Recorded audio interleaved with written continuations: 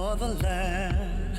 Be all I could, I would make a stand. I'd walk through the fire till the body falls. Don't fall, I would protect you. All that I've got to do now, yeah, I could save you. All that I've got to do now, hero, I could be your hero,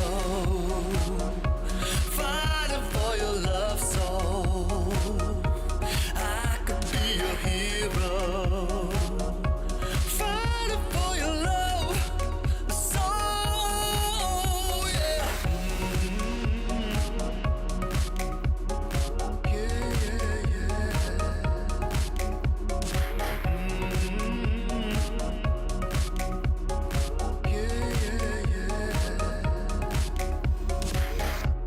You make something worth fighting for, and nobody gets to choose everything.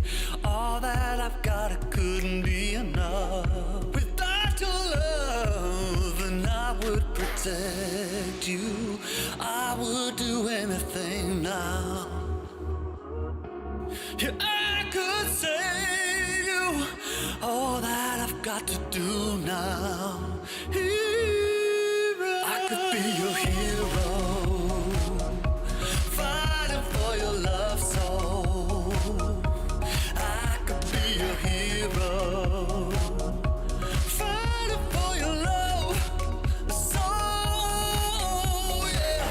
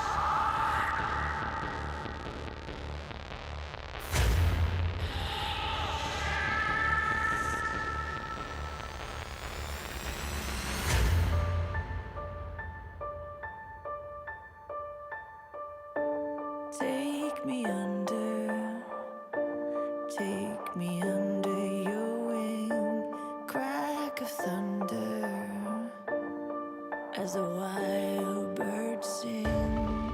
You can hear hunger crying out, a sonic echo that leaves no room for doubt.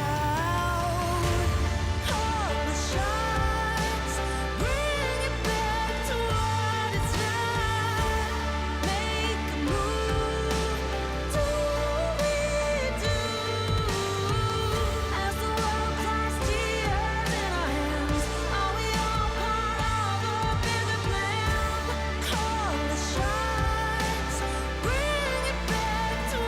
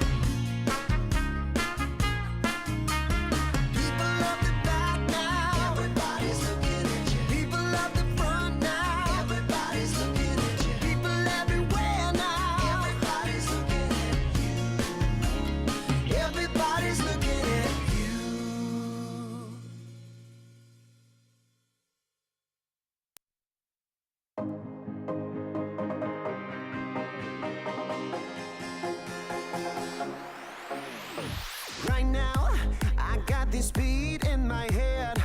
Right now, I want to dive into this world. Let it out for the crowd, let it out, yeah, be proud. Right now, this is a real good atmosphere. Right now, superficialities are here. No excuse, no rules, no one to judge. Just give a fuck. The time has come to lose control. Don't be so shy, just let it flow. We are the masters of our own world, of our own world. We pray for fire in the sky. We show that desire is alive. We stick together, together, together. We're alright.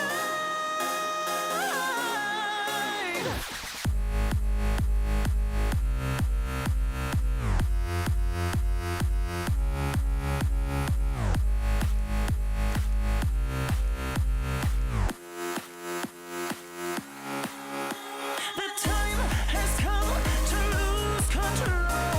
Don't be so shy, just let it flow. We are the masters of our own world, of our own world. Well, they drink really expensive champagne on their private jet plane. All we need is a cheap bottle of wine and a cigarette to have a good time. A freedom, a victim, and no restriction. There's no other place to die than here with us tonight. The time has come to lose control. Don't be so shy, just let it flow. We are the masters of our own world. We pray for fire in the sky. We show that this night is our night. We stick together, together, together. We're alright.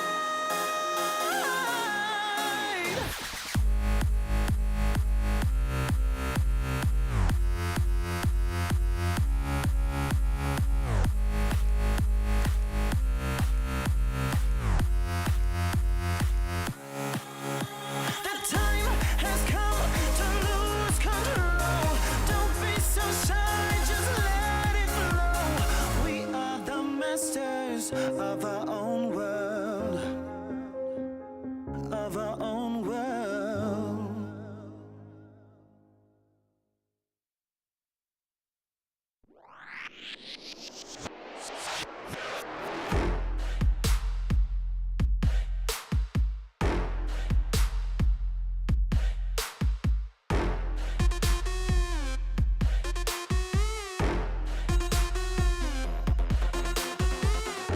赤信号だとしてももう止まらない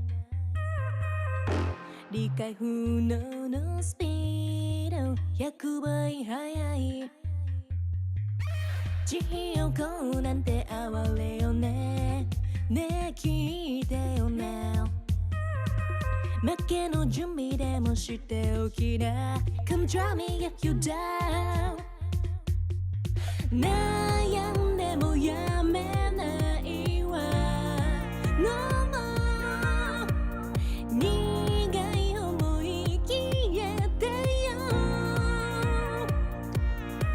この街に呼ばれる際にレクチャー全力で追い越してよさ Driving モール始めよう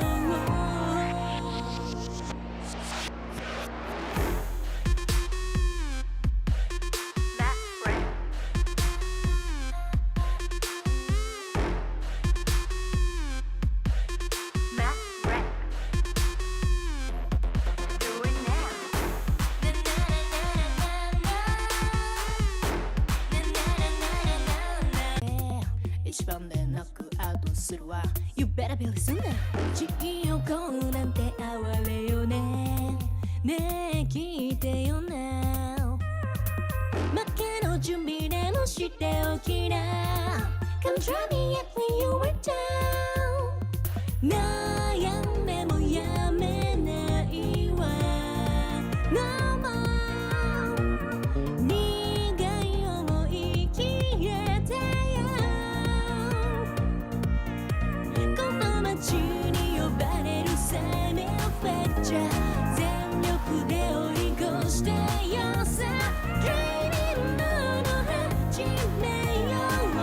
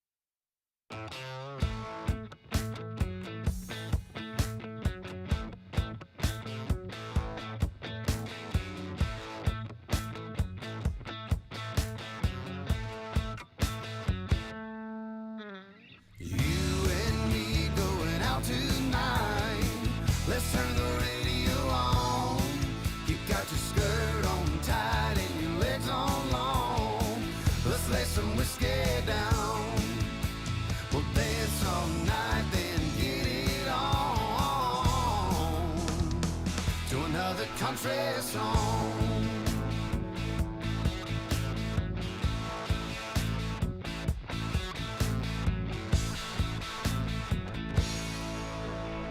You and me going out tonight. Let's turn the radio on. You got your skirt on tight and your legs on long. Let's lay some whiskey down. We'll dance all night, then get it on. Another country song.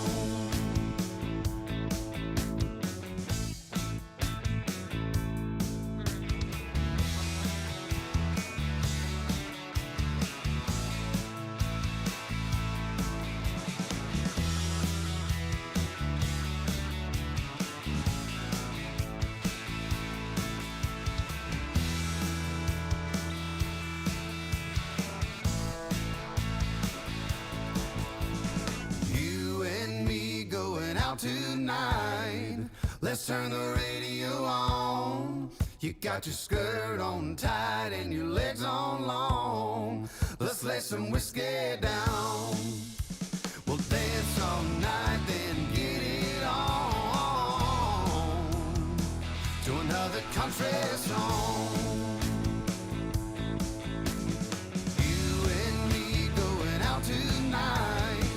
Let's turn the radio on.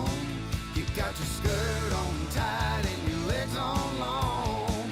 Let's lay some whiskey down. We'll dance all night, then get it on to another country song.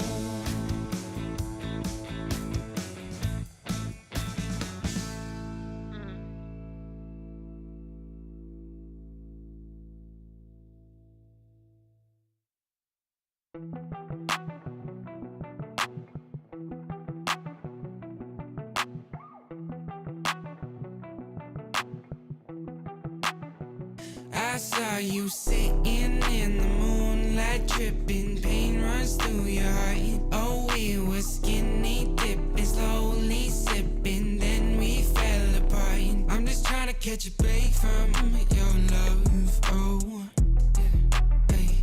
Cause I need to find a new life, no love, oh. I can't lie, I've been thinking about us, but you, yeah.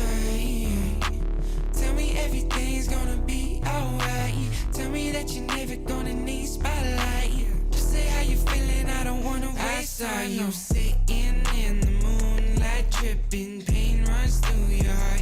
Oh, we were skinny dipping, slowly sipping, then we fell apart. I'm just trying to catch a break from your love, oh, hey. Cause I need to find a new life, no love, oh. I can't lie, I've been thinking about us, but you know better than anybody around me, yeah, you know. I think we both need a break from this thing called love. All love ain't the thing to question, it's all love. I got plenty problems and no shoulder.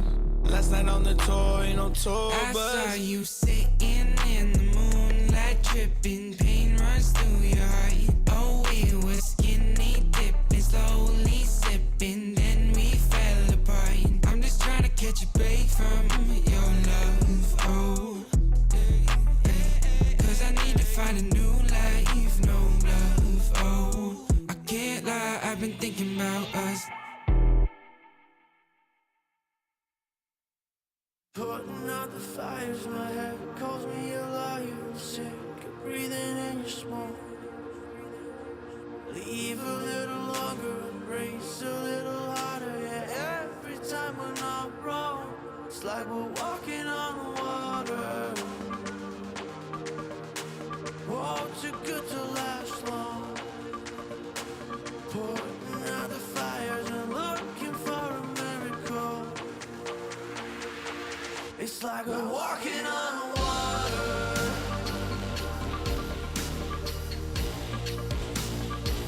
It's like we're walking on water.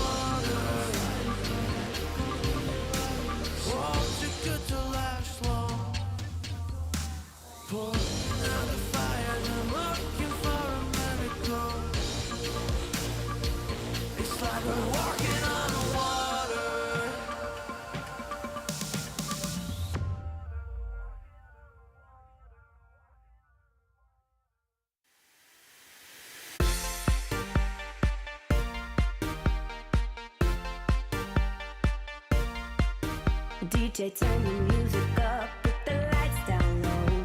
All the worries we had, we just let them go.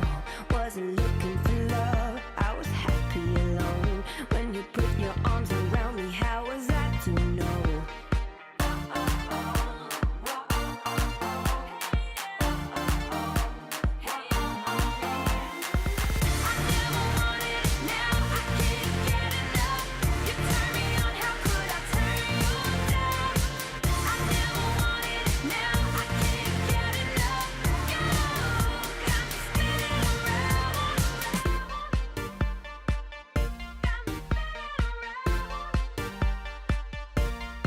You got me feeling things I never felt before. We get lost in the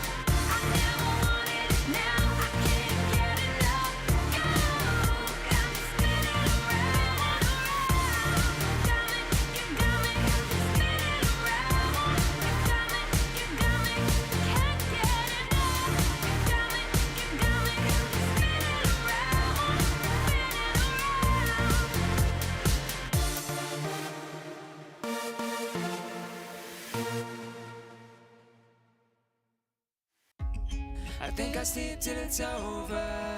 I think I'll sleep till it's over. I think I'll sleep till it's over. Broken letters, broken vein, breathing every now and then.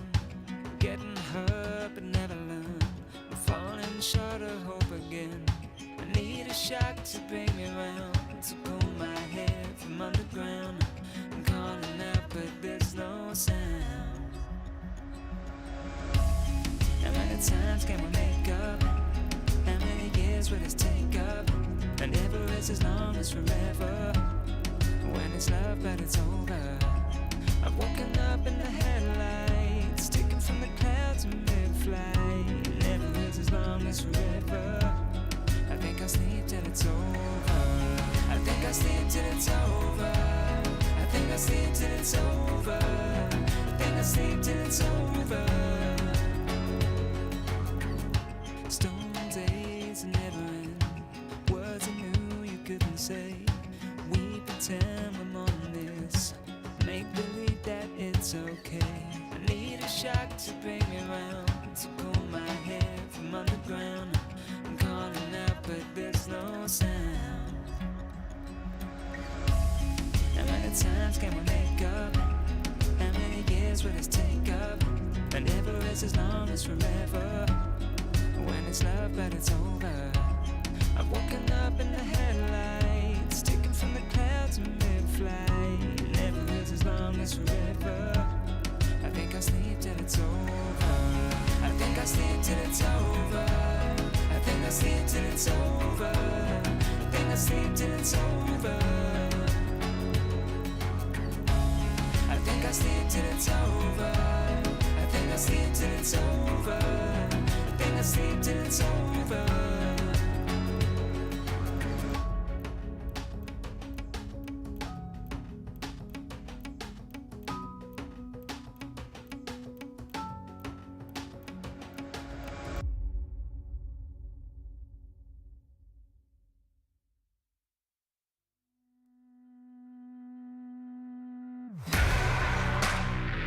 Oh, won't you break me out?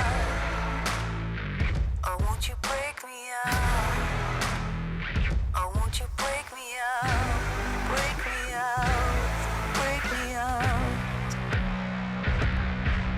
Under lock, under key, and I'm doing time. Someone to save me, turn on the light. I don't know what is wrong, but it just feels right. Won't you break me out? Won't you break me out? Like a bad dream, but I can't sleep. Seems like I just can't get past me. Oh, oh, oh, oh, oh, oh. Won't you break me out? You're the chain, you're the lock. Won't you hold me down? You're the key to the door. Won't you break me out for my freedom? For my freedom. You're the chain, you're the lock. Won't you hold me down? You're the key to the door. Won't you break me out for my freedom? For my freedom. Won't you break me out? Oh, won't you break me out? Oh, won't you break me out? Oh, won't you break me out? Break me out, break me out.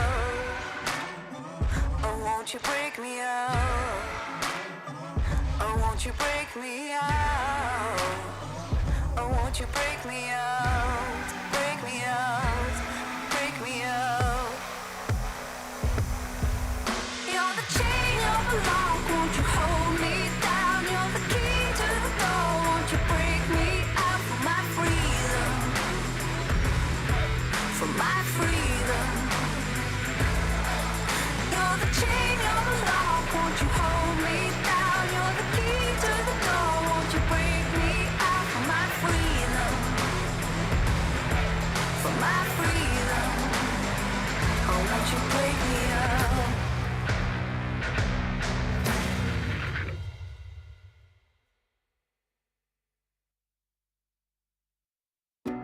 Wanna wake up in my bedroom. We you right next to me, holding my hand. Something I could get used to, 'cause you're by my side. When city lights blur the evening, hollow skies grab my feelings, and shooting stars have no meaning. I know, I wanna be where you are, forever and ever. I wanna be where you are, forever and ever. I wanna be where you are.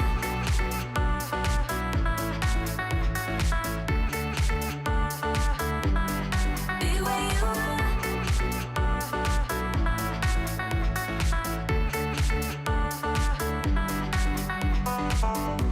There's nothing like this feeling. Could look at you for hours, don't mind me. Didn't know how much I needed to have you by my side. When city lights blur the evening, hollow skies grab my feelings, and shooting stars have no meaning. I know, I wanna be where you are, forever and ever. I wanna be where you are, forever and ever. I wanna be where you are.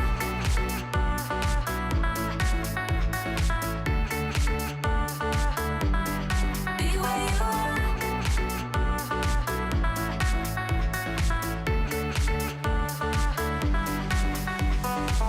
When city lights blur the evening, hollow skies grab my feelings, and shooting stars have no meaning. I know, I wanna be where you are, forever and ever. I wanna be where you are, forever and ever. I wanna be where you are.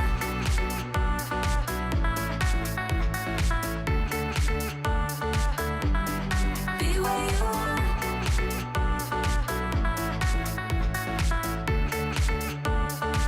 I wanna be where you are.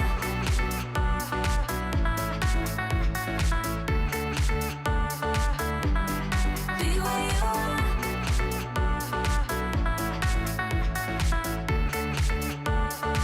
I wanna be where you are.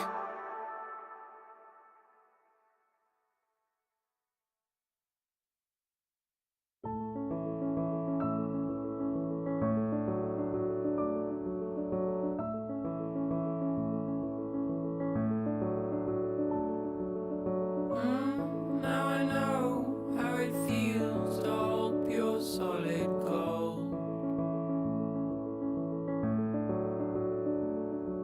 Sleep in the arms of my only minute tiny world. And right here in our arms you'll stay till you can find your own way. Oh, my son, stay curious, my boy.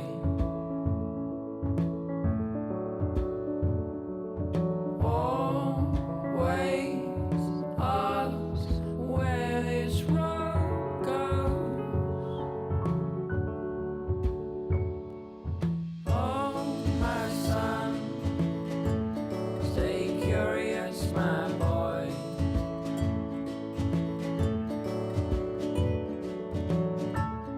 Just outside your door, you'll find love where you don't know.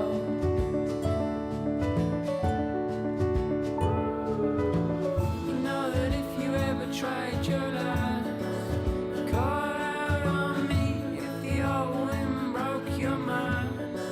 Set out to sea if you've fallen down. You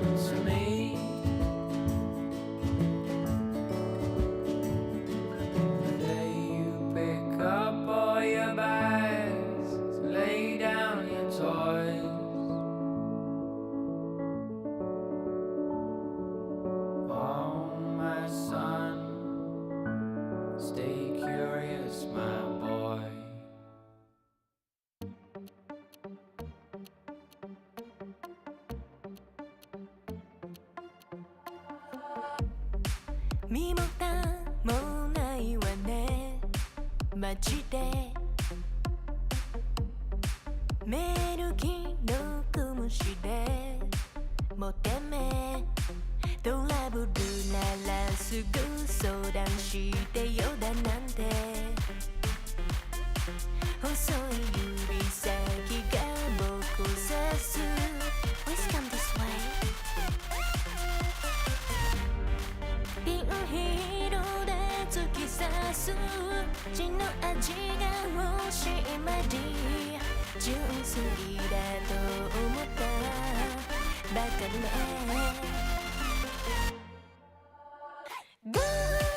赤いリップで踊るネオンライトがきらめく騙されたなんてめめしいやつね通報するならすれば罪深いの私よこの世のクズどもよかも民がひれ伏す農場の世界へようこそ落とし穴に落ちたあなた Please come this way ピールで突き刺す血の味が欲しい前に純粋だと思ったバカね赤いリップで踊るネオンライトがきらめく騙されたなんてめめしいやつね通報するならすれば罪深いの私よこの世のクズどもよかも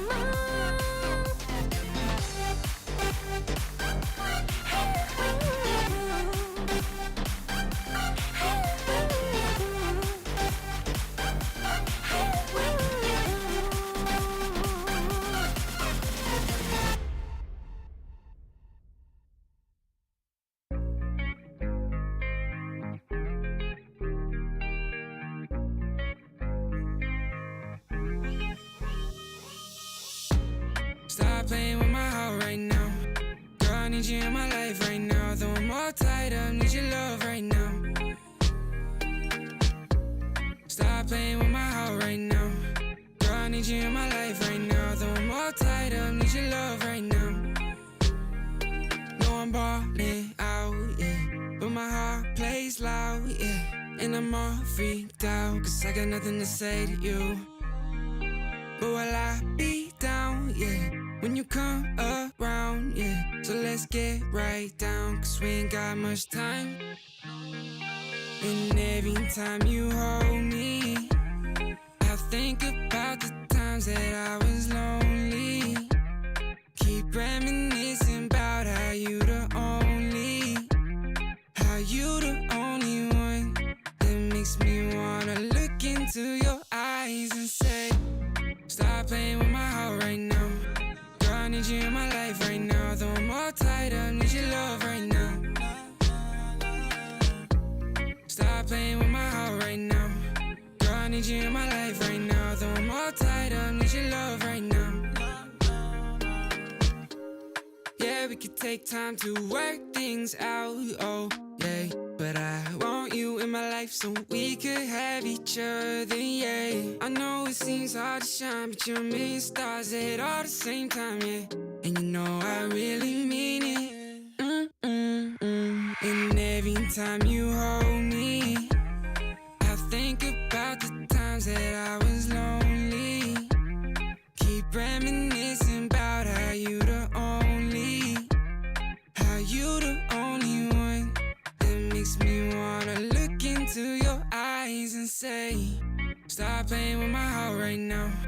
Girl, I need you in my life right now. Though I'm all tied up, need your love right now. Stop playing with my heart right now. Girl, I need you in my life right now. Though I'm all tied up, need your love right now.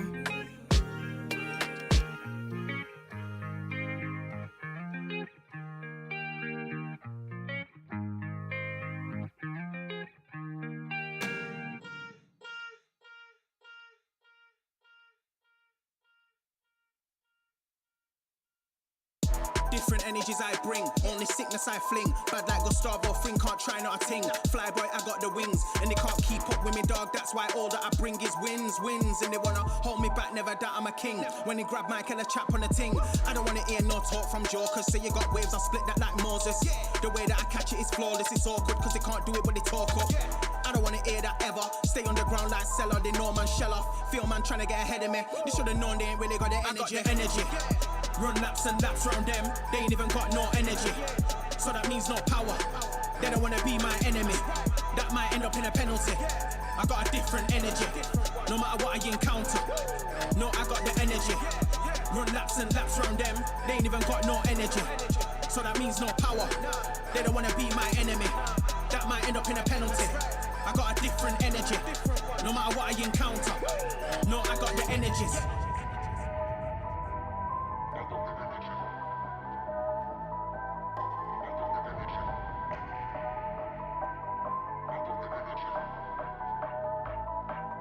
I got the energies.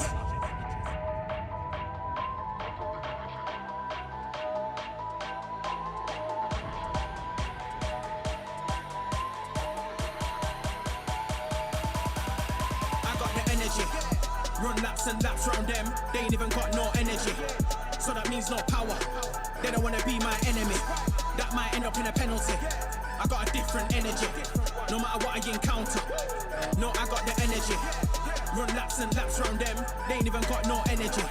So that means no power. They don't wanna be my enemy. That might end up in a penalty. I got a different energy. No matter what I encounter. No, I got the energy. They ain't even got no energy. They don't wanna be my enemy.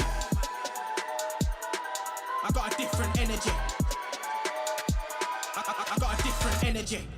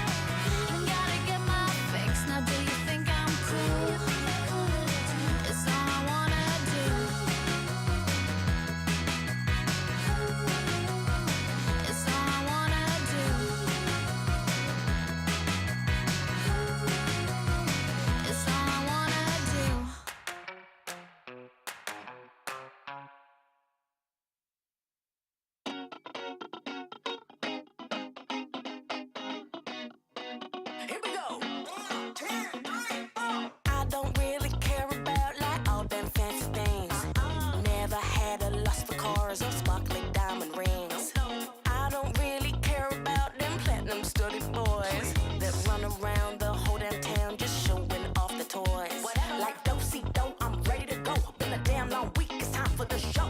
Call my girls like, ooh, don't you know? I'm with my girls, yeah, my girls. We've been working all day. It's time to dance the night away. I'm with my girls, yeah, my girls. We got records to play, so come let's dance the night away. Like don't see though, we ready to go. Sneaker fresh for the halftime show. That's right, girls, we dropping it low. Like don't see though, we ready to go. Sneaker fresh for the halftime show. That's right, girls, we dropping it low. Here we go. I don't really care about the fortune or the fame. Keep rolling on and holding on. Don't need that crown to reign. Push through all the pressures, just keep grinding 9 to 5. Yeah, I'm working hard, we playing hard. Goddamn, I feel alive. Like do-si-do, I'm ready to go. Been a damn long week, it's time for the show. Call my girls like, ooh, don't you know? I'm with my girls, yeah, my girls. We've been working all day. It's time to dance the night away. Here we go. I'm with my girls, yeah, my girls. We got records to play, so come let's dance the night away. Like don't see though, we ready to go. Sneaker fresh for the halftime show. That's right, girls, we dropping it low. Like don't see though, we ready to go. Sneaker fresh for the halftime show.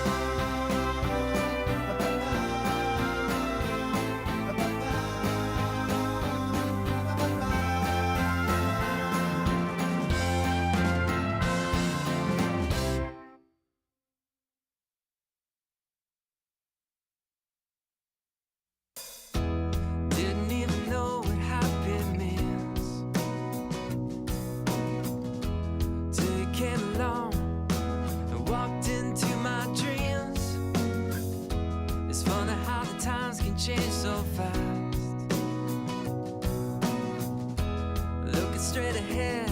I don't think of the past. You've changed everything. It's like bright lights and a starry sky. We're gonna feel that way most every night.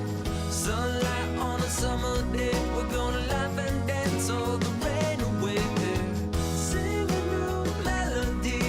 It's full of love. It's beautiful and free. 'Cause you belong, you belong, you belong to me. Birds fly, fill the trees like it's always spring. White clouds high above, I know just what I mean. Your smile, this love are an endless road. And I'll walk, I'll run, anywhere it goes. You've changed everything. It's like bright lights and a starry sky. We're gonna feel that way most every night. Sunlight on a summer day. We're gonna laugh and dance all the rain away. Sing a new melody. It's full of love. It's beautiful and free. 'Cause you belong, you belong, you belong to me.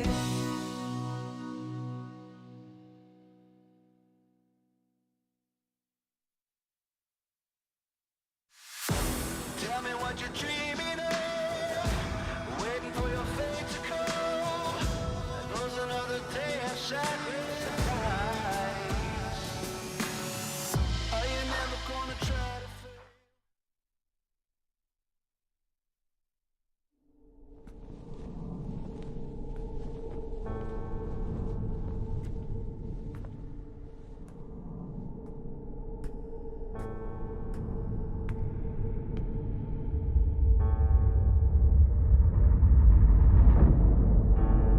We must survive. So true to what was wise.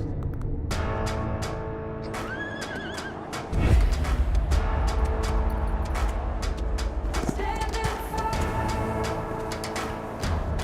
for your life.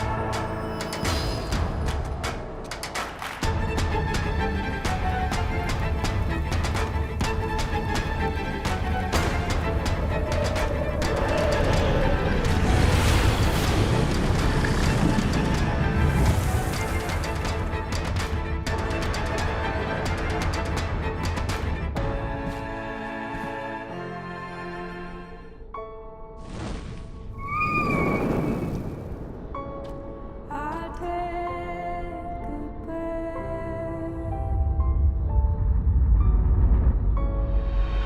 Heart is rising when there's nothing left.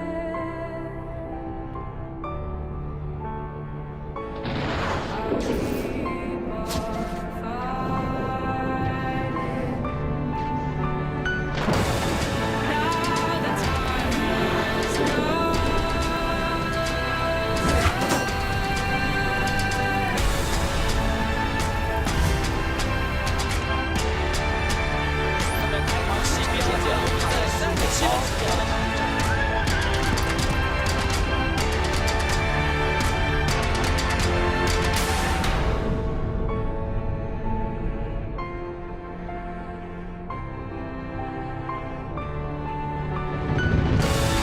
Now the time has come.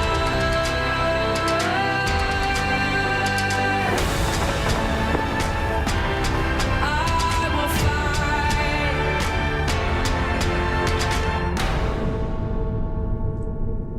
Welcome, one and all, to the LPL. It is week 5, day 5 on a beautiful Friday. I am just Ushinama. I'm joined by the absolutely ludicrous Lyric as we come into another fantastic day of League of Legends here in the LPL. Lyric, we're getting there. It's blink and you miss it. We're going to be halfway through the split.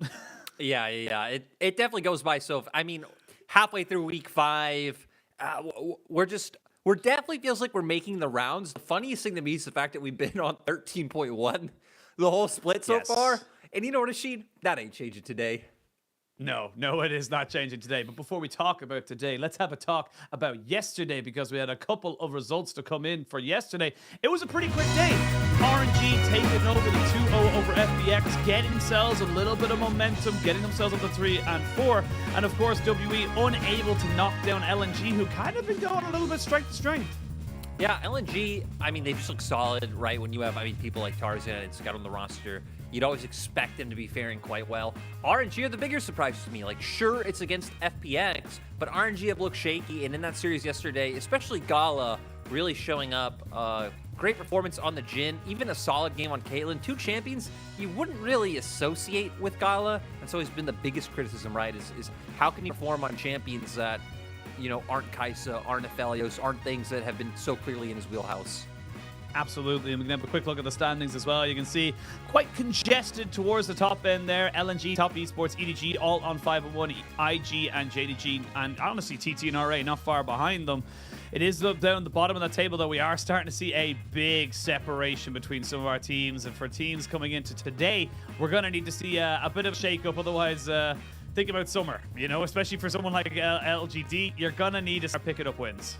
Yeah, LGD, they got 2-0'd in their last 3 series. It is looked rough. To where for NIP, they actually beat LNG in their last. We were just hyping up LNG. NIP 2-1 them in their last series. Ever since they've brought in their new sub mid laner Pout, things just have looked, I think, more cohesive for them. They've even been sticking with Invincible in their recent series after just, bringing in Rich once. That wasn't able to work out too well. So kind of like the direction that NIP is going with. But they're the boys. You never expect like crazy intros coming out when you are towards that bottom end of the standing, right? You gotta put up the wins before you can try and be a little bit memey. I was gonna say, you kind of need to earn the meme status as much like that as everyone kind of comes out. But look, for LGD, this is a roster that we kind of have very little expectations for, but it also is that kind of setup of, because of the lack of expectations, they can throw a curveball. They can look to try and be a little bit of an upset, because this is a roster that has shown small glimmers of hope, small little sparks of good and greatness. It just hasn't really come together in a standard cohesive setup. No. And right, it's kind of been surprising, the player performances that we've had from them. I feel like Meteor's had some decent ones where I really didn't expect much from him coming off a break, and especially the seasons and the splits he had before that break came about. You have new players like Xiaoshu, Haichu's obviously been around for a little bit, but still a relatively young player. You're still, once again, just kind of a roster relying on Jin Zhao and the veterancy that he brings, and he's someone who, right, formerly an AD carry, so a meta that suits him for sure, but at the same time, someone who hasn't stood out in that support role as of yet, right? So feels like LGD have some pieces to work with, but you can also understand why they are a team that is lower in the standings. Absolutely, and look, for NIP, V5 from last year, it's been a disappointing start to the split. It really has been a far departure from where we saw them coming into the end of last year, and it does feel like, as you say, coming in now with Pout, they are feeling themselves a little bit more, I'm not sure what's going on stage there, but you know what, I'm into it. And, yes, you could look at their run of schedule. They had to play JDG, Top Esports, EDG, and LNG, all top 5 teams in the league, but this is a team that was looking for playoffs, looking for championship last year, and now, floundering towards the bottom half of the table, 2-4 as we come towards the midway point of the split. We need to see more from these guys if we want to try and, kind of hype them up and believe in what this roster and these players can do. Especially when you think back to, like, sure, they lost Rookie, they lost PB God. We can even add Karsa in there, but Karsa was starting to get subbed out towards that end of the time before playoffs, right? We had Xiao Longbao playing a lot of the end of the regular season in summer of 2022, but it's like they had that few weeks where Dream was playing with Xiao Longbao. The only one who I guess wouldn't still be there is PP God. So you would build expectations off those few weeks where V5 were still picking up wins. Dream was looking solid. Him and Xiao Longbao, I think, were working a little bit better together than Karsa, because Karsa was really struggling in that split. And like you said, they haven't been able to even push the expectations of those few weeks. Hard schedule. They still look like they should be primed to end at least somewhere in playoff contention, which I think is a good sign, especially coming off a win against LNG. And there really is nowhere to go but up with, I'd say, the youth, the spring of youth on this roster, Sheen. Yeah, you got to believe in the youth of the team if you really want to come out on top in that particular one. But yeah, I think for NIP, this is a very important but also very, doable match for them today. Obviously, you're in Shenzhen. You have got your own personal kind of setup there. Sorry, get your jacket off the back of the chair. Don't show some respect to the evil lords, genius chairs that we've brought in for you. But it is, against LGD, who we've talked about have had some massive struggles coming through the split and really are looking, unfortunately for a lot of people, like, a bottom 3, bottom 4 team. But like, you look at the way LGD have been kind of able to compose themselves, it is a team that can kind of throw a little bit of a wrench in the works. So it's not, there are no easy matches when it comes to the LPL, but this is definitely one that I think Ninjas in Pajamas should be very heavily favored in. Especially when you look across the Rift, because, right, even though we have people like Invincible up in the top lane who in the LPL haven't been able to show too much, one of the reasons he keeps getting chances is because he was a dominant force in a lot of his stints in the LDL, going up against Xiaoshu, someone he's played against before. That's one you'd expect him to be favored in. You're looking at things like NIP's bot lane as well, Photic and Joao having so much, I'd say, I don't know if experience is the right word, but playing with such tenured players in the past, legendary players, we've seen both of them level up, right? Photic, thinking back to 2020 when he came in looking a bit rough, and over the years has really just improved so much. And we're going to go straight into it, apparently. NIP, Photic hears us talking, and he's like, yo, I want to be in matchups where I could dominate the enemy. This Zeri champion, we don't need this. No, absolutely not. And look, I'm going to be real with you. I always like to see something like the Lucian or the Zeri banned away in those first few stages, because at least we're not like the LCK with the 150th million same bot lane picks of either side. So we'll see what both teams want to go for. And I love as well as that we're seeing a lot of teams kind of realize, especially because, we obviously mentioned that we have been on 13.1 for a very, very long time. You do end up getting a huge amount of information and adaptation coming out from teams in this as well, because we're seeing a huge emphasis coming out from pretty much all teams on the meta right now, saying, look, AP junglers right now are a thing and they are terrifying to deal with, because not only does it give you a nice damage profile, but it also means that you have got that flex to be able to turn around and say, cool, we can go 2 AD solo laners, we can throw a Renekton in the mid lane, we have options available to us. So the Maokai and the Elise being taken away, the Nami being banned as well. This is just NIP saying, look, we're not going to let anything as standard as possible go through, but the Varus still left open. Exactly. The Varus would definitely be what I, expect to come through for the side of LGD. And you're looking at NIP with what they can respond. I always think going jungle, first rotation on red side, when you do have a lot of junglers typically banned in this meta right now too going through, a good idea. Picking up the Sejuani right here for Xiaolongbao. It's been his second most played, going to enable your team very well. And then looking at how you can answer with one of these takeaways or one of these picks back in the bot lane. Jhin has been something that has really been rising in priority, which I think has been a little bit surprising to me, but it's something you always can opt to go into as well. Just provide more CC, provide more team fighting to your team, or if they want to, look to try and match something that can push the pace. I guess really the only other thing that would come to mind would be like, sure, we've seen Sivir a little bit. You have the spell shield there to be able to play against the arrows if you do just want to try and play more of a wave clear role. And of course, the Caitlyn is up as well.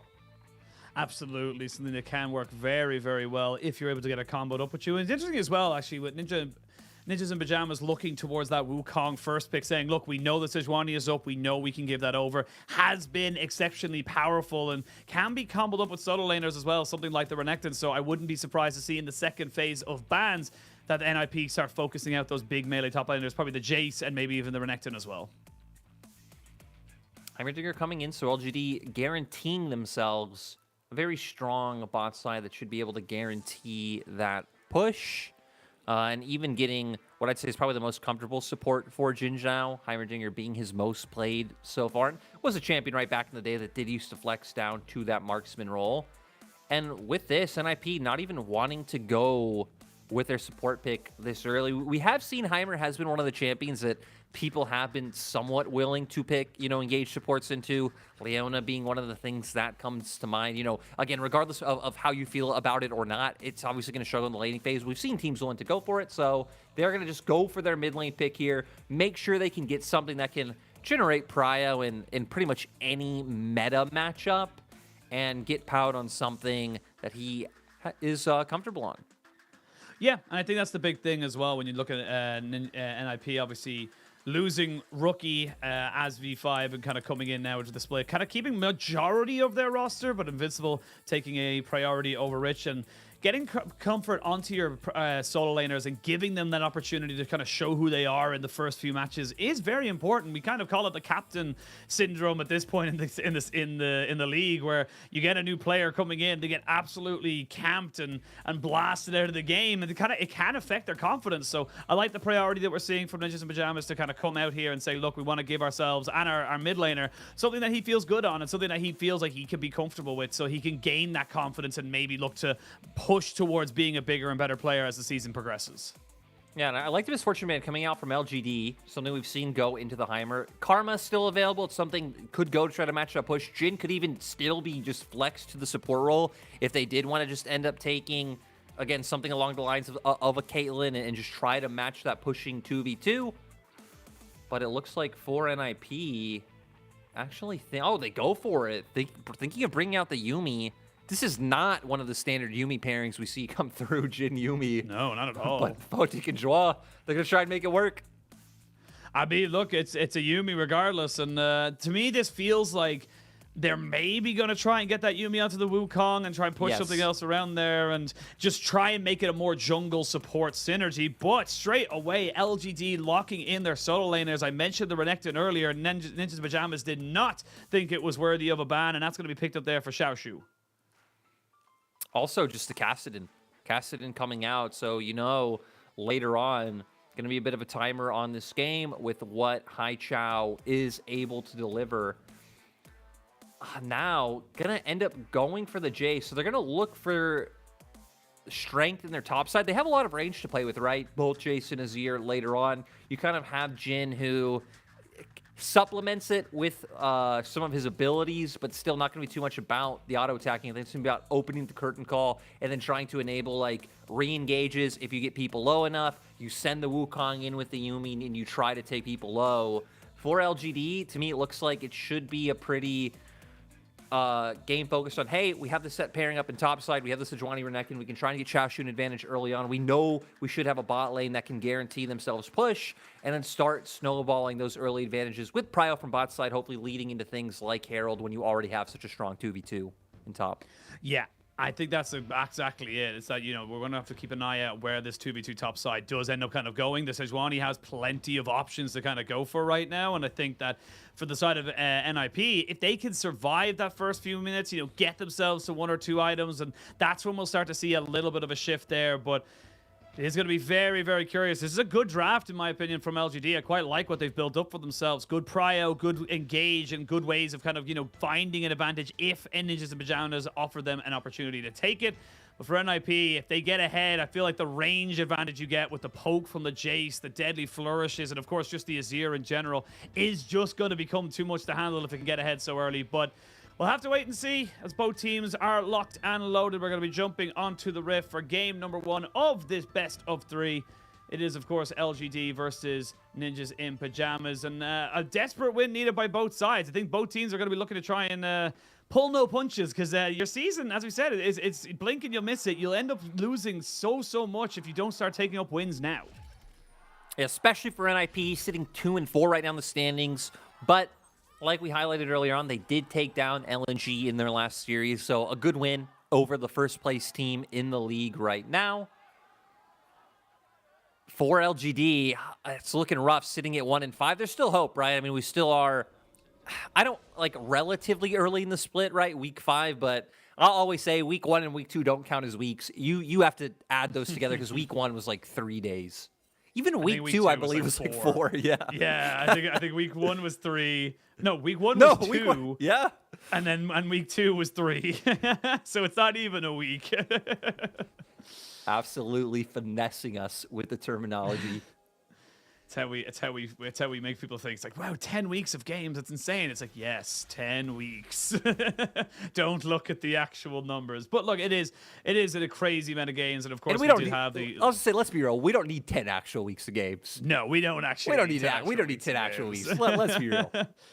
I mean, it is funny as well because I think we are, like, historically, we are the quickest to go from regular season to playoffs. Like, normally it's like not even a week. It's usually like a couple of days. I think last spring was a day. It and was. then it was like, okay, cool. The regular season's over. Now we start playoffs. Like, oh, okay, I see. That's how we're going to go for this. So the LPL, once it starts, it doesn't stop. I think I also, if I remember correctly, that is because we had some games that were like delayed and pushed to what would have Yes, I been believe the so. 1 day off. 1 day off between regular season and playoffs, huge. But yeah, that's Hey, how it we goes. got a day off next week. We do. We got next Thursday. There will be no LPL, which is going to be strange because again, it's just one of those mornings I'll wake up and go, oh, there is nothing to watch because I normally just throw it on the TV and just see what's going on. It's not going Good to guy happen. Sheen giving a warning, but looking at the state of the map and where we're actually at in the game, kind of expected, right? LGD's bot lane having the prio when you do have this Heimerdinger plus Tavares, especially when we're up against Shin Yumi, something we highlighted you don't really see all too often. And I like that you put notice on, it feels like it's going to be more about later on, Jwal linking up with Xiaolong Bao and kind of being the force that can maybe get onto the back line like LPC is the thought process. But for the side of NIP themselves, prio in top, prio in mid, you have strong tools to work with for Xiaolong Bao early on, at least to make sure you can clear his jungle pretty easily. These first few levels aren't the worrying point to me for LGD, though. It's once we get closer to things like the level 6 mark, you have the Glacial Prison coming online, Jace, a pretty fragile champion that should be relatively easy to take down. So we're all going to start seeing a lot of pressure put up towards his top lane. Well, good ward from Invincible has been spotted out by a Scryer's Bloom, so Meteor just clears that one out.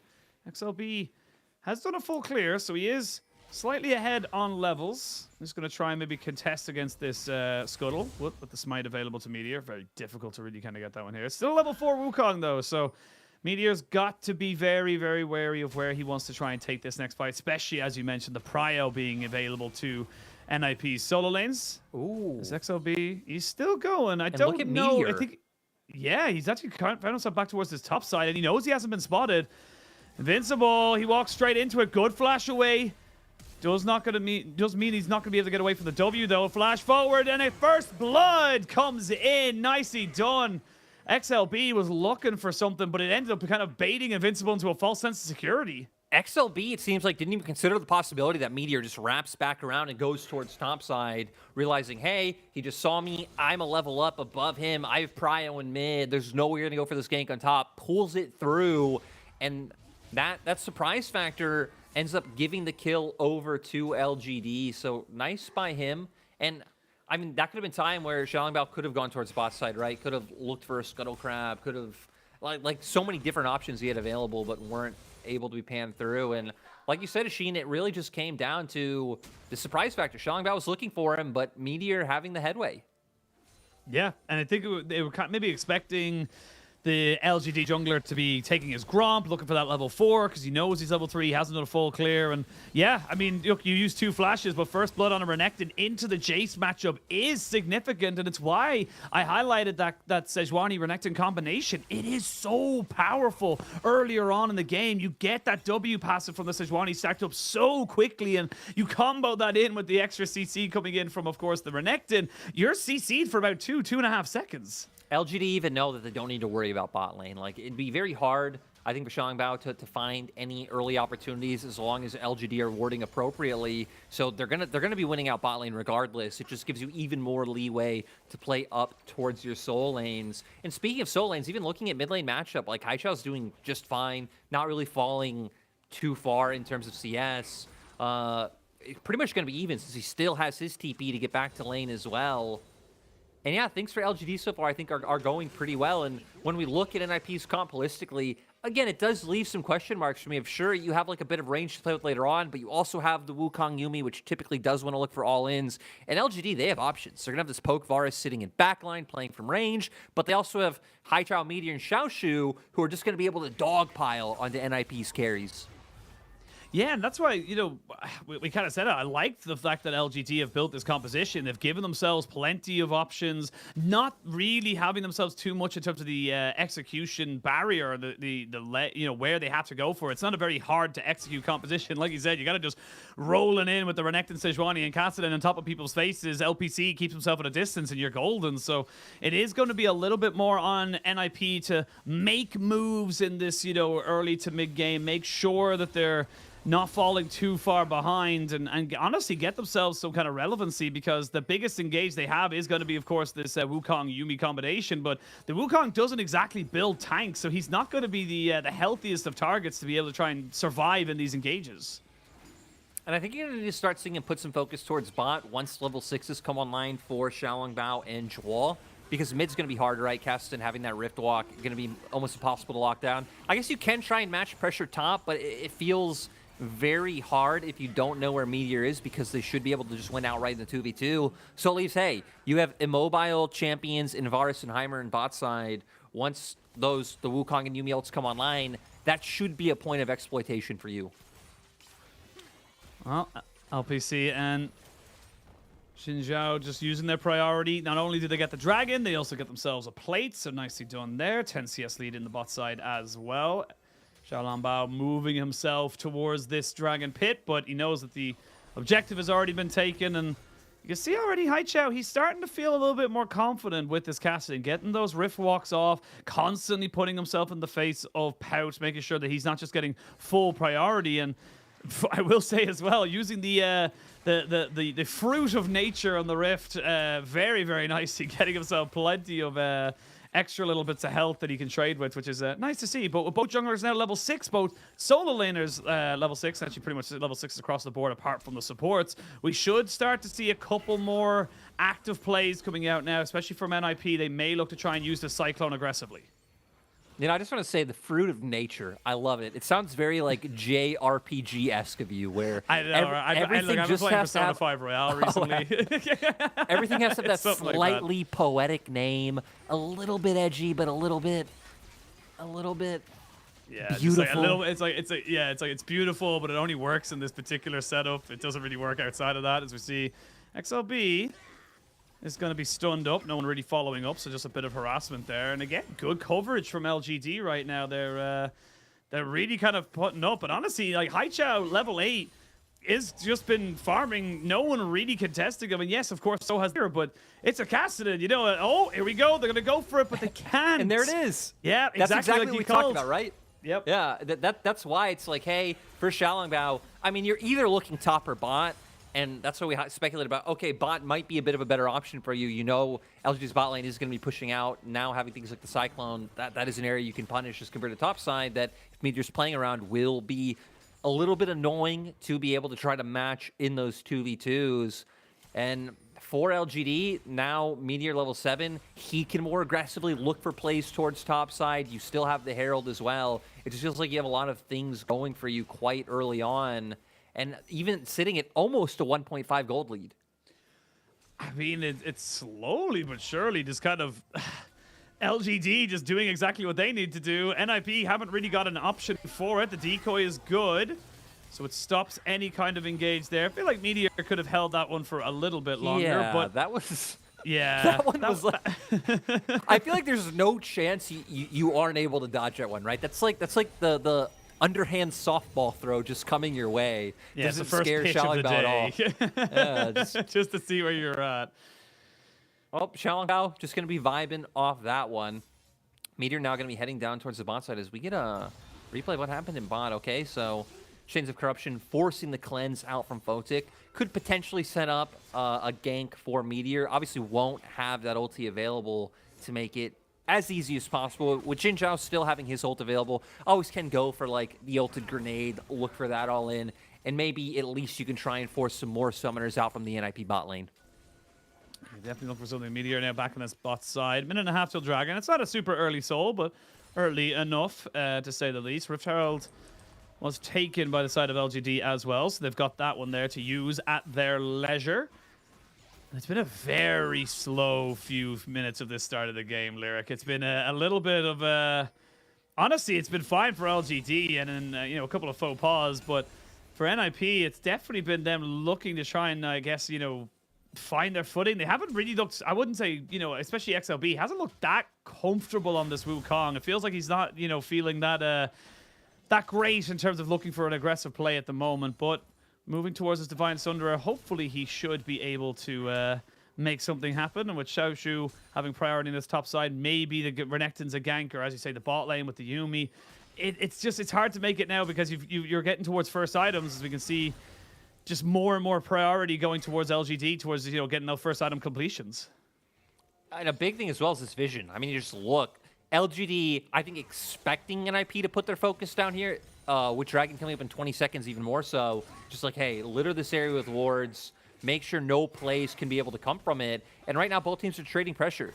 NIP heading towards spot to be able to generate some prio clear at those wards. LGD immediate response towards the mid lane. They drop the Herald. They're going to be able to walk into River that way, and it's going to force Xiaolongbao to go straight back into his own jungle.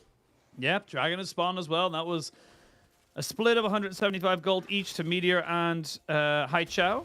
As we see now, XLB looking to go for it. You can see there just one little Q from Meteor. Puts him at a little bit of a health down here, and this is what the kind of power of the Sejuani, because you get to go towards that cooldown reduction, because you can just build straight HP, you are just so naturally tanky. Now Invincible going toe-to-toe with Xiaoshu. We see an ultimate used there again, does not land onto XLB, another good decoy, and I feel like Meteor needs to learn either the cooldown of that ability or that he is going to be fast enough to be able to proc it before your ult hits. Yeah, the trigger discipline definitely not there. LGD, maybe they're watching and they're like, yo, boys, this is too slow for us. We want something to happen. But NIP, they just keep dodging us. It's like a UFC fight where one guy is just getting walked back in the cage. He's doing a nice job of defending against punches and stuff, but nothing is happening because NIP is a counter puncher, Sheen. I don't want to wait for the counter punch. I just want people to start brawling in our faces right now, and Meteor clearly wants that as well. But the way Meteor's trying to get it, it's not the sauce.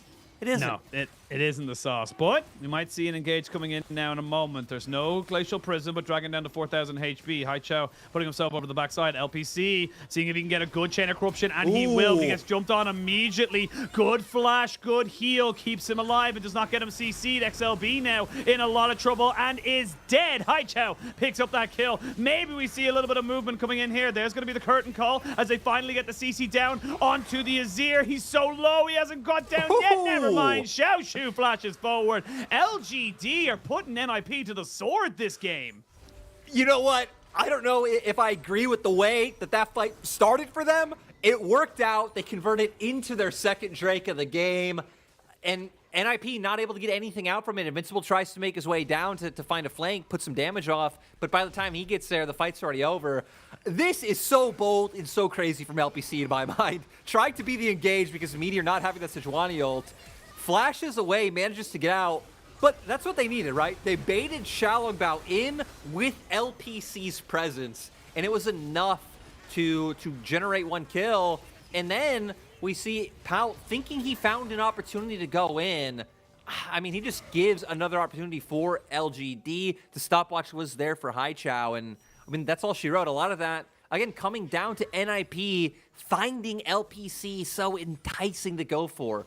Which I understand. He was a Varus walking in by himself. Yeah, by himself, but again, like, there wasn't really a follow-up. It was very much disconnected from the rest of the team. It felt like XLB with Joe on his back pocket, or his backside, kind of going in by themselves. Invincible was just not a part of that fight because it was a 5v4 the entire way through. There wasn't a single shock blast. There wasn't any kind of high burst coming out here from the To The Skies down, but it did feel very disconnected, and this is starting to become the story, I feel, of NIP this split. It does feel like this team is individually fine. Like, you know, they've had some great pop-off moments, some small glimmers of hope to say, yes, this team is a solid team. These players are solid in their role. But it's just not, it's very disconnected. It's not really coming together as you probably expect it to. As now, we might see a 3v4 in this top side. Invincible moving forward as Meteor takes the brunt of that damage with Xiao Shu, and no one ends up going down while it's happening. You do have the Rod of Ages finished up by Hai Chao in bot lane, pushing that one in. Again, more and more pressure. NIP are trying to overload a side lane to make sure they can just cover themselves, let alone get an advantage. Not really having too many avenues where where they're able to find anything, right? Even in that play topside, had NIP found an engage, it probably would have worked out for them, because I feel like even with this, the team that is engaging in like these little skirmishes should be the one that is favored. Hai Chao had TP that whole time, so he could have joined in. That could have been a 4v4. So LGD doing a nice job of using all the tools they have available to just put maximum amounts of pressure on the map. Well, Invincible trying to trade here with Xiao Shu. Very difficult, I think, for Invincible to come on top of this matchup now, as I say that. Photic in a lot of trouble. He's going to get insta-cleanse. Nicely done there, but you'll take a cleanse or a Chain of Corruption cooldown for a cleanse cooldown any day, because now Photic, if he gets caught out by a Cassidy, by a Renekton who flashes in and gets the W off, he's in a lot of trouble. He's going to have to back off. Also interesting that we see Meteor go for Warmogs first. Oh, wow. And he's got a bomb. He is nowhere near his Radiant Virtue. Yeah, he's sitting a little bit far off. Maybe a lot it coming down to the fact of what we hit on of like, hey, a lot of the damage coming from NIP is going to kind of be, it's going to be Poke, right? It's going to be Jace and Azir the ones putting it off, and it feels like it's them whittling down and then Xiaolongbao hopefully finding an opportunity. I guess you can do what we saw in the last fight of Azir jumping in with them, and you're hoping that you have the burst there with the Jhin. But I feel like that's a little bit overzealous, especially up against the champions that LGD have. So maybe Meteor reading this, hey, if I could take some of that damage, absorb it, regen up, stay on the map a bit longer, that is fine, and I could put off that Radiant Virtue. But, I mean, Radiant Virtue is just such an insane item. Yeah, especially considering we're still on 13.1. It's still busted. It's still incredibly strong. Like, we have not moved towards the current patches. Hopefully, within the next week or so, we'll be maybe skipping towards some more patches in the future, but we'll have to wait and see before that really happens. Until that happens, we are staying on 13.1. Look, Asheen, we can't give a date. I don't want to give a date, but we can say next week we're supposed to move over to 13.3. Yes. I feel like saying that is fine. We are supposed to. Next week, we'll see what happens. At some point. Yeah. Well, Hai Chao. He's getting jumped on here by a cat and a monkey as they look to try and make this one work. But again, we saw this earlier before he had his Rod of Ages and his Seraphs finished up. You just can't really catch out this Cassidy. It's not the lane you need to be focusing. No. I feel like we're getting to a point where NIP's options are just so hard pressed. Like, what lane do you even really focus? I guess you can try and look for picks on sides with the Jace, but even that'll be kind of annoying because Meteor typically going to play down towards these neutrals. NIP are looking to start this one up, but I feel like LGD have such a solid position with Hai Chao threatening that wraparound. Yeah, Meteor getting use out of the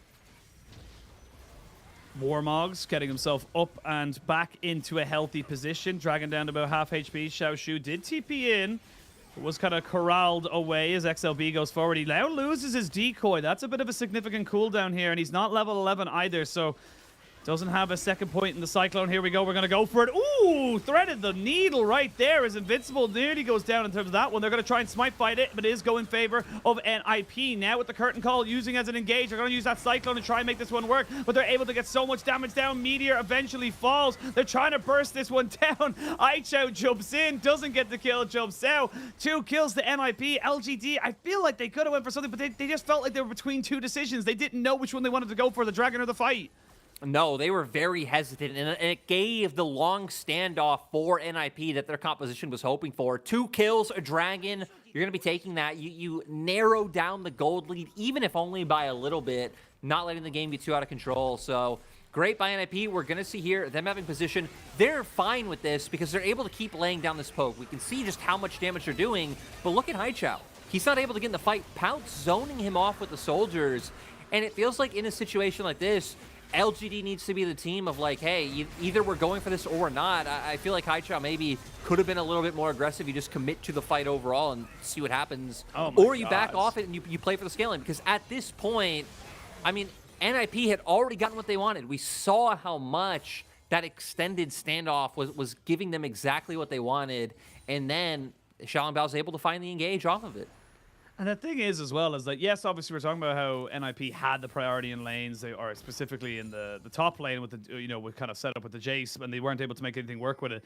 They still have exceptional range. They still have great ways of keeping you at an arm's distance. And honestly, I got to call Meteor out a little bit. I feel like this build's just very strange. You see how quickly he goes down there. The Warmox is great from the poke, but he's not tanky. That's the big thing. And now Xiaoshu, he's going to get walked in on in terms of top side. Hasn't been spotted just yet, so going to walk himself away back towards these camps. But Meteor trying to maybe escort him out as exactly what we talked about. It is a cat and a monkey. The Jhin does not have a support. That's just a fact. Votic is by himself for this particular game because it's XLB and Shuo kind of comboing up now for pretty much the foreseeable future. I think it even makes sense. I feel like a lot of the strength of that we've seen from Jhin is still just a lot of the setup he brings with his, utility built into his kit. So Votic's still going to be able to have a role to play, and you have Pout who's going to be able to put off a large amount of the DPS. But speaking of Pout, LGD wanting to target him, but he just gets out of there, dashes away. Yep. Very similar. I was going to say very similar to the Kassadin situation where it's like, you know what, Nip, I don't think LGD, I don't think the Azir is going to be the one to try and take down right now. But 2 items now being finished up across the board for most of the solo laners and AD carries. We are going to see the newly kind of set up lethality Jhin, but Xiaoshu, he wanted to make something happen, but there was just too many traps, and that isn't even his fault right there. There's just nothing he can really do, and now he's in a lot of trouble. He has flash, but can he get away? He can't. He was isolated and taken away just because of traps previously set down by the side of NIP. And, I mean, now, we were talking about NIP being disconnected earlier. LGD are the ones looking so disconnected with these engage attempts. It is giving NIP everything they want in how these fights pan out. Meteor has not been able to connect with pretty much any of these engages to set anything up. And for LGD, I mean, it has to be a coordinated engage, right? It has to be like Meteor starting it off with his ulti, Haichao jumping in from one side, Xiaoshu can be following up from the other. They're looking for that way. For NIP, staying together as 5, using the tools you have to dissuade those engages from coming through, whether it's things like the Emperor's Divide or even like the Yuumi ultimate, just constantly dishing out your poke on top of it. They've been doing just a solid job of understanding how to play out this mid game in the face of how LGD are playing.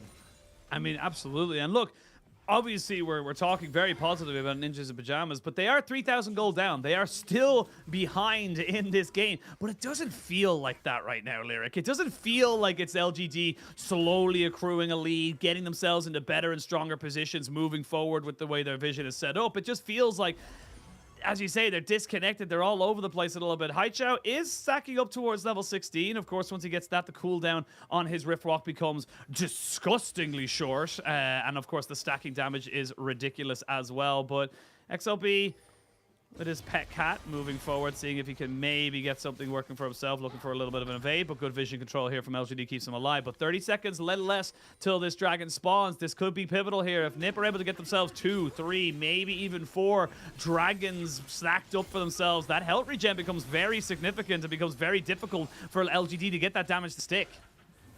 Okay, we're going to be paying attention to what you just said. Can NIP get 2, 3, or 4 dragons stacked up? We all do that. We all do that. Haichao, though. Haichao's doing this.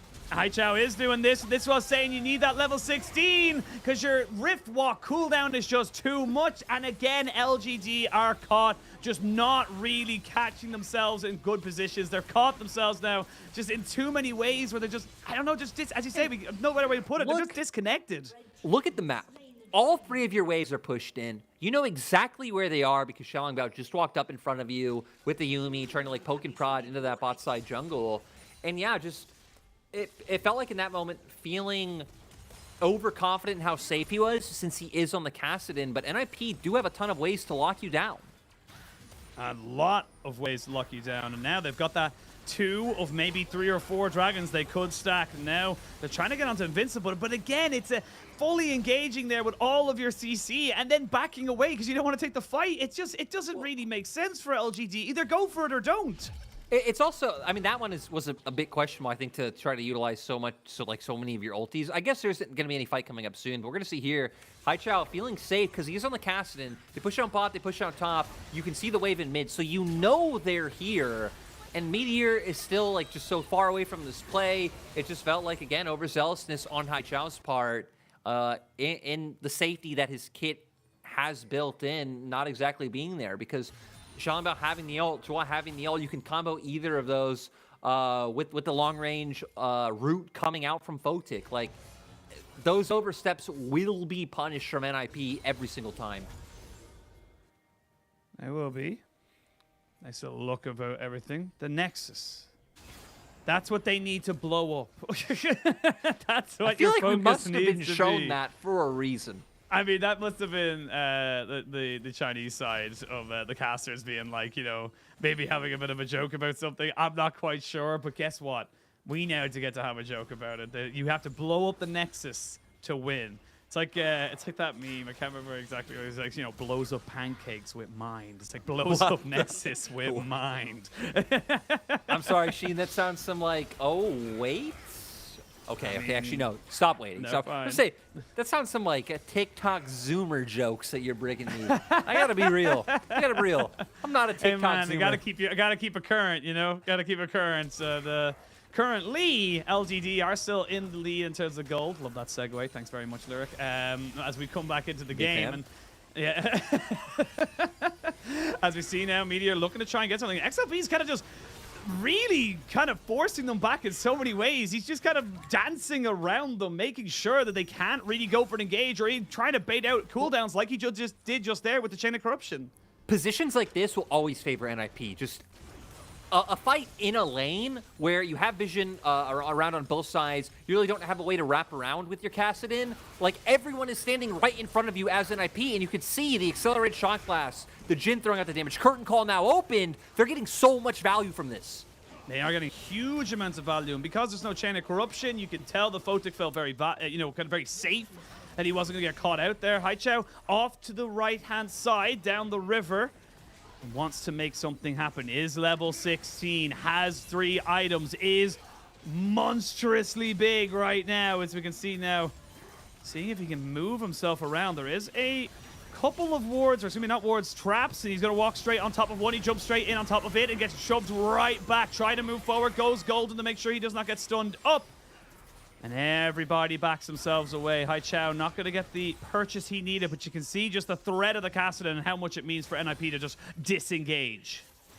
And how much it meant once NIP started pushing up, trying to utilize the advantage from the poke that they had gotten, you know, about a minute ago. That set up for the angle for Haichao to come in on. And sure, this ended up getting too much. You get Pout's ultimate, and you get Invincible's flash, but still, NIP are going to be the team that are able to convert this into an objective.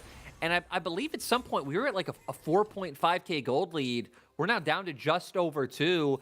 NIP have been the ones that, sure, like you said, have been down in gold, but have been the ones really commanding respect on the Rift for the last 10 minutes. Yeah, and it does feel like LGD, despite having all these options to go for an all-in engage, to look to try and, you know, disperse and separate everybody by focusing out, you know, single individuals, someone like the Jace or even the Wukong.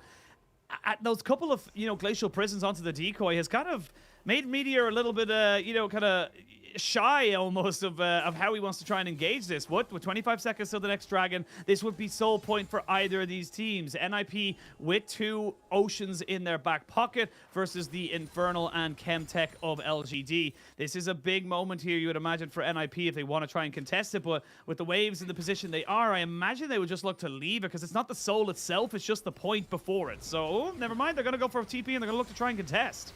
Yeah, I think NIP can do this since they have the Wukong Yuumi. Like, you can see Xiangbao has the leeway to play a little bit more aggressively in terms of trying to fight for some of this vision. They're going to get control of mid, and they're instantly just going to pivot top. So they don't even want to try and force their way in. Not going to be able to get that poke layer down. They're going to go for it. They shred this. You've a Heimerdinger, a Varus, and sorry, not Heimerdinger, Varus. You've a Jin, an Azir, and a Wukong with a Black Cleaver, the Jace as well. Look how quickly this is going down. Meteor has himself on the backside, though. NIP not willing to go for the flip just yet. They can't. They can't. Yeah, I mean, it'd be too much. The big thing is it would give LGD a very set area for them to find the collapse, and it'd be very easy to collapse from multiple areas, as we can see Haichao has been angling, but spotted out.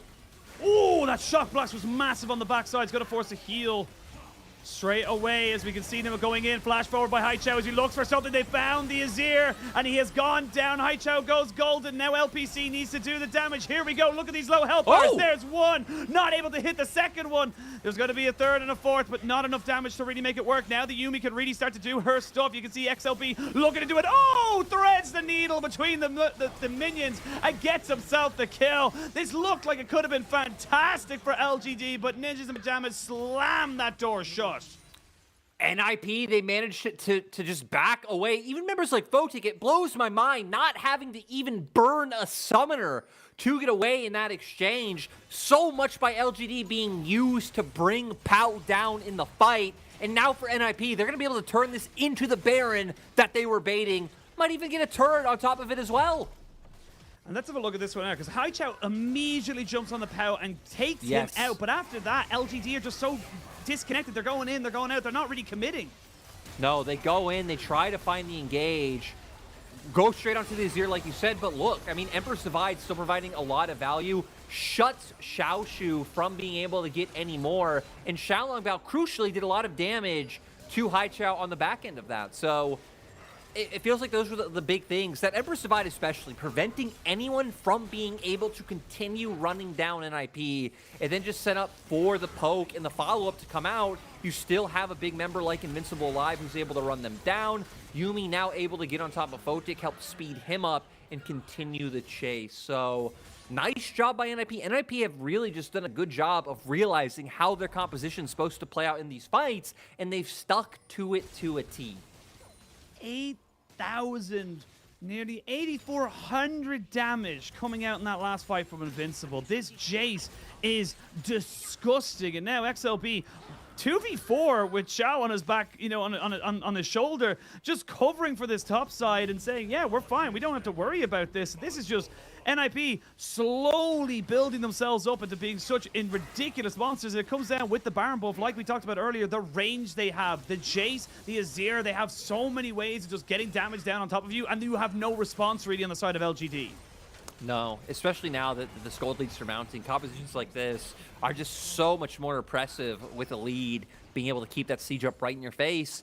And, like, sure, you can still try and angle for those all-ins, but now they're going to be able to keep up that ward coverage like we can see all around them throughout the jungle to prevent that from coming down. So NIP doing a nice job of pushing their advantage forward.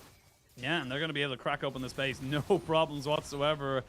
LGD looking like maybe they want to try and defend at the Nexus turret, so never mind. They're going to look to try and burst out the Jace, who is hitting like an absolute truck. Great flash from Invincible. And now everyone can engage because you've got two members now of LGD in the bot side. TP comes in, they trade back Pout. XLB will go gold and keep himself alive. Photic trying to see if he can get himself away. TP from Invincible brings him back into the fight as the first Nexus turret goes down. Meteor respawns, or assuming it respawns, recalls and gets himself back to help out his team. Mid lane's pushing up against them. Bot lane's pushing up against them. LGD, you got to find something. You got to make something happen. If you wait any longer, the Yuumi's just going to heal back these health bars. You have to try and fight. You have to try and make something work here. Xiaoshu looking to try and make something work on the backside of this one. He will fall, but he will do enough work to try and defend this team. Troll will fall down as well. LGD will survive, but their base is in ruin. NIP, I think, were getting a little bit ahead of themselves with that push, because sure, you were highlighting, you have things like the Yuumi there to heal the squad back up, but LGD are still also just right next to their fountain, can very easily back up, get some of these health bars back up to stuff, and then look for the engage. I also feel like Pao is one of, maybe even the most important damage dealer in a setting like that, where you would be able to constantly DPS with the soldiers because you are confined to such a small area as compared to the Jace, which I feel like maybe would, you know, outpace him in, you know, a different setting. So they go for it. They still break a lot of the base. NIP are feeling fine about that one, but LGD now going to be able to push out. And hell, this should just give them soul. Yep, and it's going to be an Ocean Soul now for LGD. And with a Kassadin who's got the death cap and a Renekton as well, the extra healing that brings is going to be very, very significant. Let's have a look at the replay here, because again, this is bot side. This is just invincible. Honestly, almost 100-0ing Haichao. Goes in, almost takes him down, is able to flash away and make the run for it. But here, NIP, I get going for it because it is a 4v3, but still, they don't really have a great composition at being able to go for these dives. We can see, I believe, Pat was stunned out in that exchange by Xiaoshu to be able to make sure that he went down. And then look, members of LGD just able to go back to Fountain, heal up, and the poke's going to come down, so they're hoping the minions can do a brunt of the damage on this turret. But if LGD just say, hey, we don't really care about our health bars, and just throw everything all in, you knew with Haichao here, Xiaoshu and Meteor, that they'd be able to find this. So NIP do end up getting punished, and that's what led to the Ocean Soul going over. The thing is, as well, is that apart from the Yuumi, there is no healing reduction on the side of NIP. There's no grievous wounds. There's no one really able to put down, at least mitigate some of this healing coming out here. And you can see Xiaoshu, they get, oh, it's going to flash forward here. They're going to see if they can catch out the cat, who gets himself into a nice little safe position. The Ignite's not going to be good enough. And the Yuumi should stay alive. GZ Invincible now getting caught out. Is he going to get blown up by Meteor? This game's not over yet, Lyric. We can see it now. NIP, they're losing the run of it. This Kassadin's getting too big. Yeah, and Pout now left in a situation he doesn't want to be in. Just deletes Jinzhao. And now he's trying to run down LPC before he dies. I mean, he wanted to trade a 1-for-1, and he got it. So that's going to be a 2-for-1 in the overall trade. Photic, XLB looking to try and walk themselves away here. Meteor on the other side of that wall, looking to see if they got a little bit lazy, but no one moving around just yet. XLB and Photic need to try and catch somebody out if they want to try and turn this one back in their favor. But while that's all been happening, you can see on the minimap LPC was pushing in that midway. They should be able to pick up that tier 2. And this game is going to go down to this Baron, to this Elder, you would imagine, in 4 minutes' time, because both these teams are just getting so complacent with their positioning. 100%. Just we've seen either team catching out the other one numerous times, and we're hitting a point where it is just going to be, you know, insta-kills. We see, like, Deathcap, Void Staff, Leandri's picked up by Pout. On the opposite side, you know, Deathcap now in hand for Haichao. Zanya's going to be off cooldown soon as well, so he's going to be able to buy more time in a fight once he does engage. Just a lot of these crucial item spikes coming through for either side. And a lot of it's just going to come down to, again, how the fight is set up and meant to play out. If NIP can have all members of LGD in front of them and land that poke, like, or just delete Jinzhao. He's not dead just yet. XLB will be taken out as well into GA. You can see the poke coming out, though, from NIP as they try and help out their jungler. If they lose him, they know the Baron is dead for sure. They're going to see, oh, Xiaoshu nearly takes him out, but now he's in a compromised position. Doesn't get the blast cone over the wall, but now Pout's been put into a bad spot as well. He will fall. It ends up being a 1-for-2 trade in favor of NIP. Both junglers still alive. Baron's still on the table. Did Pout flash over the Baron wall? I think he got hit by the blast cone. You know, I can't wait to see the replay of that. Yeah, because, I'm excited. I'm excited to see which one that one. I'm trying to give him the benefit of the doubt, but you might be correct. I mean, you could all, because that was a very messy exchange. NIP wanting to go for the pick when Jinzhao walks a little bit too far forward, able to cover a lot of distance with this, but Meteor doing a nice job to section off the other members. Him, Haichao, and Xiaoshu finally kind of coordinating their dive towards that back line. But, I mean, with the GA, Xiaolongbao able to buy so much time. I can't believe he escapes on 17 HP at that. And we're going to see here, goes in. It is the blast cone that hits Pout over to his doom. And it just leads for the trade.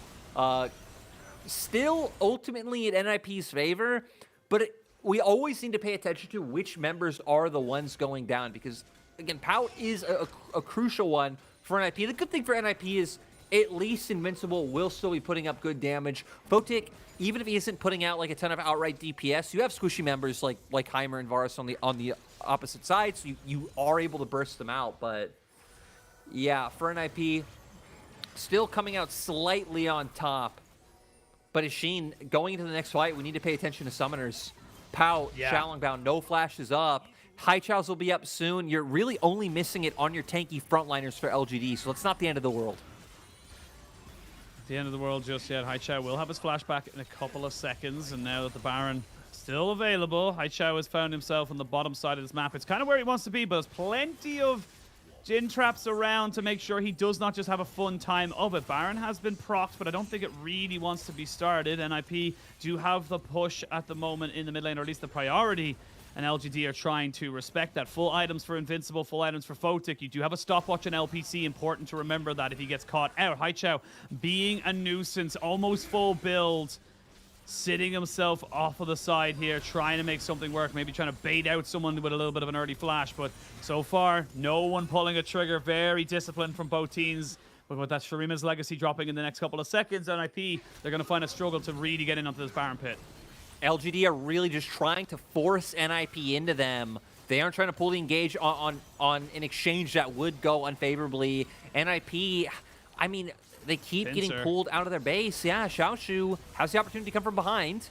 Yeah, they know that the Baron isn't being completed right now. The only person on it was Meteor, and now they're going to try and jump on the Haichao. Don't know if that's the option you want to go for. XLB in a lot of trouble. He gets cleansed away. He doesn't go down again. How is that even possible? And now Meteor's dead. You've lost your jungler, but the damage is ridiculous coming out from this Kassadin. Flash forward from LPC. He knows he has an opportunity. They need to try and kill off this jungler, but they just can't right now.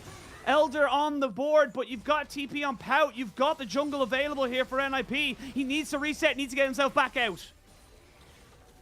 I don't know if they'll be able to do this. Xiaolin Bao's had time to get back to base, and now will be coming straight here. Haichao has TP, so that they could look to go for it.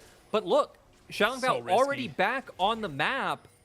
Are they just going to flip it, Ashina? Are they just going to flip it? I mean, it's not a flip it. The other team's got a smite. This is straight up a bad idea. They're going to try and maybe force the fight. TP is coming in. That's going to be Haichao immediately forced, you imagine, to walk away. They are still on the Elder. No, I'm not. They're going to back themselves away because they do not have their Kassadin. But now, you've got a couple more seconds before Meteor is up. It'll take them at least 30 to get to this dragon. They're going to see if they can maybe go for it. But NIP, they're scared. They don't want to try and go for it. It's a huge bait for either side. I think you both have to back away right now before you just end up giving the game over.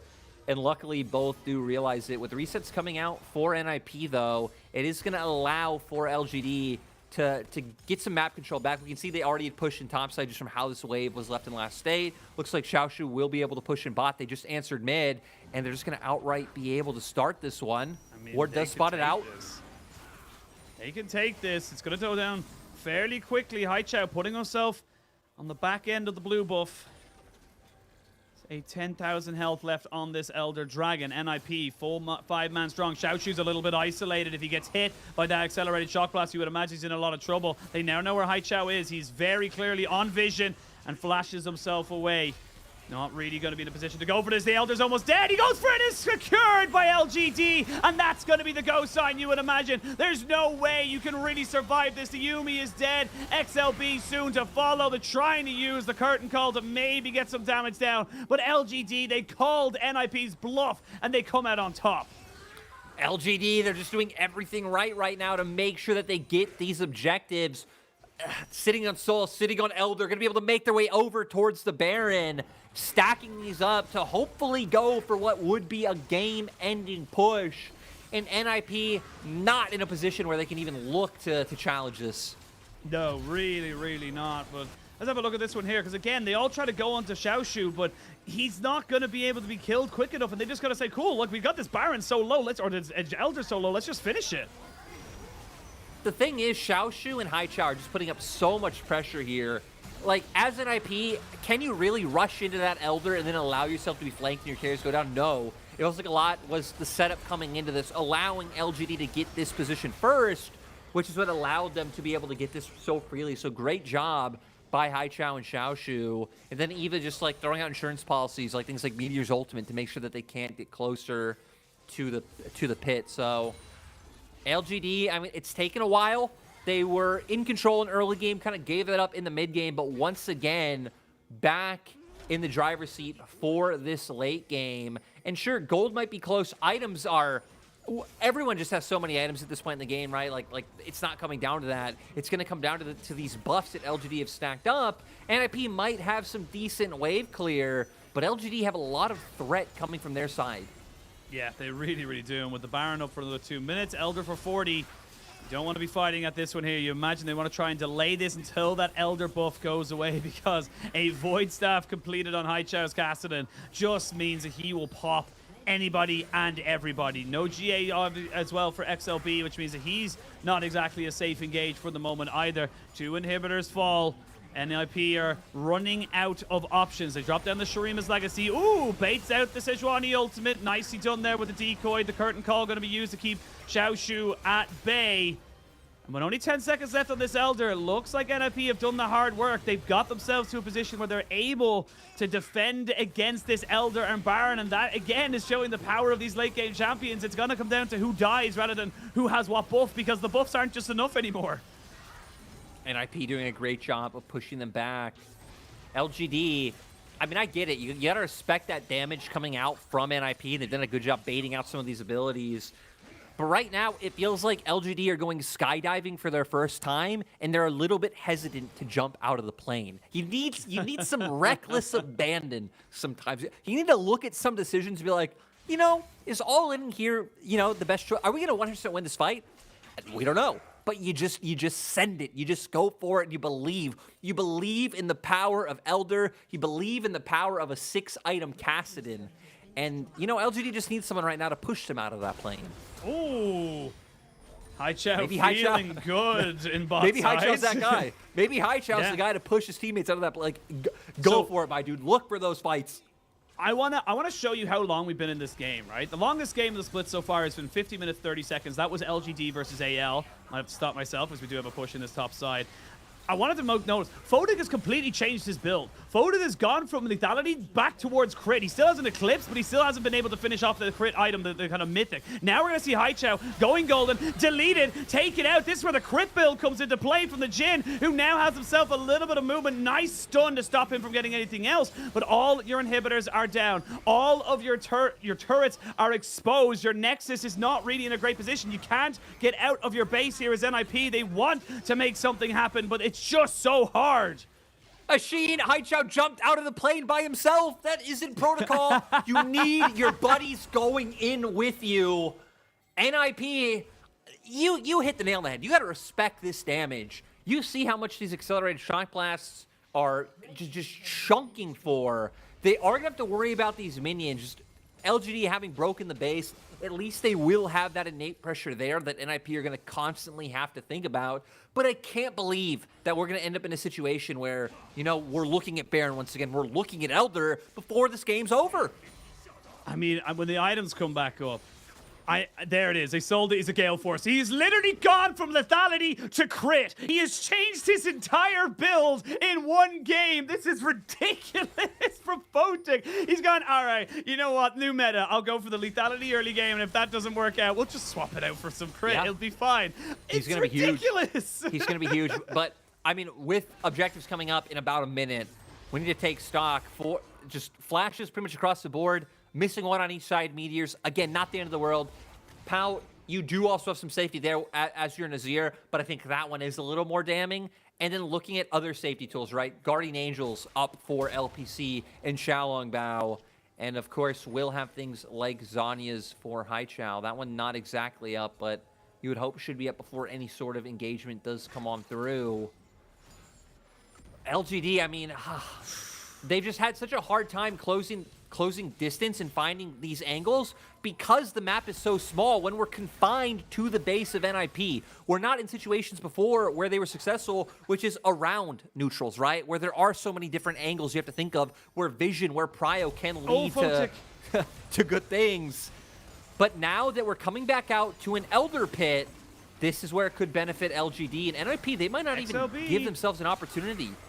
XLB isn't around, but he's not really looking for anything right now. They're looking to try and kill off Haichao before this Elder is confirmed. They know they've given this one up. They can't leave their base because of the pressure of those super minions. And Haichao says, cool, I've done my job. I made them think about what was going to happen to their base. We get ourselves the Elder. Baron spawning in a couple of more seconds. And this is just going to be slow, methodical from LGD.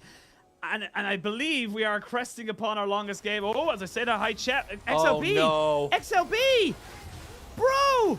What are you doing here? You can't. What? I feel like NIP, we're making like good choices of like, hey, we can't get test that Elder. We know it's not going to matter anyway. It's about can they engage on us? We can give it up. We have a ton of damage. Now LGD should just get the game. Yeah, they should just get the game. You don't have an engage right now apart from basically Pout. We see Haichao moving forward, trying to see if he can get something going with himself, but he gets himself into Zanya, so he's not going to take any damage whatsoever. There's going to be the curtain call to try and pepper down these help art. They are doing decent enough here as they do get the Azir down. This should just be LGD confirming the game. GA pop, but it's not going to be enough. The Kassadin gets another as Photic goes down, and LGD in the longest game of the 2023 spring split take game one. Such a messy game, right? Mistakes on both sides. Kind of sad that it comes down to Xiaolongbao getting caught out at the end of the day for that win to go cross. But still, props to LGD for being able to pull it through. There were a lot of good moments that they had, but it seemed like we finally got to a place in the game where for NIP, they realized, hey, again, in our base, when LGD are pushed so far forward, like, how do they bring in, like, this coordinated engage from different angles that we saw them doing around things like Baron and Elder? It's very hard. It was very disconnected. And when they would try, it would just lead to one member getting picked off. So it seemed like that's why they were consciously like, hey, they're pushing us. We can't really contest Elder or Baron, but we can just hope that still, as long as we can find one fight in our base, it's enough. And for LGD, they were just kind of ramming their heads at a wall of how to get this problem until those neutrals came up. And I mean, again, Xiaolongbao gets caught out, and that just ends the standoff. I mean, look, I'll be honest and I'll say I think the idea from Xiaolongbao was to get himself into a piece of fog of war before the Baron had been started, before everything had been put in super aggressively, and then maybe look for a little bit of a steal. That's kind of your only real saving grace right there. And I will give him the benefit of the doubt, but you're just going to get caught. And it did feel, look, it took a long time. This was not a clean game from LGD. But when you're this far down in the standings, you take everything you can get, and just going with the hard scaling, getting something like the Kassadin rolling. Haichao really did look great in that laning phase, and look, apart from a couple of mid-game blunders, was solid in my opinion. So would be curious to see what they're able to do. And to be perfectly honest, Haichao was kind of owning the matchup up against Pout. Pout didn't really do a lot and wasn't able to do a lot because of just the pressure Haichao was bringing pretty much across the board. No, and that's why we said, like, if you didn't see this game, it's like LGD very good in the early game, found control. NIP were bringing it back, and LGD were kind of floundering with those engages in the mid game. And then we saw there LGD managing to bring it back. I just want to go back to what you were saying though about looking for potentially the steal, right? Which I can get because you're gonna once again have to go against Baron and Elder. The thing is though, I don't know if getting Baron would even change the situation of how the game goes. It buys you more time. But again, it felt like at the end of the day, it was coming down to how fights were started and if LGD were able to find those angles. They would have Baron, so at least then they would be able to theoretically just use that buff to push turrets and maybe even ignore the fight outright, kind of like we saw at the end of the day. But you're already in that position as NIP. I feel like you kind of have to just bet on LGD making a mistake in your base. Both teams had already made so many mistakes. I know betting on mistakes isn't a win condition that you should rely on, but I don't really know what much more you could do to have the highest chance of winning that game other than just giving up that Baron, playing in your base, and just hoping Haichao or Xiaoshu or Meteor overextend once again. Yeah, honestly, I think that you just kind of go for it. You can even see in the damage graph there as well, where it was, 65,000 by Invincible, something like 50,000 apiece for the Jhin and the Azir. It didn't matter because when you have something like a frontline like the Sejuani and the Renekton, you have so much protection with the items you're able to build on this Kassadin. You just don't burn through people quick enough, and it's why we're starting to see less and less people really kind of. It is one of those things where you look at the Jhin and kind of say, yeah, the Jhin has got good damage, but it is lower down the chain because you need consistency. You need it's going back to those old school hyper crit champions where it's like you need to be able to constantly put up damage, constantly be able to kind of reposition yourself, and things like that. Xayah coming back into meta, Kai'Sa we've been seeing a little bit more as well. Does feel like it's a bit more in tow with what we've been seeing from teams, especially with these big mega tanks. But that is game one to LGD in our longest game of our split so far. We're going to send it to a quick break, and when we return, game number 2.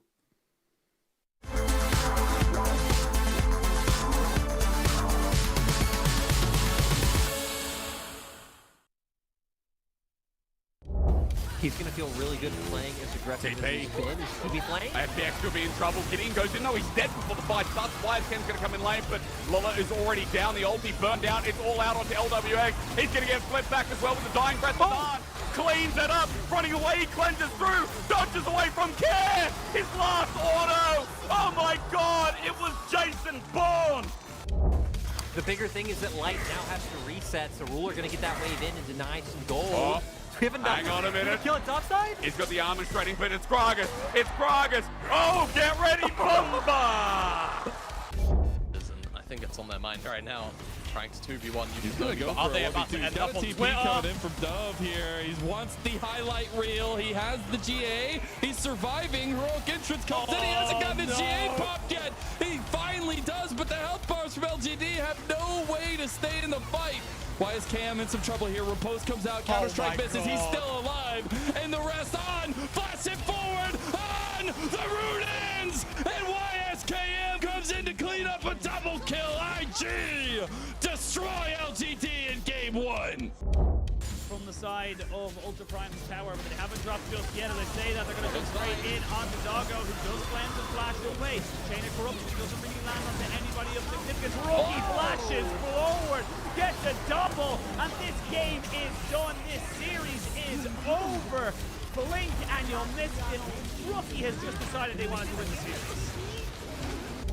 I think it's because you need to get on top of Light. You need to be able to take him down. He finally doesn't have his summoners up, but he's still playing around this so well. That's what Lyric said. The bell comes out though. Kanavi going to be chased up. He flashes away. 369 looks for another angle. 369 there on top of Caster. They get him. But Light still issue with Xiaohu firing away. The Shy from downtown. Where did he come from? Where did he go? Where did he come from? The Shy's Cotton Eye Joe. They're gonna know my name.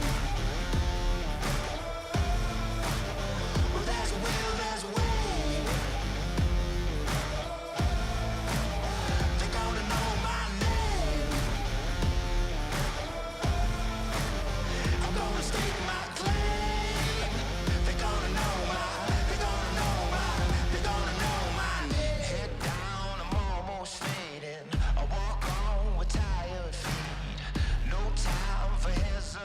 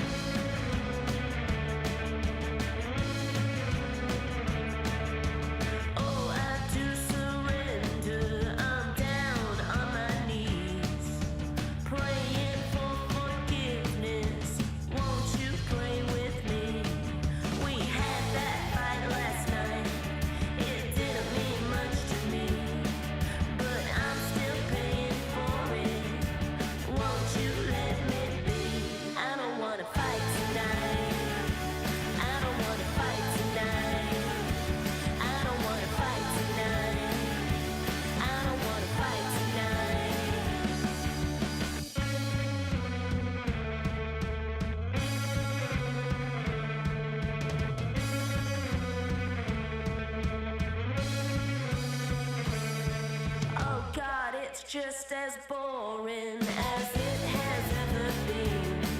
But I will still adore you. It's what you mean to me. Do you want me around? Is it all just too late now? Do you want me around? Is it all just too late now? I'm here waiting for you. I'm lay across our bed.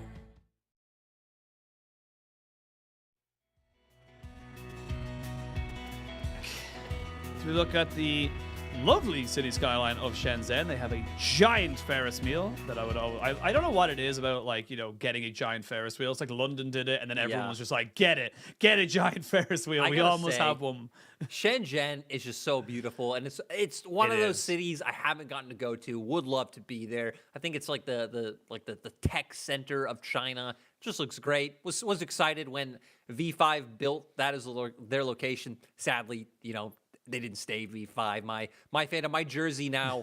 Actually, my jersey being incredibly rare, but we don't need to talk about NIP or V5 or my jersey in that situation. LGD won. LGD, someone got an MVP, and it was Haichao. Haichao got himself the MVP. I think it had to be the Kassadin. Like, let's be real. It was so much damage. 32% of your team's damage in a 52-minute game. That's a lot. That's a lot of damage, even for a Kassadin. And even, you know, the times he was getting picked off, like, he was just putting on so much pressure, you know, later on in the game, constantly, like, threatening those flanks. We saw in positions when, like, LGD would just do Elder or Baron. He was still in their base, just being an absolute menace. So, good on Haichao. Gets his hands on the Kassadin. Did completely fine in lane. Was even in CS. He got ganked, I believe, once and showed, like, hey, once you're ganking a Kassadin level 6, he's a very easy time of getting out there, unless you just have constant chain CC to be able to take him down, that you're able to easily land. So, great by him. We said how LGD have gone 0-6 in their last 6 games. So, the fact that now they've at least got themselves in the winning column, even in terms of game score, I feel like it is just, you know, a huge win for LGD, and hopefully that can affect morale and their mental going into this game too, and allow them to maybe just pick up another series win, which would be crazy. NIP just beating LNG, and then if LGD can take this, going down to LGD would be monumental. And that was the big thing for NIP. It felt like the LNG series was a turning point. It felt like it was the set up to kind of go, okay, look, we had a rough start. We brought in Pout. We're going to try and move forward with this. Dream, of course, unfortunately not really working out in the best ways possible for NIP, but this would be such a massive gut punch to their kind of playoff hopes, to be perfectly honest, because, you know, you're looking at playoffs. The way I always view it is because we have 17 teams, the top 10 get through. You don't even have to be above average. You just have to be just slightly below it, and you're still fine. But to be losing against teams that are definitively below you in the standings, and not only that, this would, if LGD can take this, this would move LGD to equal game score on, series score with Ninjas and Pajamas. They'd both be sitting at 2-5. It really starts to look dire. And yes, you still have another 9 series to go, but you got to think of the teams above you. But we're jumping in onto the game. Picks and bans. We're going to swap over the sides. So it's NIP on blue, LGD on the red. The Maokai, the Zeri, the Rise, and the Elise all being banned away again. No one is getting their hands on these, what have been kind of deemed as the OPs of this particular patch. And I like that the teams are even just swapping up bans. Usually there'll be picks that the teams just don't like to play, like, regardless of the side, but still blue banning out Rise, Elise, Zeri, Maokai on red. Seems like these teams having very similar ideals of what they don't want to give over in terms of, like, what can be drafted on each rotation. The one adaptation is NIP not wanting to have to deal with that Kassadin once again. So the response from LGD, you could take away the Nami if you care about that Lucian Nami. Ashe is always the one that jumps out to me when it's open, just because it is such an annoying champion to have to play against. Like, not only the wave clear, but the amount of engage options with how low the cooldown will be later on in Enchanted Crystal Arrow. But no, they are going to leave that one open. So, I mean, NIP, you got to lock this in. Yeah, you got to go for this. You can't let that one go through. The Ashe going to be locked in here. LGD saying, cool. We'll take LPC back on that Varus. Very happy with the way that game went for him. In fairness, he was doing exactly what he needed to do. And Meteor on the Sejuani, going back towards this very safe, engaged pick. And we saw it was a bit of a meme in terms of his build for the first few minutes. But guess what, Lyric? The first few minutes didn't matter because by the time we ended the game, he was probably already 6 items. Yeah. Pretty much everyone was full build by the time by the time game 1 ended.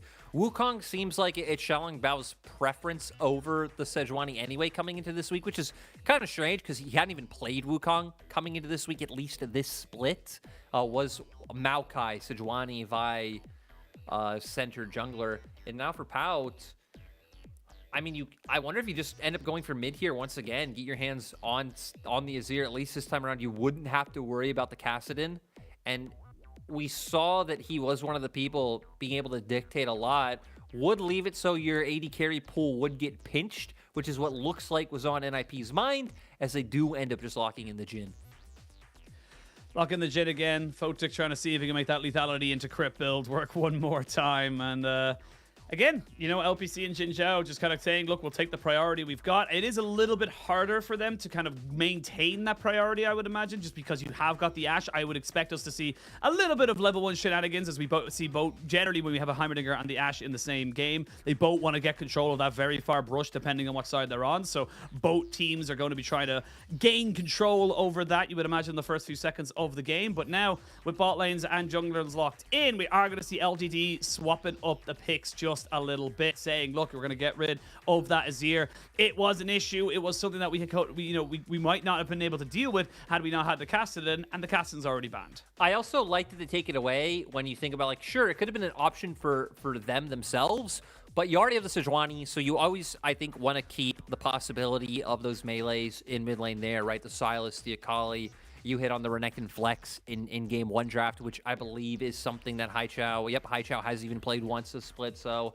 taking away some of those options does leave that available. So now they could go for something like a Sylas or an Akali if they wanted, or you could look for what still is, in my mind, just the go-to option in top lane. So getting their hands on the Cassante, going to give them a lot of room to work with in regards to engage options. Also just going to let Xiaoshu be a bit of a brick wall up there. And we think that we can utilize it ourselves. So getting themselves options like the Cassante Ultimate, of course, the Sejuani and the Chain of Corruption, are definitely options as well. And like you mentioned earlier, comboing in with that Sejuani, the Akali locked and loaded here for Haichao. So roughly the same kind of draft we've seen there from LGD. Not as much late game scaling as such, but they are still going for that same kind of style of utilizing that bot lane pressure to gain advantages in the early stages. Whereas NIP, I mean, with the Wukong, again, they're looking to try and put pressure on Meteor. They're looking to try and make sure that they can kind of move around. This time around, though, with the Ashe, if they can get that going, the power you get with that unnerfed Umbral Glaive can just give you so much control around this map. Yeah, and NIP definitely being the ones to change it up, right? In game 1, very much having, as we saw, it's kind of like disengage, kite them back with your range, and then look for the re-engage. This time around, they have tools to find all-ins themselves. More follow-up with the Wukong, with the Sylas being there. And Gangplank, you always have the Cannon Barrage to layer on top of that engage when they're going in, but also does incredibly well when the enemy composition is coming into you. Just an easy time setting those barrels up, something like an Akali, Wukong, whatever jumps in, and you can just land those perfect barrel chains. Sheen, I haven't been a huge follower of the other regions. You know, we have games of LPL every day, so it's like you gotta divide your time wisely. But I have seen the clips of, I believe it was Finn on this Gangplank. I know it's doable. Yes. I know it's possible.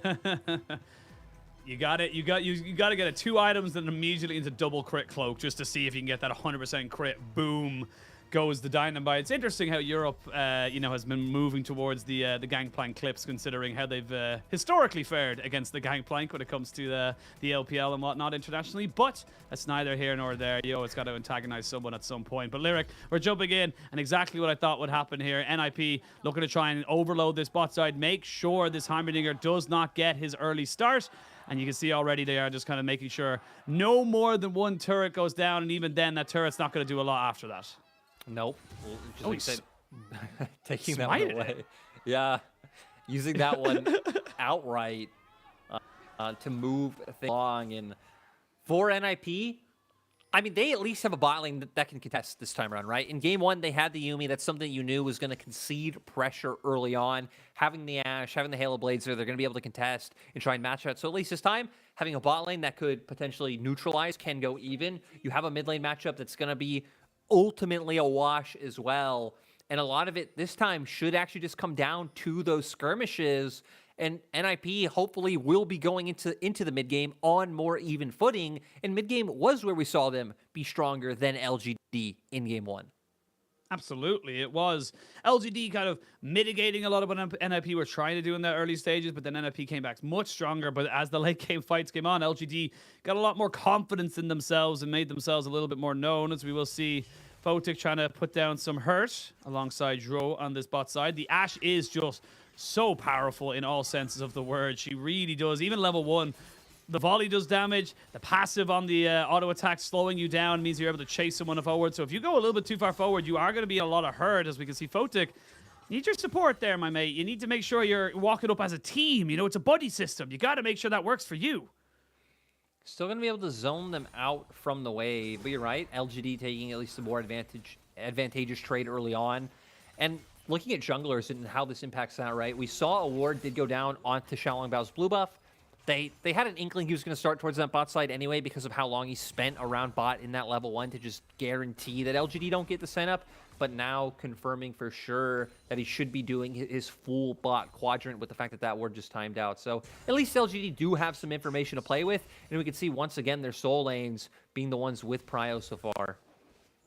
Perfect angle there. If you're ever wondering why they go for that specific angle, they bring it all the way from top to bottom. It hits every single camp. So you are guaranteed at all points to be able to figure out where the jungler is. It's quite annoying for any kind of jungle mains out there. And LGD recognize, look, that's just part of the game. We let this Ashe go through. We let it go first pick.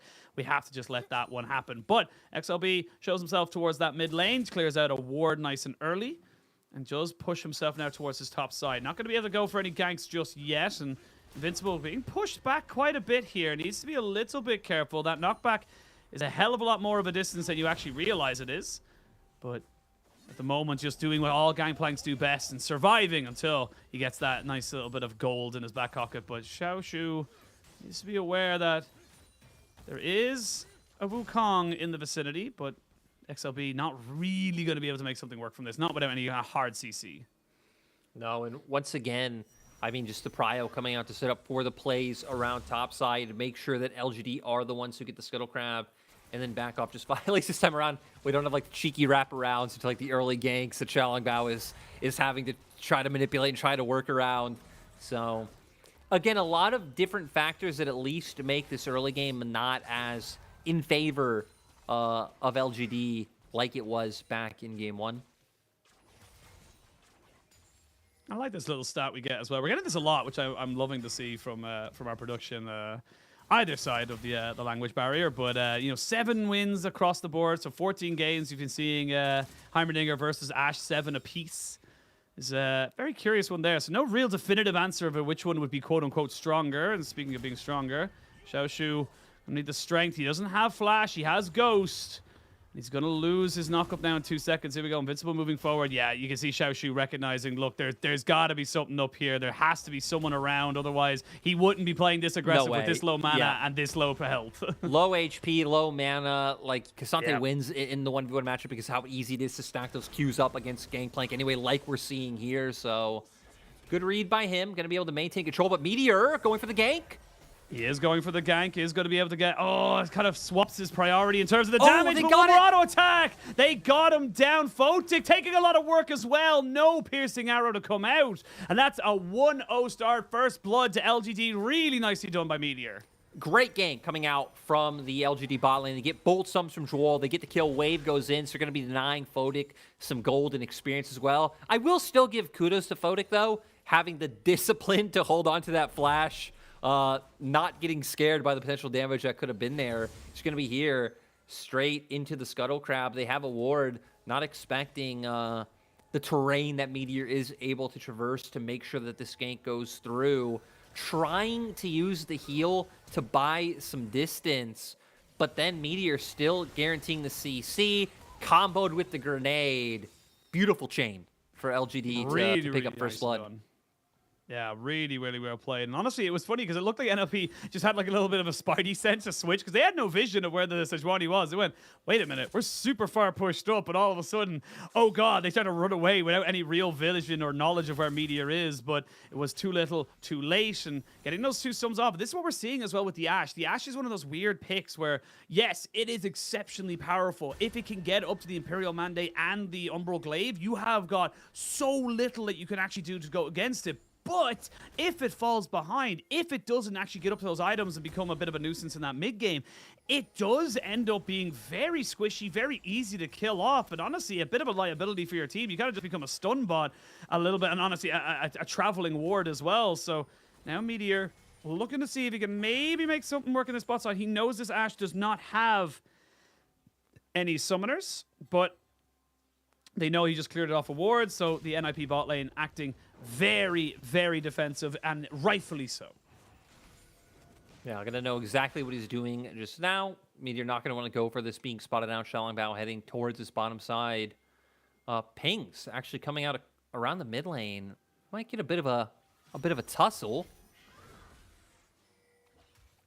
A little bit of a tussle, but it's all just hands at the moment. It's just showing off bravado, you know, beefing up your chest, kind of like, you know, you want to go, bro? You want to go? Well, who wants to go is actually in the top side. Invincible forced to flash as the all-out was used. Xiaoshu just putting in so much work. And again, he does it all. He builds full tank and he does damage. In Gangplank, it's one of those champions that, you know, of course, like scales and does damage, but actually does have a lot of like favorable matchups into many champions, so kind of does both, but Kasante not one of them. Is Meteor has just been putting up so much pressure in this early game so far, and it's looking a little bit like game one, where sure, you at least have the tools to neutralize things like you know, bot lane matchup, but still not necessarily there in terms of being able to set up plays for Xiaolongbao. Is he hasn't been able to find anything just yet. Once ultis come online, things like the Enchanted Crystal Arrow, though, I mean, you'll have a plethora of options all across the map. A plethora of options, and again, we're seeing LGD kind of come out to a little bit of an early lead, using the priority they have in bot side to move themselves fairly well around the map. But honestly, what I love about this particular jungle path coming out from LGD is that, from Meteor obviously, is that he's keeping himself away from XLB. He's not allowing XLB to kind of bully him away like we would normally see a Wukong in the early stages. And by putting himself on opposite sides of the map, as the curtain call comes out, it is going to be LPC forced to flash away. Does dodge out from the third and the fourth shot as well. So I was going to say that I was just praising them, but again, losing very little. Yes, you lose a flash in the bot side, but you're gaining the Rift Herald, and with that means that you have got so much more priority to be able to kind of move around the map and get yourself advantages that you might not have been able to get before. Yeah, we're going to need to see those advantages come to fruition. Meteor now, though, is going to head down to this bot side. So it looks like LGD realizing that they have prio to go for this Drake, especially since resets did just come on through. Even Haichao making his way back to lane now. Be able to catch this wave, and yeah, no response. Gonna be able to come out for NIP. I feel like you have to start looking for vision somewhere. And Channel Crystal Arrow. That is, oh, he could have finished his recall there. Invincible actually walks himself away. It was a little nice little bit of movement, or not lack of movement, that proved the thing there from Xiaoshu. He actually might look for a full engage here. He's got Ghost, he's got the all-out as well. He's looking to try and get behind him. There goes the ultimate here from Invincible. You can see them looking to try and make this one work. He gets the 1v1, but XLB is there to turn it all around. It's a 1-for-1 trade as NIP finally get themselves on the board. Xiaoshu manages to get it, but I'm surprised wasn't able to read that Xiaolongbao would at least be in the vicinity, considering the Enchanted Crystal Arrow only came out like 15 seconds ago. And I mean, there's no way Invincible would look for that all in just by himself. Still, 1-for-1. I think as NIP, like, you're going to take those when Invincible has been struggling so heavily in this 1v1. But it's left Meteor still to just control vision around this bot side, allow Jin Zhao to get down a lot of these deep wards, and continue for Jin Zhao and LPC to try and lay down this punishment. Continually putting it in. Haven't gotten the plate just yet, as both the AD carries working on their tiers, and of course their Yomu's Ghost Blades, you would imagine, as a first item. And There was an interesting one as well. We always see a lot of pro players talking about this, is that the almost Ghost Blade, it's like, look, having that extra bit of movement speed, getting, you know, to kind of maybe even delay your boots if you really want to, the extra little bit of movement is just good enough for me to be able to, you know, change the position, change where I'm looking to try and go for it, and add that little bit of outplay ability. So that's why we generally see a little bit more priority on the active there, as Haichao is just doing what he does best at the moment in this laning phase. He's just been kind of putting in work onto this Silas, putting in work onto Pout, to be perfectly honest, and really making a nuisance of himself. We will see now 2 plates go over to Xiaoshu in that top side. He just backs himself away as well. So far, so good for LGD. They have got themselves a 1,000 gold lead, just a little bit above it. Got a dragon to the good as well. Even a Rift Herald there to be used whenever they see fit. And with 3 minutes to the next dragon until it spawns, we should maybe see that Rift Herald used just before that, because they want to try and get those juicy, juicy plates. Meteor maybe going to look to even use it in the mid lane. Yeah, just drops it outright and going to head down towards spot. So drop Herald in mid, just double down on the pressure that Haichao already has and start to lean towards bot lane. You can see on the minimap, though, Photic and Joie are giving a lot of respect to this play. They're going to clear out vision, but with Xiaolongbao here, you shouldn't expect really anything more to pan out from this. Oh, maybe not. A lot of work. Yeah, they're going to go fully commit there. That's a hell of a lot of damage on the Jin Zhao. Flash in, the second part of the Cyclone, but a flash out. Cleanse used as the Chain of Corruption moves forward. They need to get the last auto attack. I thought they were going to leave him there to not die, as now Zhuo tries to flash away, but it's a Kali. She's going to have the second R now in a couple of seconds. Jin Zhao is in a lot of trouble. They need to block that final shot. They're looking for it, and they still find him. Pout gets him in on top of himself. And that's the Heimerdinger going down now. Trying to see if he can get another kill here. You got the Akali coming out, trying to make this one work, but without a Sejuani, I think Haichao has just signed his death sentence. Triple kill coming in for Pout, and this is why NIP brought him into the lineup. Pout just taking advantage of all the chaos in that bot lane with this teleport. Things were looking so good for LGD at the start of that skirmish, but at the end of the day, Photic, Machine, maybe we're not done. Maybe we're not done. We might not be done just yet. Photic does have that 4th shot, though, so he will chunk the ever-living Christ out of that Varus. But let's have a look at this fight here again, because they commit everything onto Meteor, but it's Jin Zhao who's, again, still the Swickly Heimerdinger.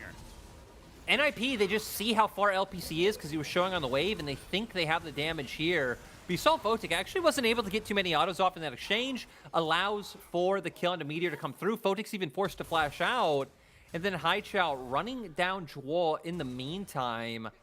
This feels like it has to be the call of where LGD's members have to be like, okay, guys, we got 1 for 2. We need to get the hell out for dodge. Jin Zhao is going to go down because they can see the TP coming through. And then trying to buy time for Haichao to make his way back into the fight. But Pout, coming in full HP, having all of his abilities available, manages to clean it up. 3-0-0 now in the Silas. Rod of Ages in pocket. Yeah, that is huge. You're probably looking at that last fight and going, my God, why did the Silas have so much burst? Remember, when he steals the Chain of Corruption, he gets the Blighted Quivers, which gives you the active of when you hit someone with an ability, it does the true damage. So it's just such a powerful ultimate to be able to give to. Now we got to go for another fight as XLB. He's been caught out and he's been killed 6 seconds before Dragon. And now Pout's going forward. I don't know if he wanted to do that. He's going to have to try and use the Akali ultimate to get himself out and alive. I don't know if he's going to be able to do it. Just about survives, but that's just before Dragon. LGD should be able to stabilize themselves and get themselves up at the 2. LGD, they're going to be able to look for this. It doesn't even matter that Invincible having Cannon Barrage on the top side with no jungle available, with Pout being so low, will just be an objective secured for LGD. LPC's keeping up push in the bot lane, so LGD just feeling very comfortable. Feels like this is the scenario where Xiaolongbao, you can see now headed up towards top side.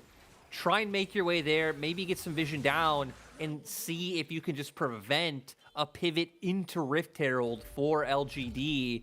We're going to jump straight into the replay. The patience coming on through, playing off that vision that they just had. They forced out the clone very early, and just, I mean, great chain, right? You see the Shuriken flip come through, able to match it up with the Glacial Prison from Meteor, and, I mean, Xiaolongbao is just gone. I mean, Xiaolongbao has just not been really able to take a step towards Meteor in this game. It feels like Meteor has been just the better jungler of the two, and the 4 objectives that he's just about to secure himself right now will confirm that. You got to imagine TP going to be coming in. That's going to be invincible on that bot side, but that means you've left the top lane to get a little bit more damage done to it as well, as Xiaoshu has pretty much taken that on his own. He has not seen the Sejuani at all this game, but has gotten himself the tower, got himself a solo kill, and has been doing absolute work here on this Cassante. Rift Herald secured as well. You've got Invincible on that bot side, but they can be answered pretty damn quickly. You can see there, Haichao just moving down, going to be able to soak up that wave, you'd imagine. And this is all LGD, but similar to game number 1, LGD took the early lead. It was NIP who brought it back. As Haichao, he might find himself looking, he's a level down, but he's looking for a full-on engage. Doesn't land the shuriken flip, so doesn't want to try and force it too hard. Good call in the end. Xiaolongbao was hovering down, so that could have even just gone awry very quickly. But both teams looking to stabilize the map right now is... Wait, oh, okay. I mean, hey, they canceled this recall, so look at the mini-map.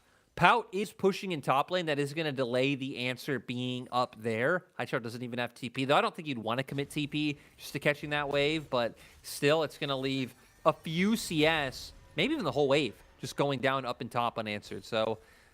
you know, not the biggest trade-off for an Enchanted Crystal Arrow, but for an ability that, like I said, is on a relatively low cooldown, you're not going to end up using that in the next, 30, 40 seconds regardless. So, still finding value. Still finding a lot of value.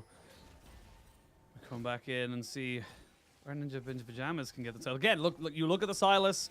That's where your money is. You've got the stopwatch, and that indicates to me very early on that Pout knows that the next big game fight could be key. The next fight, which is probably in 2.5 minutes when that third dragon spawns, is going to be pivotal for this team to try and just bring themselves back into this game. And Invincible moving up towards what I imagine is the Immortal Shield Bow to try and keep himself some survivability, but he really just can't do a lot right now against Xiaoshu. See now Meteor popping down this Rift Herald. They're going to be able to crack open this bot lane, and this is just more pressure, more priority given over to LGD as they look to try and just give this Ocean Soul, another Ocean Soul, mind you, their win condition in this game. I mean, they're going to have so many to play with. That's one thing I've really liked. We talked about it in game 1, but even game 2, just having a draft that gives you options in terms of how you're able to play out. Is Xiaoshu now maybe regretting his decisions?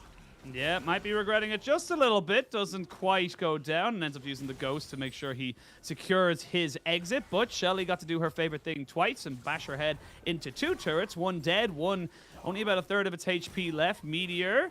Oh, Cassante does get hit by the back end of that and will be stunned for a hell of a long time. Hasn't got himself Merc Treads just yet. The all-out comes out to get him away. Flash is used. And it is going to be a 2v1 kill going over to Invincible. Does get a little bit of revenge for that kill earlier.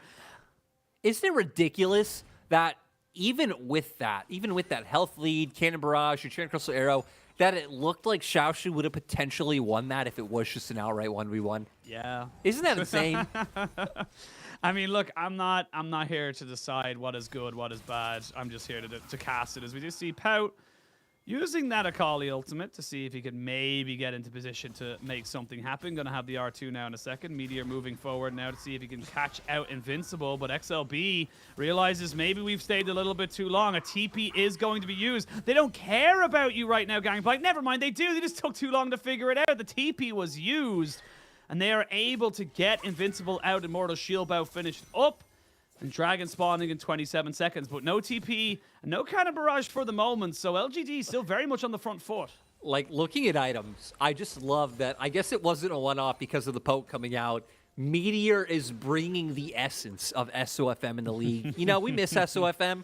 We do. The Warmogs on everything was always great, but Meteor, once again, sticking with Double Kindle Gem. Why? Because cooldown. I do believe the LCS played that last night. I think I saw some Malden tweets. Flash used there by Jinjao to make sure he doesn't get caught, but it is Haichao who has to take the brunt of that damage. Now you can see the curtain call coming in. Xiaoshu tanking all of those remaining shots. Now Haichao, without a TP, means he can't really be a part of this fight. Your health bar is such an important resource to you in these games. Pout does steal away the Glacial Prison. Bot lane pushing in favor, or excuse me, top lane pushing in favor of LGD. And with the poke coming out from the Varus, they may have enough time here to try and get this Akali back. And I mean, a lot of key tools from NIP have already been blown. you're hoping for those long-range tools to guarantee you a pick that leads into a winning fight, but Xiaoshu, he's wrapping around. They know he's there, though. Yeah, Pout. Down to about a third of his HP. I don't know if you can go for this fight. Yes, you've got good healing here as the Silas, but he's going to have to go back and maybe TP back in. He knows he doesn't have time because this dragon has been taken so low so quickly. With Haichao just doing exactly what he did in game number 1, being a nuisance, pushing himself forward. XLB tries to go forward, immediately has to flash away. And the dragon is secured. That is Ocean Soul point now for LGD, and they're in a better spot they were in than game number 1. LGD, I mean, they've been in full control this whole time.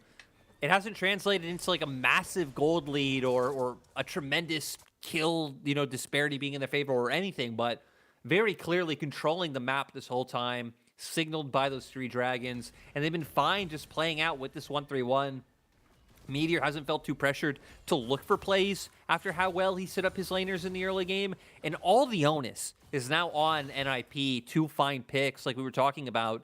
Both compositions, I think, should fare decently well in like 5v5s. Again, it comes on like setup, the vision that's already there, what angles you're coming through. But one area that is indexed more heavily in NIP's favor is long-range pick, curtain call, enchanted crystal arrow. Pout can steal away the glacial prison from Meteor. Barrage. Yeah, Cannon, it's just so many different tools.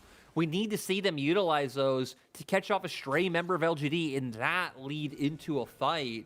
The fact that so many tools got burned in that last fight and turned into nothing is what signals like, okay, NIP shouldn't really be able to do anything in this position anymore. Absolutely, and I think, you could see as well, just going with a slightly easier to execute composition from LGD. I feel like your engage options are far more straightforward. You've got Xiaoshu and Meteor running forward, the Chain of Corruption maybe to follow up, or even to try and start off a pick. Haichao gets onto the backside, use long range from the Heimerdinger and the Varus to, again, be a nuisance. But these little things are coming in. I will say the 10 stacks, or the 10th stack of the Rod of Ages should be coming in now any second here for Pout, as everything misses in that mid lane. Look, you got to try it all. Nothing really ventured, nothing really gained. But now we will see another level lead coming in. So this could be a 2-level lead, you would imagine, here for Pout over Haichao. And that's where this game gets a little bit worse, because a level 16 Silas can just take over a game, just having multiple resets on his ultimate, on his hijack to steal all these fantastic ultimates can be a difference maker. Yeah, we're going to be looking at him taking away meteors especially. Even LPCs will be solid. A lot of, like I'd say everyone's ultimate on the side of LGD's side is, like, fine to good to tank, but those are really the key ones to be able to start off those fights, and I think just index more heavily into what your composition already does. Does take away Haichao's ultimate for now, so we'll be able to keep up that pressure in the 1v1. As we pivot to items, is no real key neutral objectives are up, but still getting closer to break points as it looks like Xiaolong Bao. As I pause because another arrow sheen turns into nothing. Yeah. Xiaolong Bao's on a ward, and they know he's on a ward, so they're going to TP in immediately. It's going to be answered straight away by Pout as they try and get the Cyclone used by XLB to keep himself alive, but so much CC means he's got nothing to do. They are fighting in the Cannon Barrage because they do not care right now, Lyric. They do not give a damn about what you do. There's not even an objective to really go for right now. You could maybe look for the Baron, but this is on the bot side of the map. LGD just feeling confident. Their vision has given them so much information this game. We've seen so many times, like a stray member of NIP standing on a ward, which allows for LGD to go with the appropriate response to any given play. Like you said, though, with no objectives up, it isn't going to be able to turn into anything tangible. Going back to items, even more so now, Pout going to get the Zhonya's in pocket. That is a huge one for being able to buy time and build space in a teamfight. Haichao going more for outright damage with that Shadow Flame coming through. And, you know, we're just going to keep tracking pace of the Radiant Virtue for Meteor. It's getting there. Not quite done yet. Almost. But we're almost there.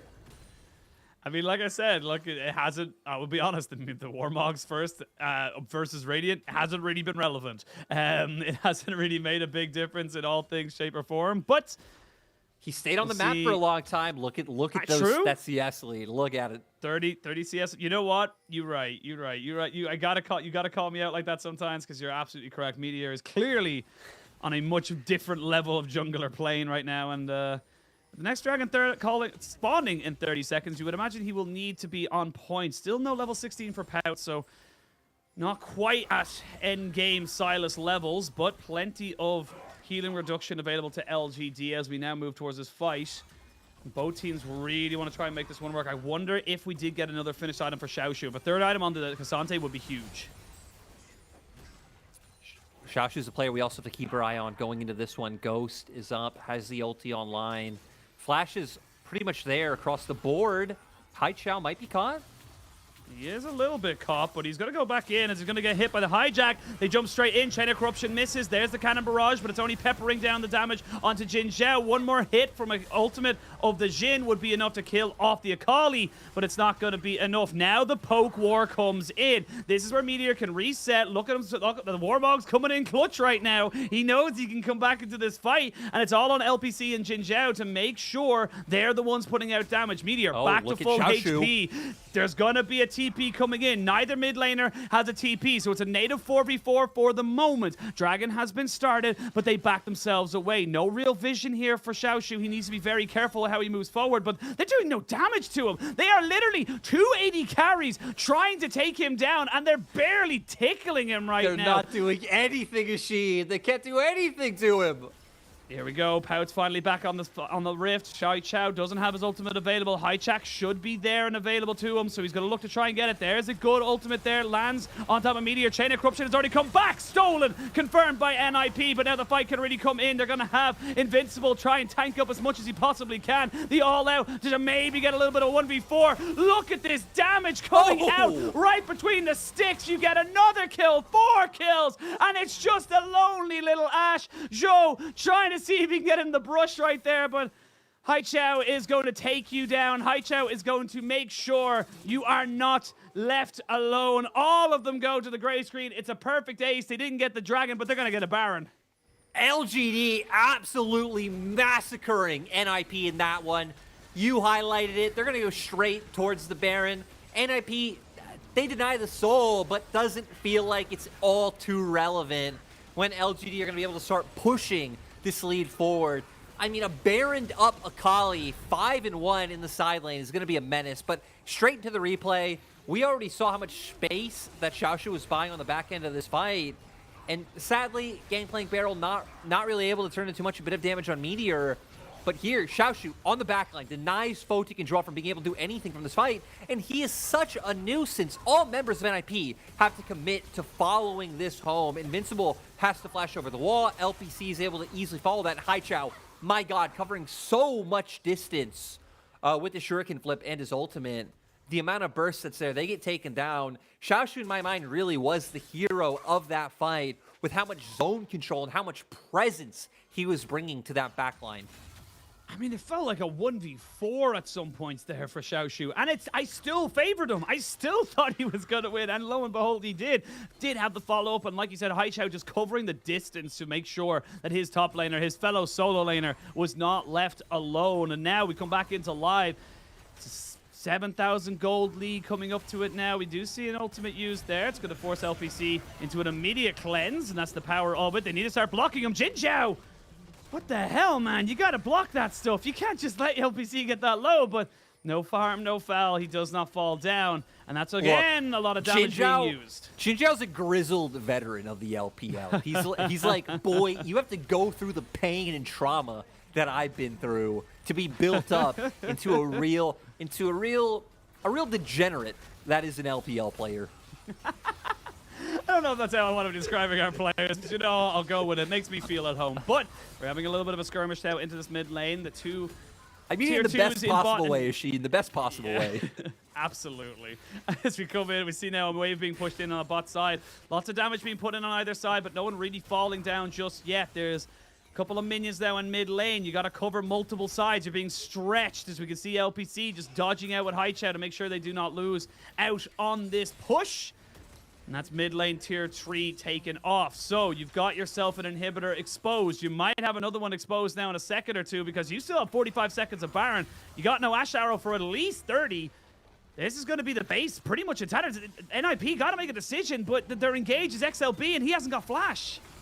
No, and even look for LPC who doesn't have Flash himself, but has the stopwatch there to be able to manage to get away. And now with Xiaoshu joining in the group, it is putting a lot of pressure on, but Meteor getting chunked.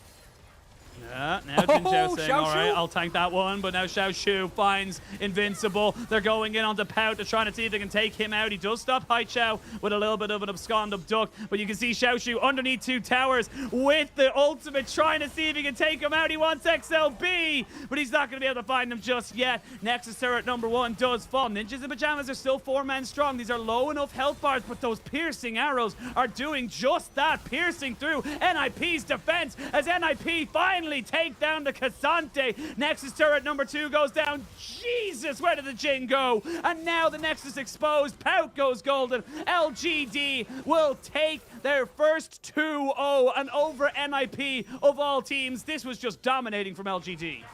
Great performance from LGD. 6 games. They were on a 6-game lose streak coming into this one, sitting 1-5 in the standings, and then to go against a team who, sure, NIP have had their struggles, but they just took down the team that, you know, might not be projected to be first at the end of the split, but still 5-1, sitting first in the LPL right now. LNG, NIP just beat them in their last series, now going down 0-2. I liked the drafts coming out from LGD. The play overall was solid and had sparks of individuality, especially in some of the builds we saw. I'm not one to give props to coaches. I came in 2020, right? I used to be a coach. People of the League of Legends universe, coach for a few years. And I'll say this, you don't know what coaches do in the scene. For any team, you don't know how good or how bad they are, what they do. We have no idea. For LGD, I'll give them some props, though.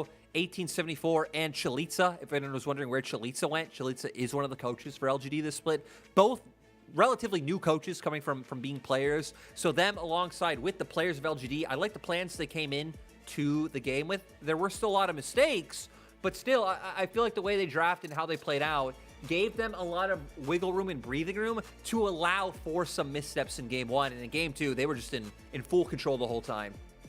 Yeah, it really felt like just straight up, they came in with a plan, they executed on said plan, and they didn't allow NIP to breathe. Fair enough, game 1, very close, went for the longest game of the split so far in the LPL, but game number 2, it didn't really feel that different. It felt like they said, cool, we got ourselves a high priority jungler who can engage. We got ourselves a priority bot side that can give us control around these dragons. By stacking that up and choosing when we are, you know, everyone is going to fight, that's how we win these games. And that's how they won the game. It did come down to Pout, yes, got a triple kill, got very ahead, was massive on the Silas, but there's only so much a Silas can do. And honestly, it's an interesting one as well when I look at Silas, because he does end up kind of having choice paralysis almost in those situations where it's like, there's so many ultimates that he could go for that all of a sudden, if he chooses the wrong one in the wrong time, it just looks a little bit unfortunate, a little bit int. You could see a lot of times he was going for the Akali ultimate to try. And I feel like theoretically you'd think him trying to get onto like things like the Varus, but no, a lot of times it was him just trying to match Haichao in that 1v1 or in the engage and trying to help burst him out so he can't take anyone down, but sadly not able to do so.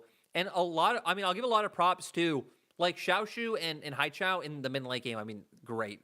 Xiaoshu, especially since he wasn't on, like Akali was putting out the big day, like bursting people out and getting those kills, but Xiaoshu was the one creating space and like buying opportunity. But Meteor in the early game, setting his laners up for success. We saw the Warmog's tech coming out, he was staying on the map. Oh, he gets chunked out right before a dragon, chilling in a tri-brush, able to come right back. Doesn't have to give over any leeway to just allow for the opposing team to go for that one. And there we see it. I mean, Meteor setting it up, Haichao and Xiaoshu being the big boys on the Rift. And LPC and Jinzhou, I mean, they had a job to do and they did it. So, you know, there's always going to be focal points in like team compositions. They weren't it in these ones. They didn't have to, you know, necessarily take over games, but they still kept layering on that damage to make sure that NIP were always chunked low. Yeah, I think that's the best way to put it, is that, you know, they had a job, they did their job. Look, it's sometimes okay to accept that, you know, you can just kind of go for it and do your job and not be the carry. It's okay to not be the carry. It's okay to not be the star player on your team. By just doing your job, you can do so much. And that's exactly what they did here. And look, for NIP, look, at 2-5, you're now equal. This is a great win for LGD, but for NIP, this is where we start to get to the point of the season where we reevaluate where this team should be in the standings, where we reevaluate where we put them in the rankings of such in terms of teams and who they should and should not be beating. It's a little bit more difficult for them, but dropping to LGD, it just feels rough. Yeah, it really does. I mean, again, we're going to have to see where they do go from here. And, you know, apparently we're not even going to give it an MVP. Today is just one of those days where... No break. You know, I haven't gotten to have one of these days where it's different stadiums. I've had you so just many. Jump in. I know you have. It's a trip. I've always been in, like, both my games are in Shanghai, and I just get to see how it goes. So I'm glad to be part of the ride, which is just like, hey, let's just go right into the next series. Yeah, we do not stop here in the LPL. We are going straight into our second series. You know what? The fans wanted this. Start the game. Well, guess what? We're pressing the button all day, every day, and we're going to start the game. TT coming in against, I believe, I've completely forgotten who the second game is for. OMG, thank you so much. I mean, we did just jump right in, but, you know, considering that we don't actually even have a literal analyst desk, I like this. I like that we could just be like, you know what? You know, can we talk about the teams? Sure, but we're going to talk about the teams in the game. So let's just get right into it. We just saw TT, who, in my mind, are one of the most exciting teams right now. I'm so glad they picked it up and are showing the projected form that at least I had for them coming off the latter half of their run in summer and what we saw in Demacia Cup.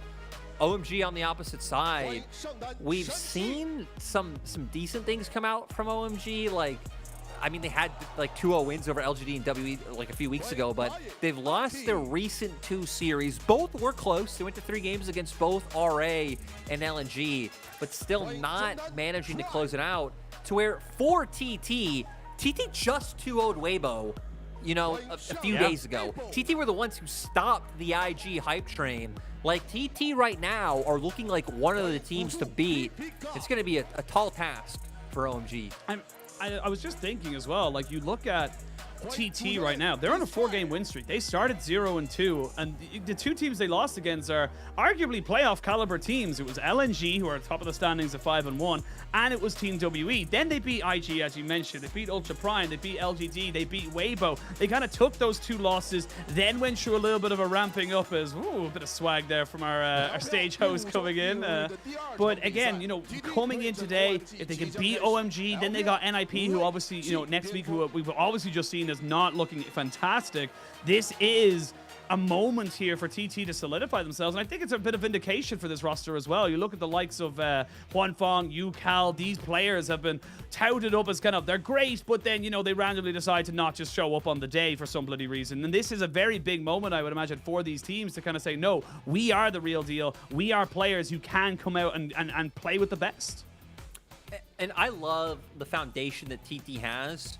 Yucal, Yao Yao, and Beichuan. I know Beichuan, you know, gets some criticism, like he makes some mistakes. There's some problems there, but this was like the 3-man squad that set them up for success in summer of 2022. Like, Yao Yao, Beichuan working really well together, roaming around the map, usually with Yucal and enabling him to be this carry. And it's still showing that it works. That this 3-man setup has a lot of potential. Bringing Yao Yao in over Xinliu was the thing, the catalyst that really changed results, because Yao Yao hasn't lost a series yet. Both of TT's losses were when Xinliu was on the roster. And I think it just shows how much of an impact and how much of a voice he has on this team. And then you have someone like Hoya in top lane, who can just be a bit of that brick. You leave him up there, he's going to do just fine. You don't really have to worry about him. He's going to play the Cassante. He's one of the top laners who has picked up things like the Scion. And then Huanfeng, I think, hasn't reached the heights that he has shown in past splits, but by no means a slouch, and by no means like a bottom tier 80 carry. Can still, you know, slot in, do his job. Had really good games on things like the Varus, where he's actually 3-0 right now, 29 KDA, as well as like had some pretty good Ziggs games. So yeah, just this TT team.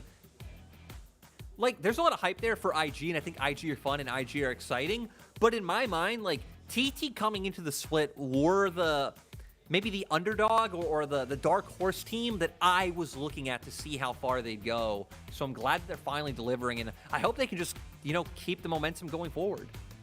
Yeah, and look, you know, I suppose like, there's obviously been a lot of rightful criticism of UCal since he's come over to the league. Hasn't had the immediate splash that we all expected him to have. I particularly remember a couple of games where I was losing my mind over certain plays of that. But wasn't good, but now. No, that's my point, is that like he's not just taken and, gone and said, well, I'm bad, or let that deject him. He has come in and honestly looked like one of the best mid laners in our league at the moment, especially one of the best performing mid laners as of right now. So in terms of the mojo, in terms of the momentum building up right now for TT, it's all very, very positive, and it's all very, very good to see how this team is able to try to continue that momentum, continue to put up results. But I will say, going up against OMG have got some diamonds in the rough themselves. Of course, I look towards those solo laners of Shanji and Cream. These are the guys I want to see them try and break them down, and I still love that TT have to try and ban away Abel. Abel cannot have this Samira, because if he gets it, he will win. Putting a heavy focus down there, actually not going to end up taking away Cream's Akali, which has been the most banned champion against OMG, which is what you would expect, right? Just what Cream is able to do on that champion is out of this world. Now still keeping our eyes on the Ashe. Yumi is still up as there. That's funky. Are you hearing the music? It's funky. I am hearing the music, and it's actually incredibly loud. So you know what? Let me notch that down first. I don't need this much funk in my life. I'm vibing. I'm vibing with this right now. This is so good. I'm loving the LPL music this year. Some of our break songs are great, but the Lulu band away here. So they're trying to push them into picking a Yumi, would be my guess, and like pushing them towards like Yumi's area or Yumi Sivir or something like that. And they're gonna have an answer of their own, but TT doesn't look like they're gonna fall for it. They're just gonna outright take this area. I wonder what OMG were thinking of. Curious to see. Maybe the Twitch. We have seen in other regions kind of brought them up. Of course, we are still on 13.1, so not quite brought ourselves over to that. But taking away the Yumi and with the Lulu band away, it does feel like that is the only real way for you to go right now as OMG. So curious to see what they end up kind of pairing with this little cat in the bot side. We have seen it paired with a Jhin, and you just kind of let it go off with the jungler rather than the AD carry. But they get away the option from the side of Yao Yao, and Huanfeng will have to try and figure out what his bot lane is going to look like. I mean, we've seen things like the Sivir or the Draven. I mean, you could even put it with things like Ezreal still, which Abel has played this split. TT, though, that's why I'm surprised he didn't pick it, but in my mind, OMG must have had a plan of trying to force them onto that pick and then having something in response that they felt good with going. They don't feel too pressured to pick an AD carry because, like I hit on, that they do have a few options that can pair quite nicely. I want to see where TT go with their support pick. Zeri already here. You would expect jungle to be matched on this rotation as well. We still have things like the Sejuani open, Wukong as well, if they wanted to go, a different route of having that, the armor to come in from the passive, huge knock-up and like AoE ultimate as compared to just a single target that the Sejuani would offer. So they are going to go with it. And now, again, I would assume you match with whatever your support's going to be here, but Machine, I forgot about this. I know. We got so deep in the bot lane lore that we forgot the side story of Ryze and the power of it. It's just never left open. It's the second most banned champion in LPL. I'm surprised it's not the first. But Yukao gonna get his hands on it, and surprisingly not. The highest banned champion in LPL, for anyone listening, is Jax, which is crazy to think. But you gotta think about, and is it significant? Second, yeah. I mean, it's a solid...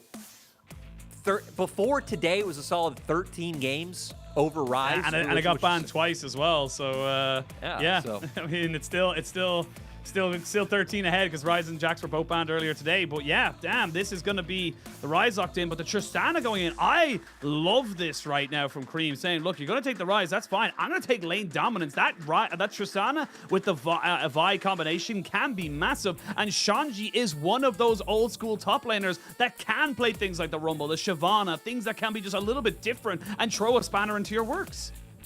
I also want to highlight, right? We've mostly been seeing Tristana mid, pretty much only seeing Tristana mid, but the flex possibility is always there for OMG. When you think about Abel, like you think of these all-in aggressive AD carries. Not only the Samira, Tristana is something he's like brought out in the past, even when it wasn't meta as well. So we got to keep that in mind. While for OMG, they're going to be banning away some of the supports. They're going to be like, hey, you know, we already got a Yumi. Let's just take away some of these options that are going to give you these free pushing lanes down in bot.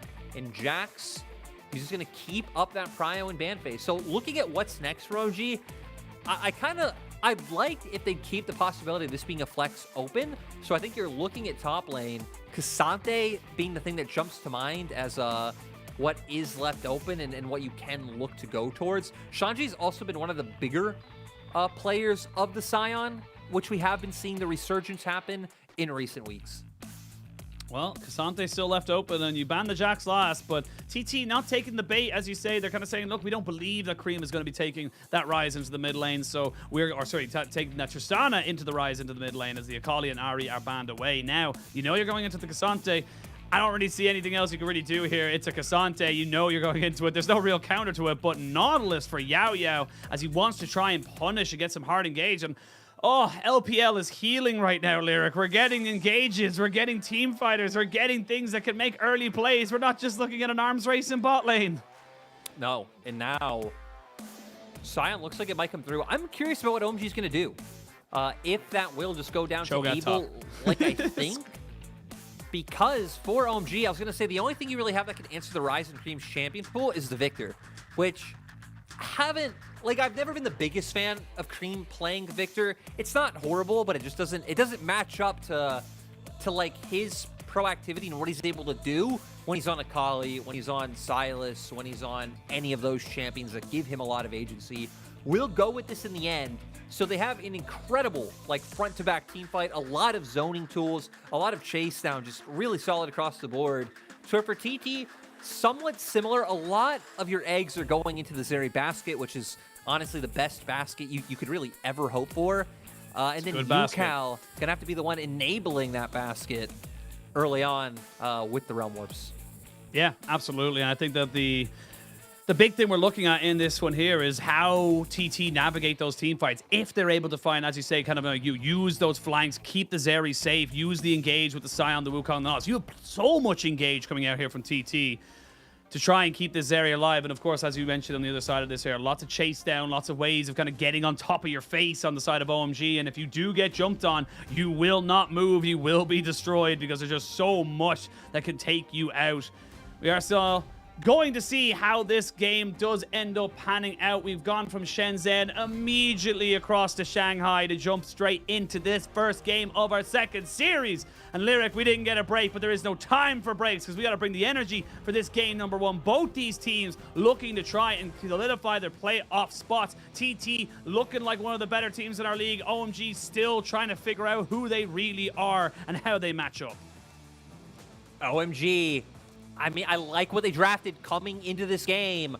They have a lot of solid options in regards to team fighting. They can buy a lot of space with things like the gravity field or just the ultimate coming out from Cream. You have a good amount of DPS and burst in the Tristana. Just a lot of space that can be built, especially when you're against like relatively low-range champions like the Rise. On the opposite side, you can make it very hard for UCal to be able to get his damage off. So OMG gonna look to bounce back up against TT with what they brought to the table, but TT's momentum, oh no.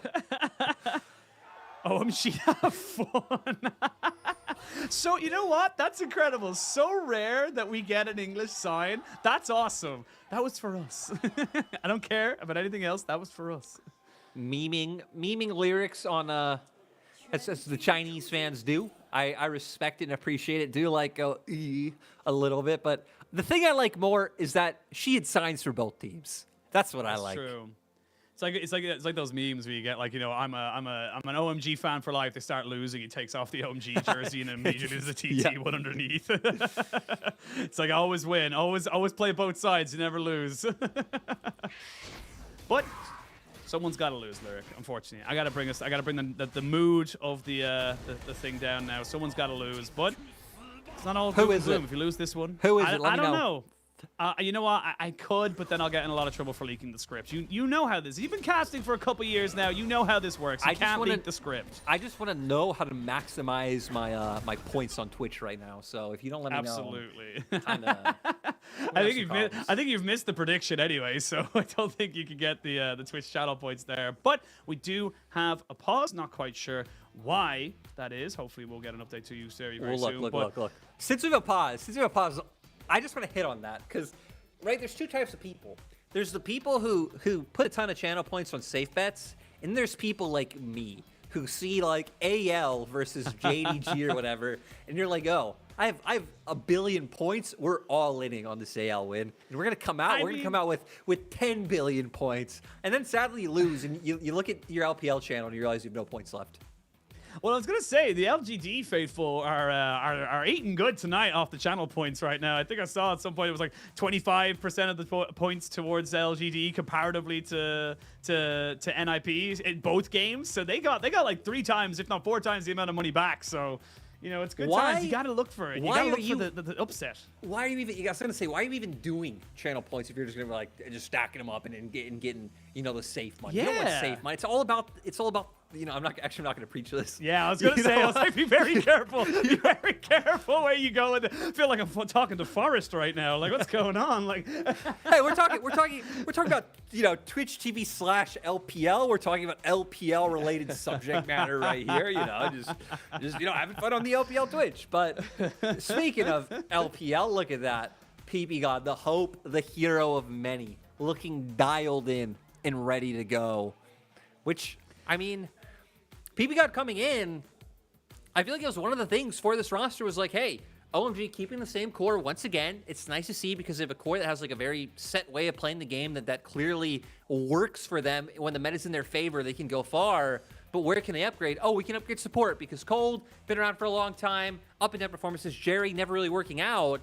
And the fact that it hasn't come off to such a great start and been the straight upgrade that we thought has been a bit surprising.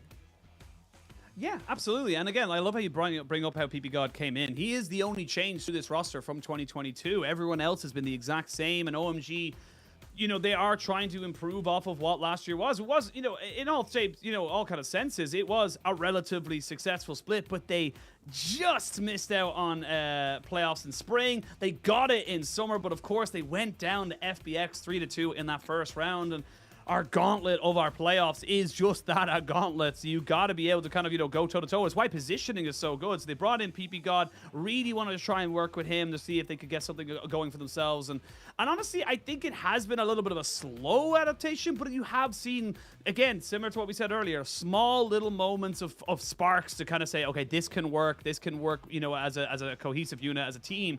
It just needs to stick a little bit more for the side of OMG, especially against a team like TT. This is a great opportunity for them to kind of say, look,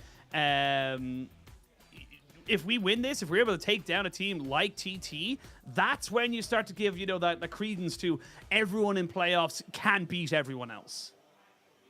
Yeah, and I definitely think it's doable with the way drafts have panned out, bringing a bit of their own flavor. Like we said, OMG in my mind are the, not default, but like a great example of an LPL team in that they're going to pick champions they like. They're going to play to their strengths really no matter what the meta is. Bring out like the Tristan in the bot lane and Victor still in mid. On the opposite side for TT, I'm curious to see how they play this one because they do have a tremendous amount of DPS with the Zeri and the Ryze, but a lot of it's going to be being able to get in range and put that down. Things like the Victor not zoning you out, PP God not able to keep you at bay with the ultimate, Shanji not distracting on the back line. So for TT, I think a lot of it's going to be about fights getting started on their terms when they're the ones with the Scion, a Wukong, and a Nautilus. They need to be like finding those engages. Honestly, Beitron probably coming off on a flank if Hoya and Yaoyo are expected to be the ones like engaging front to back. And then if you can delete Cream or Abel, that would just be a winning fight. Good ward here on the river. It does mean that the Yuumi Tristana should be fine. Level 2 means they almost certainly have the rocket jump available. And you would imagine that's not going to be too much else. Actually curious as well. Does take no points in his E for the moment. Doesn't want to be pushing in the wave too aggressively. I like this little adaptation. We've been seeing a lot actually from Tristanas across the board, regardless of the in bot or in mid. That they kind of just wait to take that explosive charge because you don't really want to be putting yourself into perma push, especially into something like a Zeri Nautilus where they have got the priority to take you down. In bot lane, specifically, I think it's more important, right? Because at least mid's a short lane, so if you do just, auto wave clear with the rocket jump, it's enough. It's Aki and Beitwan Gonna say hello. Yeah. They're going to say hello right now, but... Aww. Ball breaker. Hey, look, they said hello. That's more action than we've seen in the first 2 games most of the time. So it's sometimes, you know, it's a little bit early, quiet setup for these teams. But I like that Aki's kind of putting the fight to Beishan. Oh, wait, Sheen, I want the second hello. I'm a big fan of second hellos. We're actually not going to get it. Aki. What are you, Irish? Wait, is second hello a thing in Ireland? Yeah, you gotta say hello to someone. It's like you. So if you wanted to kind of talk to someone, you go like, "Hiya," and then you would say something else after that to kind of, it's like it's just a greeting is like hello, and you would move on. But it would be hello, how are you getting on? It's like the second hello to kind of say I want to talk to you, not the first one. It was very confusing for a lot of So Americans. first hello is like, hey, I'm acknowledging you exist. Yeah. Second hello is like, yo, I don't think you're a knob, and I actually want to strike a conversation. Yeah. Yes. Yeah. Okay. Yeah. It's like I was in an elevator in LA last year, and you know, naturally as an Irish person, you just kind of say like hi, and then it's like someone comes in, you just acknowledge them, and then they were like hello, and I was like, oh yeah, and I didn't saw anything. It's like why did you say hello to me then? And I was just like, oh sorry, I didn't realize that was a problem. My bad.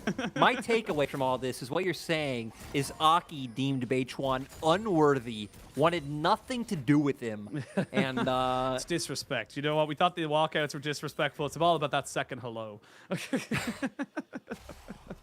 We've gone on a tangent for too long. It's come back. I bet something's happened in the game anyway. So, but coming into this one here, we are going to see that solo laners getting to the level 6s very soon, and it is going to be one of those games where I don't expect to see much happening in this game until the junglers get access to their level 6s. No, and even just looking at opportunity, I mean, TT have a bunch because they have CC across the board. Like, setup is there for Beichuan in any lane you can look for, but mid will be quite hard unless Cream is, you know, pushing a wave on a bounce back. OMG's bot has some safety and security built in. You know, tank the hook with PP God, then reattach to Abel. He can, you know, rocket jump away. But I'd still expect it to be looking around mid or bot. I feel like top lane matchup is a bit of a wash where you don't care to try to influence for either side. So we're going to be keeping our eyes on this bottom half of the map. Aki maybe hoping to get something in mid, but gosh darn it, Ashin, the second you're like, well, we've tangented for too long. Let's talk about the game. This happens. This happens. I know. It is just how it is sometimes. Obviously, there seems to be an issue, and hopefully will be resorted from it. I think it's on the side of OMG, as we do have a official looking on to what looks like to be Aki's PC. And we'll wait to see how that ends up all I saw coming players out, laughing on both sides. I don't know what to make of that. Yeah, well, the first one was an audio issue for Abel. They investigated and obviously fixed it out. So now it looks like it is Aki trying to see if he can keep himself there. But we'll wait to see where they want to go from here. Of course, they're just trying to be nice to us. All right, they said, look, these guys literally just went from Shenzhen to Shanghai. They're tired. They don't have a lot of time to set this up. They have a lot of break time. I didn't get to refill my water, so I'm working on like 100 milliliters right now. That's going to have to last me throughout this game. And I will say that this delay doesn't really help me in that regard because I can't leave my mic.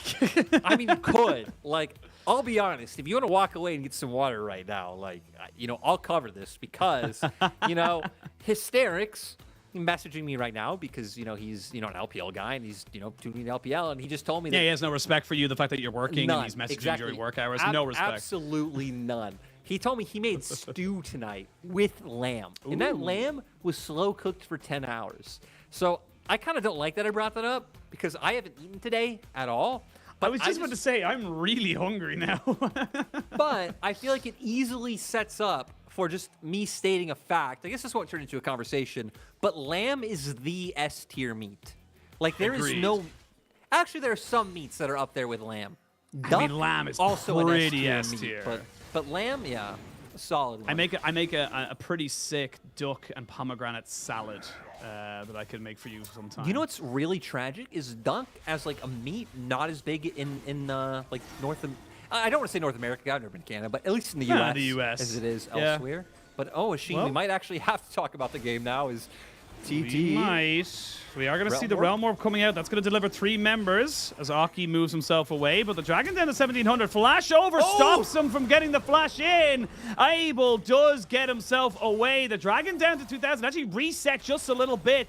You've used the flash there and the ghost from Abel, so he's very fast, but he's not really in a position to try and fight this one here. There's the Chaos Storm, the Gravity Well. They're trying to make this one work. It's all action all the time. Flash away is not going to be enough as the victor falls down to first blood. Now Aki seeing if he can run away with the rest of his team, but the health is slowing you. He almost goes down. He's going to get caught on the edge of everything, and Yukal gets himself a double. It all explodes off after the pause lyric, and TT come out for everything. TT showing us why they're on a 4-series win streak, why they just 2-0'd Weibo.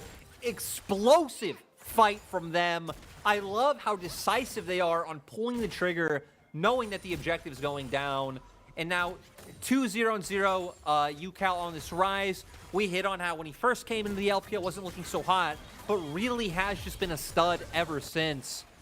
We're actually going to skip the part where they come in with the Realm Warp, and even getting Abel down all of his sums, immediately turn onto Cream, who walks just a bit too far forward, but it's Yao Yao, the one finding it, the one setting it up, and then they're easily able to run down Aki.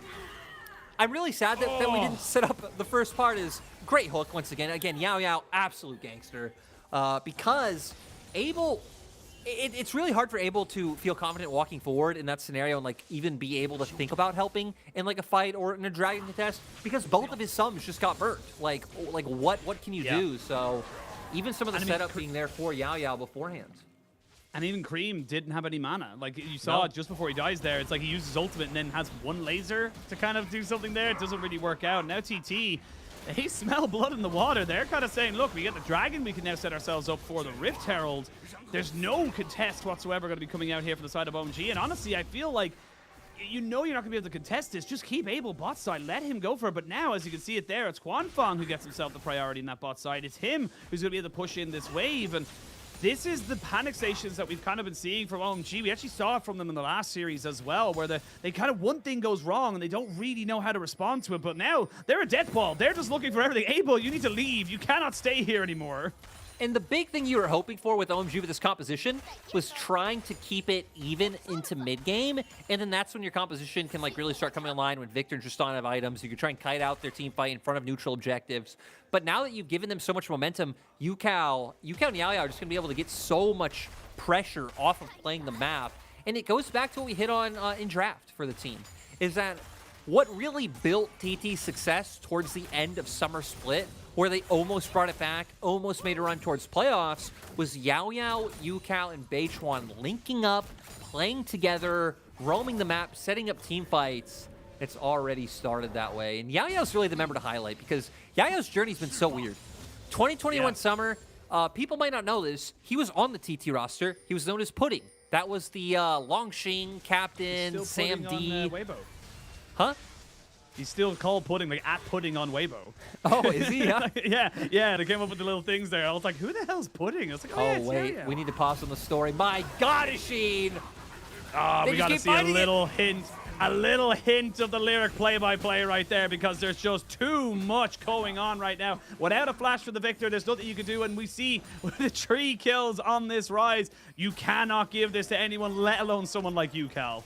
But going back to Pudding, like that TT squad went 2-14. They did not do well. Get subbed out. 2022 spring was when TT got Puff and Southwind.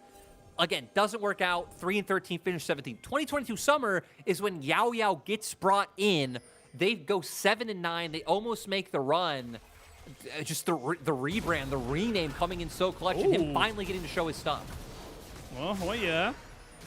He's going to be ghosted down. Actually, really unfortunate there for Shanji, as they popped the ghost, but did get hit by the roar, so was slowed immediately. Wasn't able to make anything else happen from there, but good mitigation coming out from TT. And look, we're only 11 minutes into the game. It's a 2,000 gold lead, just a little bit over it. So this is great from TT. This is why, these are the expectations we come in. Do we start to have a different conversation of, are they a playoff team? Are they a playoff contender? That's the difference here. And looking at this first few minutes of this game, it's still early, but this is great from the side of TT.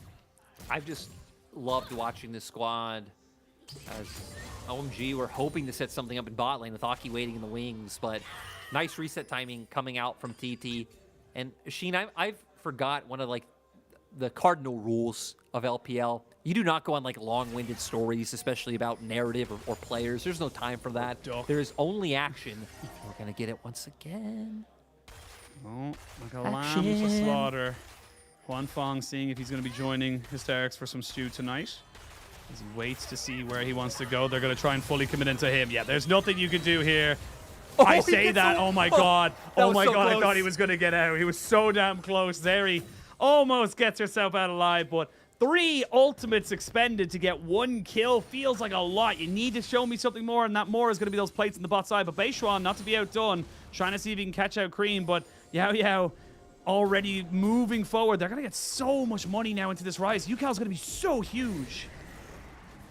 I was curious to see if OMG would rotate up their bot lane to put some pressure on this. Looks like they are. They want to stop the pressure coming out from TT in the enemy jungle, but Aki isn't going to fall for it.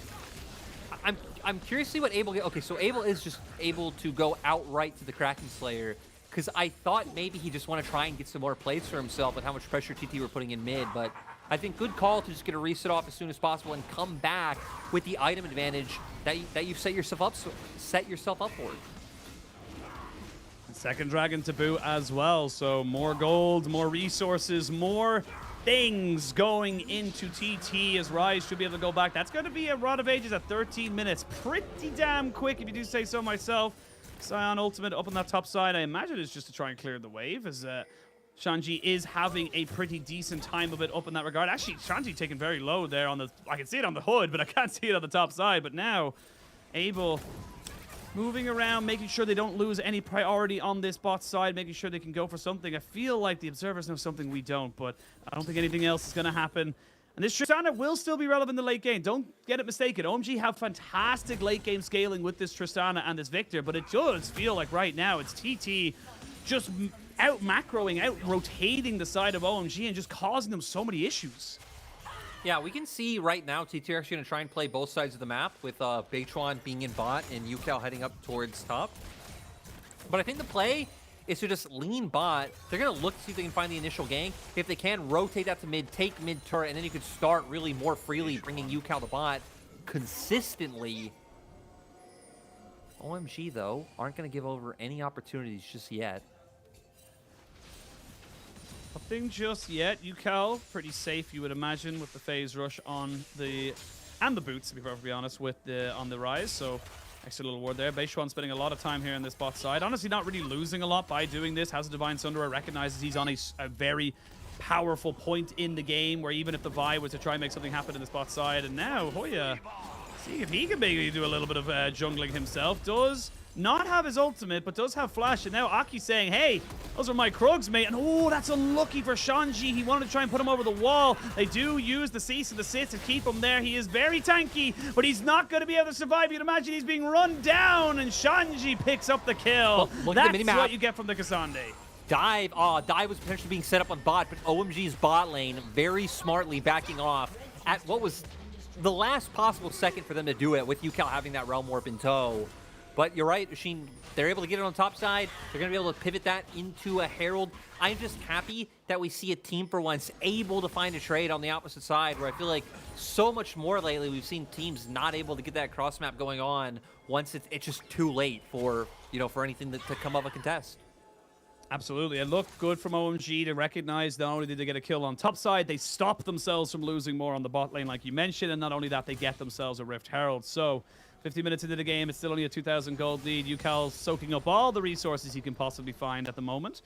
After his 3 kills, he is definitely feeling pretty strong, pretty powerful. And even Victor's still waiting to actually finish up his first item at the moment. So waiting for that first real kind of skirmish to come in. And I imagine we might see it in 2 minutes' time, because you cannot let this Hex Soul just go unanswered. You have to find a response. You get a Hex Soul on a Zeri and a Rise, there's just no escaping that.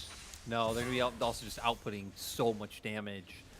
Now we're transitioning into different lane allocations, right? We're into the solo laners being put in the side lanes. I think this should favor TT, even though Shanji will be faring quite well and be on a better receiving end than Hoya. I think UCal like outmatches Cream so much, like feeling comfortable on the side lane, being able to set up picks, roaming with the Realm Warp, that it kind of favors TT slightly. Because Hoya will at least be fine just catching waves and will never really be under threat. He's just too tanky for any pressure to be put on, to where for Cream, he's going to constantly have to feel the heat of potential dives, potential ganks coming out if he oversteps in the side lane. Well, there we go. Leandri's Torment picked up here for Cream.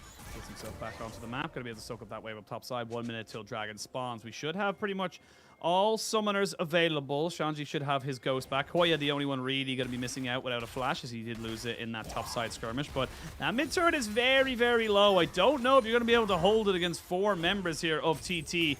Even with 3 of you there on OMG, and that's going to be confirmed and taken away. So more pressure, more access to those jungle pathways for the side of TT, as OMG now look for a quick reset to get themselves some final little items before we do have this next fight in 30 seconds. Looking at where both teams stand with those, I mean, UCal being about 2k gold up. We can see that in his items. A full item up over Cream will be a difference maker going into that fight. And like I said, for TT's comp, a lot of it is about them being the ones to find those angles, start the fights. Luckily, between the Realm Warp and then, I mean, Hoya, Beitron, all their engages, I feel like they should be able to get the fight going on their terms, even if OMG, you know, use a Rift Herald to secure mid-turrets. I mean, yes, use the Rift Herald it was. TP'd on 2. But while that happened, the pressure topside does mean the minions do finish off the job UCal started. They get themselves a turret, so it's a trade of 1-for-1 in terms of the turret structures. Here we go. Beitron goes in onto Aki, who has to flash away immediately. Yao cannot miss right now. He is a heat-seeking missile. He may go down, but he has done so much for this team fight. You can see Shanji trying to see if he can take down Huanfeng, and he does just that. Now you're separated. UCal has nowhere to go, and UCal is going to fall, shut down by the Tristana, and what looks so good for TT ends up turning completely on its head into OMG's favor. TT just gets so spread thin that it sets up for OMG and champions like Cassante, like Tristana, to really thrive in the chaos.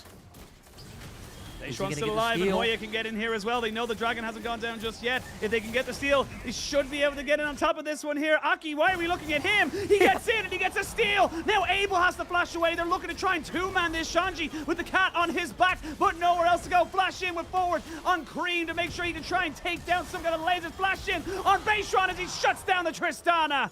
It ends up being a scrappy affair, to say the least. Hoya doesn't have to use his flash to get out, but that is still sole point now for TT.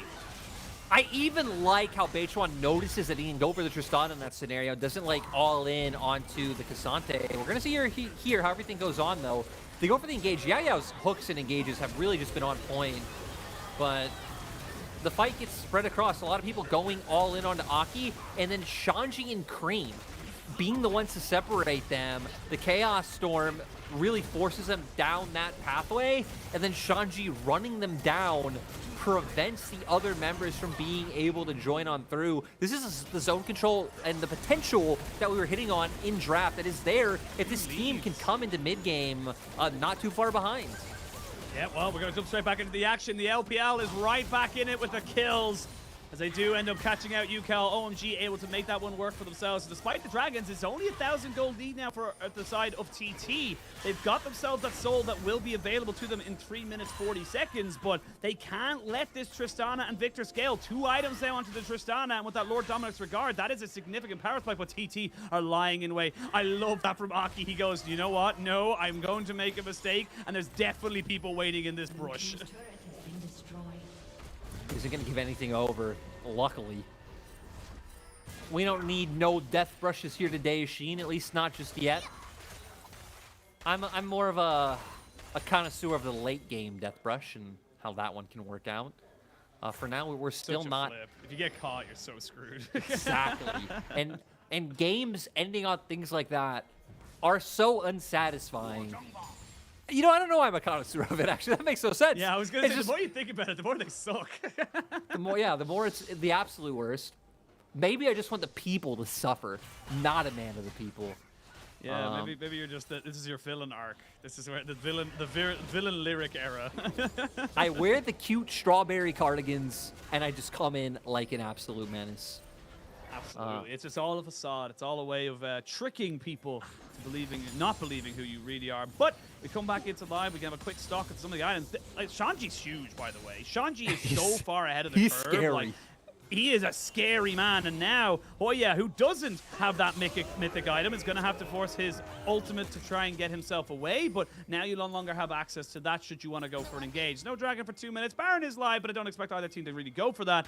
As we come back in at 2 more minutes, and you will have a fully stacked Rod of Ages here for you, Cal, as well as possibly a third item here for Abel. He is very big. 2 big shutdowns. He's actually 3-1 and 2. He's actually doing much better comparatively to when we started, so really coming into his own and working towards being that late game Tristana that we all know and we have all feared in our solo queue games. Oh, okay. OMG just clearing vision for now. I'm interested to see how fights pan out in regards to summoners, because TT would love to use all their engage to like take advantage of a moment like now where Abel and Cream don't have flash.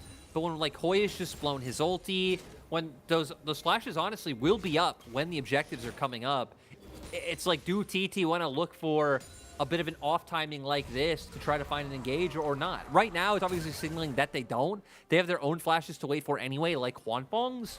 But I definitely feel like for OMG, flashes on their carries feels more important in a fight with the amount of engage you have to dodge on TT's side. Well, you can see how powerful, or how important, I should say, this next fight's going to be. Oh, Shanji, you're by yourself, and there are 3 large boys. You know what? I actually don't think they can kill him. I think so they either. need the rise of this area. I actually think he might have been able to kill someone himself.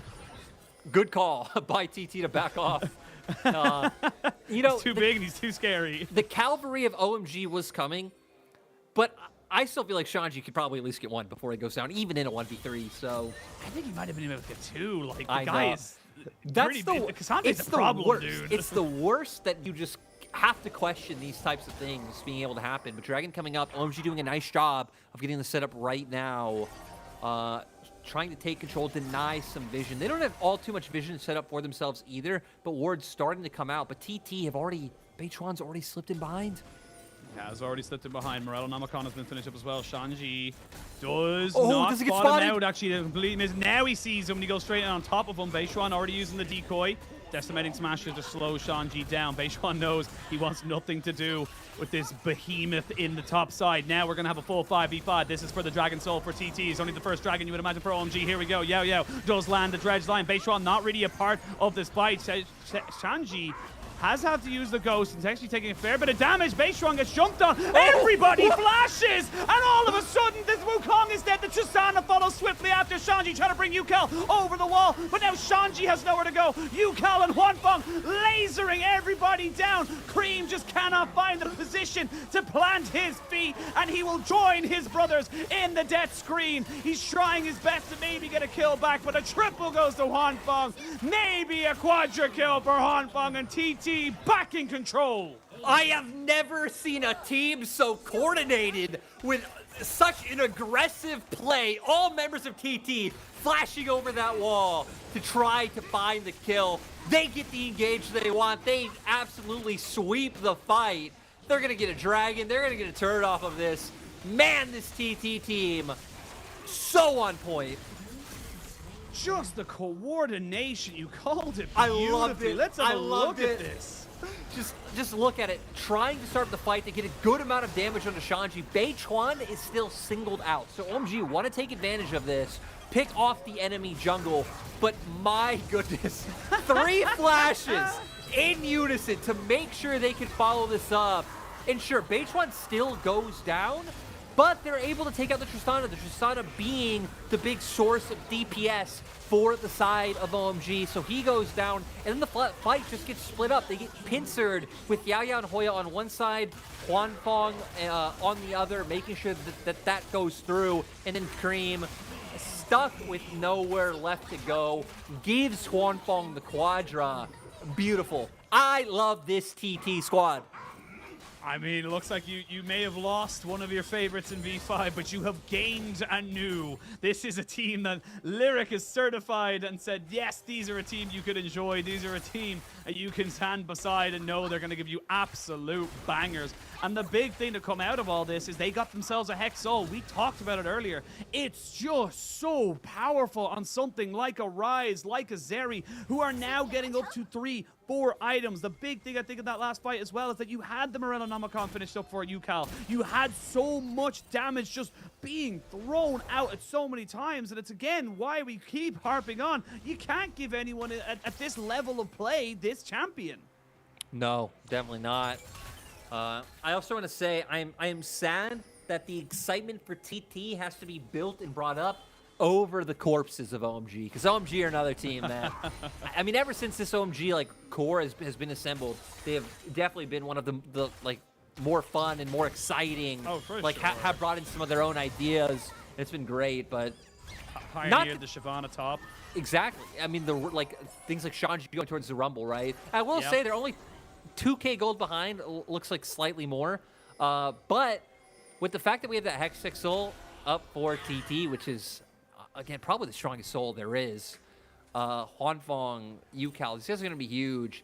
And I just liked what we've seen from TT so far. Yao Yao has truly been a hero in my eyes in most of these engages. So it's kind of a double-edged sword of like people like Hwanfeng having those pop-off moments, because Yao Yao was probably primed and set up for an MVP had TT won this game before that, but now who knows? Who knows? And you know what? We don't even know if TT are going to win. Yes, they have the Hex Soul, as you mentioned, but it's still a late game victor. It's the 3-item Tristana. This is a big amount of damage, so we might see some more team fights before the end of this one here as we come towards the 28-minute mark. There isn't a dragon for another 3 minutes. Would be an Elder flip for either side, but Baron is live and well. I will say you don't take this Baron exceptionally quickly, I feel like, on the side of TT, unless you have Hoya to tank it. So you do need that big kind of, you know, big meat stick in the front to make sure he is just taking away all that damage debuff, to make sure people like UCal and Hwanfeng are putting out as much DPS as possible. Yeah, right now it looks like they're having a bit of a scrap in the side lane as well, just from the mini-map. Shanji being right on top of him. But I like you highlight, OMG definitely not out by any means, even Shanji just being huge. But Hwanfeng is able to match third items, did get his on his back, so now has his IE in tow. But with TT trying to aggressively take vision, we're going to see if OMG are able to answer. Okay. That was not where he wanted to go. I think he was just convinced there's no way Beishuan flashes into the pit. He has to keep his flash for his engage, and now without a flash here on the side of Aki, TT, they're going straight onto the Baron. They've got themselves everybody here. They haven't taken it down just yet. Now you got Cream moving over. As I said, they don't want to try and tank this up too much. Here we go. We're going to have a full engage now as Beishuan tries to get himself in with the Cyclone. Good gravity well does stop the everyone from really coming in. Shanji TP's on the backside of this one here. The Tristana just about goes down. Never mind, it's actually the Vi goes down. The Tristana picks up a kill as Hwanfeng is doing so much work on the backside here. Shanji takes down UCal. It's a 2-for-2 exchange. Both AD carries are still alive. Both mid laners and junglers are dead. Now we can see Shanji moving forward. He wants to stay away from Hoya. They're trying to see if they can do work onto this Zeri as she gets herself the Immortal Shield Bow. Hoya, one more auto attack would kill him as they finally get him down. Now Yao Yao running for his life as a hop, skip, and a jump comes in from Abel, and blink and you'll miss it. Lyric, OMG, they've got position on the Baron. And they're just going to go for it. We saw the difference that having a Yuumi could mean in a fight like that, being able to skirt around a fight, get away, and kite out. Now, I mean, they are just burning this. No one from TT's even close. OMG, you're going to find it. This game is restoring my love of League of Legends right now. Constant fights, back and forth, millimeters in the difference. Let's have a look at this one here. As they go for the full fight, they're just trying to bait out this Baron. Like, the Realm Warp in was so aggressive. Still, fight gets split up on multiple sides. They get straight onto Cream. But look at Abel. Abel's able to buy so much safety because the only members that are really on top of him are Hoya and Beishuan. No damage dealers are there. Sure, they take down Cream on this side of the fight, but UCal locked in with Shanji, and then the speed-ups, the heals coming out from the Yuumi. help Abel get away. And then once the re-engage comes through, he's just outputting so much damage right now. And Cassante going to be able to buy more space, do more, especially with the Yuumi on top of him, then a Scion. That TT, we're really hoping to deliver. So honestly, just the way the fight broke out, but you're right. It's time for round 6, Ashin. He's being herded, he's been caught, and he is going to be killed. It doesn't matter that the ultimate from the Vi lands onto the decoy, and now you do not have a jungler. They're going to use those Hex Gates. Shanji is just breathing down the necks of TT. There's nothing you can do here. With the Baron buff recalls, they're going to be able to set themselves up nicely for this Elder, get those lanes pushed out, and OMG, they are in the front. They're winning this game right now. There's no way you can say it. You get Baron and Elder, you should be winning the game. I need to apologize for setting it up like TT would win this game, OMG. OMG. I mean, they heard found you talking smack. They did. They found what they needed to find, and now, like you, Baron, Elder, they're going to go for this push. They have engaged tools to be able to force fights on their own terms, and they're just going to go for it. They have so much siege potential with this Tristana. Yukal doesn't have a TP. Yukal doesn't have a TP right now, and they are losing the base. There's still plenty of minions being thrown into this one mid lane. You have the Elder for another 2 minutes. You are not going to be too afraid of this. As I say that, Caster Curse, if they know that everyone's back up on a live base, Schwan is going to have his flash up very, very soon. But OMG, they know they don't want to throw away this game just yet. They finally have a gold lead. They can finally get themselves those final items. There is an item difference between Cream and Yukal, but I don't think it matters right now because we're just getting to the late stage now where gold doesn't make a difference. It's all about those final items and how you execute. Abel also over Huanfeng on the opposite side, having the Guardian Angel already built, and his LDR is finished. So even if you take down Abel once, he's going to survive. He'll potentially be able to reposition. He's going to keep putting off that DPS. You have the important items on for OMG, and we've seen now how they can win fights. How things like the Gravity Field and the Chaos Storm can really split things up and open up for TT members going in opposite directions, which Abel has his own tools to kite for himself with the Buster Shot, with his own rocket jump. Shanji's going to be able to be a menace if he can get on either Yukal or Huanfeng. I really feel like those divided sort of skirmishes can favor OMG in that setting. So now he's going to keep pushing forward, going to keep using their siege potential and dissuade anything to come through. Guys, your base, they're recalling now, but this might be a little bit too late. They've got a Tristana. They're going to TP in to keep that minion alive. They're going to break open the base again. I love this from OMG. Keep your foot on the gas. Keep the pressure coming because there's only so much a Ryze can do in the split push. They get a second inhibitor. They've still got Elder for 20 seconds, but they're not going to risk anything right now. They know it's not the right time. Top lane still yet to get a lot of standing gold down on top of it. There is going to be a full engagement, though, onto Hoya. Trying to see if they can take out this tank. From the depths used there by Yao Yao, and the Elder Drake shall go away. That ward saving TT, you would imagine, from a pretty desperate end to this game, considering how it started. TT able to survive. I don't even think them, being inside so long was necessarily a mistake, because what can they do? You're just trying to wait out this Elder, and you can't stop them from being able to take whatever structure they want right now. So, OMG doing a great job. They open up the base. They build the gold lead. Elders now are gone, so at least fights will be a bit closer and on even footing. Some difference makers still being things like that Guardian Angel for Abel, and even Summoners being up. We talked about how Summoners feeling a bit more important for the side of OMG and being able to reposition. Those not being punished is going to be huge. Wait to see now where this game kind of goes. You've got level 16 Tristana. In case you're not aware, she gains range with every level. She is becoming untouchable in these fights, being able to kind of kite back a lot further back than she ever was. So these little things are going to come in. Even the Randuin's Omen coming out here for Shanji, just kind of, again, recognizing, look, if Yukal's hitting me, I'm doing my job. I don't really need to, set up for him. I need to set up for this Zeri. I need to make sure I don't get melted, as he's got himself a cat on the back, and they're not able to do a lot of damage to him. They're going to put in 4 members, flash in onto Cream. There's going to be a TP coming in as well, and this Victor should be going down. Actually, never mind, he goes golden, as Shanji is just 1v1ing right now on the backside. Hwanfeng is not a part of this fight, but now the Tristana is able, seeing if he can get on top of Yukal, seeing if he can put out the damage. The lifeline comes in for Yukal to keep him alive. Good flash from Abel. There's going to be a realm up to try and get Yukal out, as he will keep himself alive. Shanji still being a nuisance. A little bit early there on this laser from Hwanfeng means he doesn't put down damage onto Abel, and the cat is putting in work to keep him alive. I mean, Abel just doing such a great job repositioning in these fights to make sure that he doesn't go down. Again, the value you're getting from a Yuumi as well is really being shown here. And TT just not able to keep up with how these fights are going anymore. It looks so rough, at least from this fight. A lot of summoners burned. Your own summoners were burned as well, though, which, even though I've been harping on summoners for OMG, like, summoners are still important for TT. Like, you're having to run into so much zone control, but yeah, here we go. TP's coming in. Here we go. They're going to try and burn it down. Abel on the backside of this one here does not get hit. TP going to be coming in. That's going to be Cream joining the fight. There's a smite secured. Baron over to the side of OMG. Now Hoya very much isolated, and TT say, I'm so sorry, brother. We cannot survive with you here. We need to sacrifice you over to OMG if we want to try and keep in this game. But OMG are just winning these late game fights. OMG are the ones putting more pressure on TT. TT had a great start, but OMG, it's not how you start, it's how you finish. No, longer range, more damage, more, just DPS or burst, like either one. They have both. They have the sustain coming through with the Yuumi, and even playing a nice game now.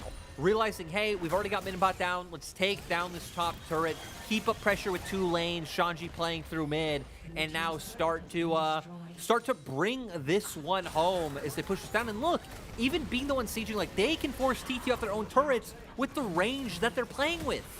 And you don't have Hoya. Hoya died, so then you don't have a tank. You don't have someone to really kind of stand forward and take the brunt of this damage. Final item was completed by Abel. He picked up the Bloodthirster, excuse me.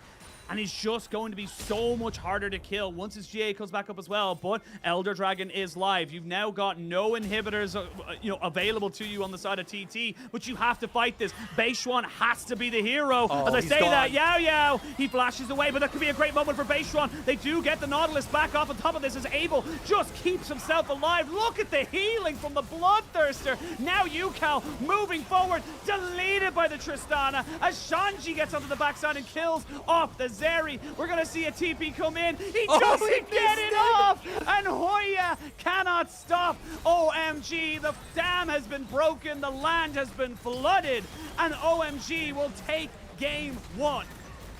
The sustain was just so damn much coming out from OMG. The Yuumi, the Bloodthirster coming online. The range tools were utilized so well, and the zone control. Again, it was something where even though you look at TT's comp and, like, theoretically it should just be able to run down OMG, like when you have Scion, Wukong, Nautilus, it's like you really can't just everyone run forward because, again, you're running into, like, all of Victor's damage. You're allowing Tristana in a free hit. Yuumi Ultimate's going to come out and stop everyone in their tracks. That's why you're really relying on things like the Realm Warp, like maybe like a flank from Beichuan in those mid games to be able to keep things together.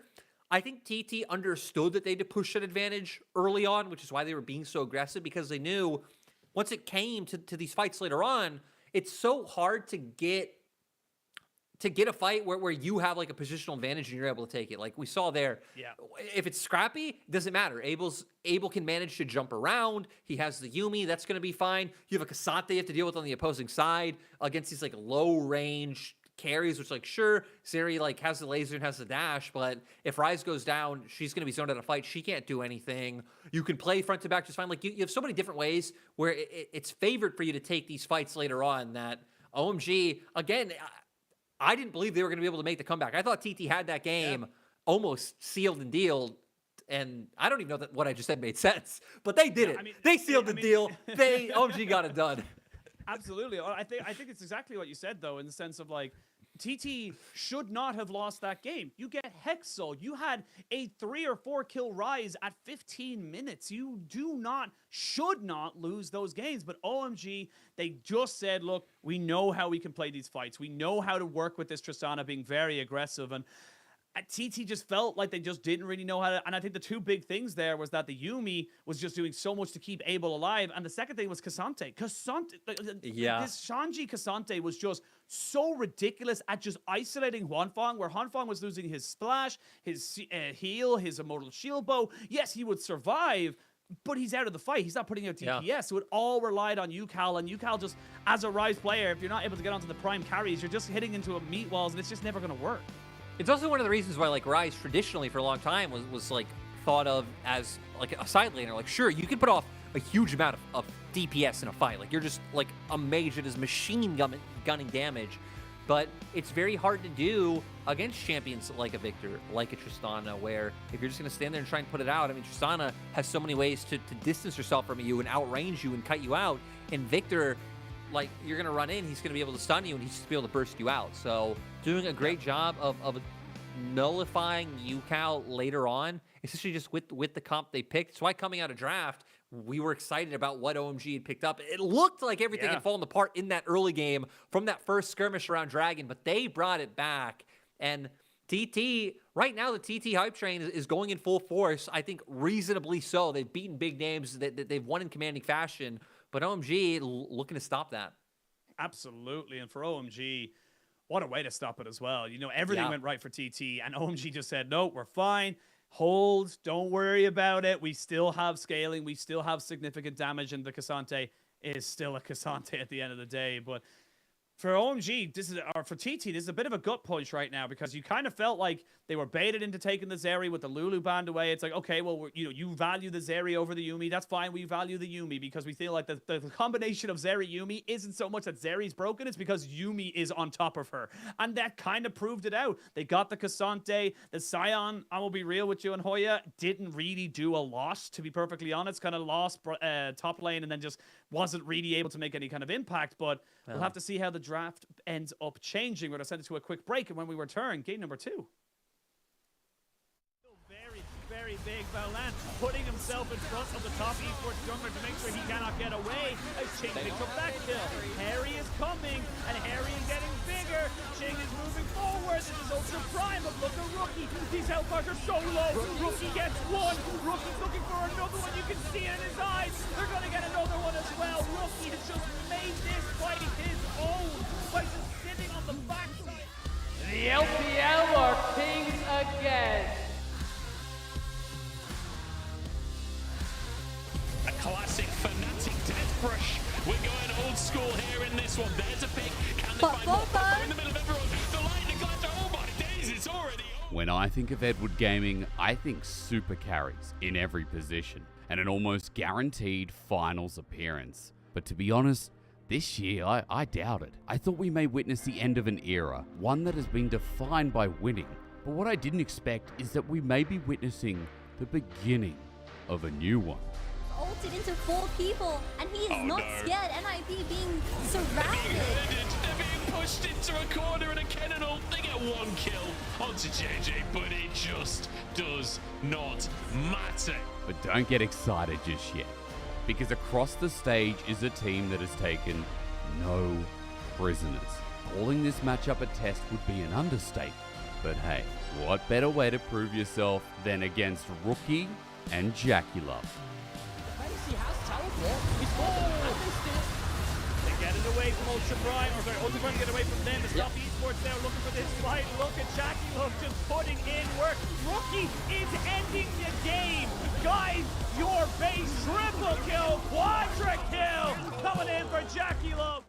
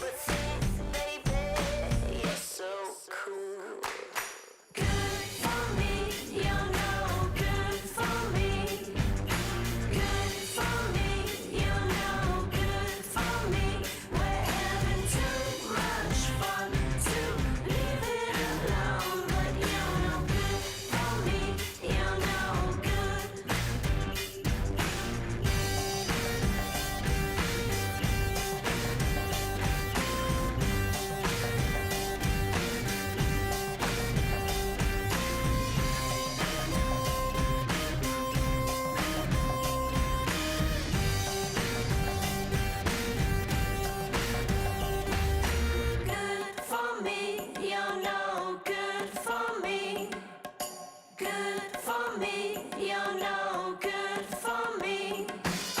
Good for me. You're no good for me. Good for me. You're no good for me. We're having too much fun to leave it alone. But you're no good for me. You're no good.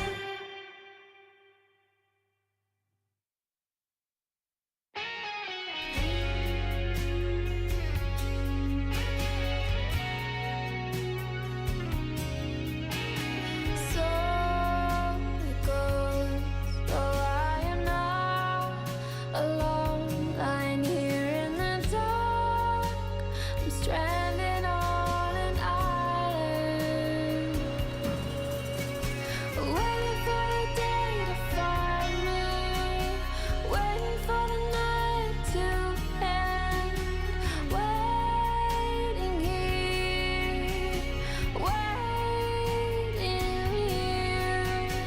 waiting for the sea surrender, waiting for a change to come, waiting here, waiting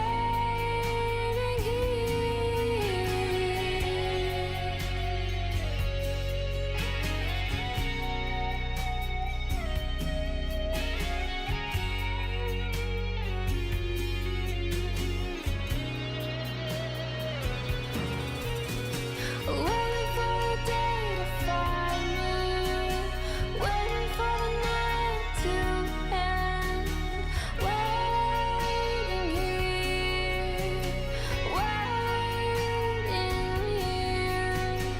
waiting for the sea surrender, waiting for a change to come, waiting here,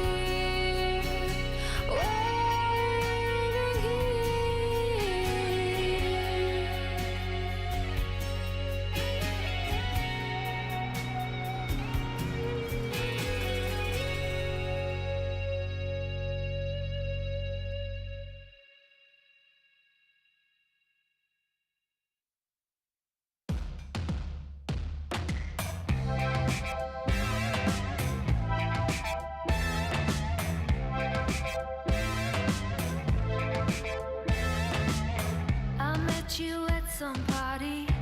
You were talking about your band. You bored me with your stories about your tour in Amsterdam. But you spoke so politely, drinking gin out of a can. I knew that you liked me from the way you touched my hand. But I don't care if you play guitar like Johnny Marr.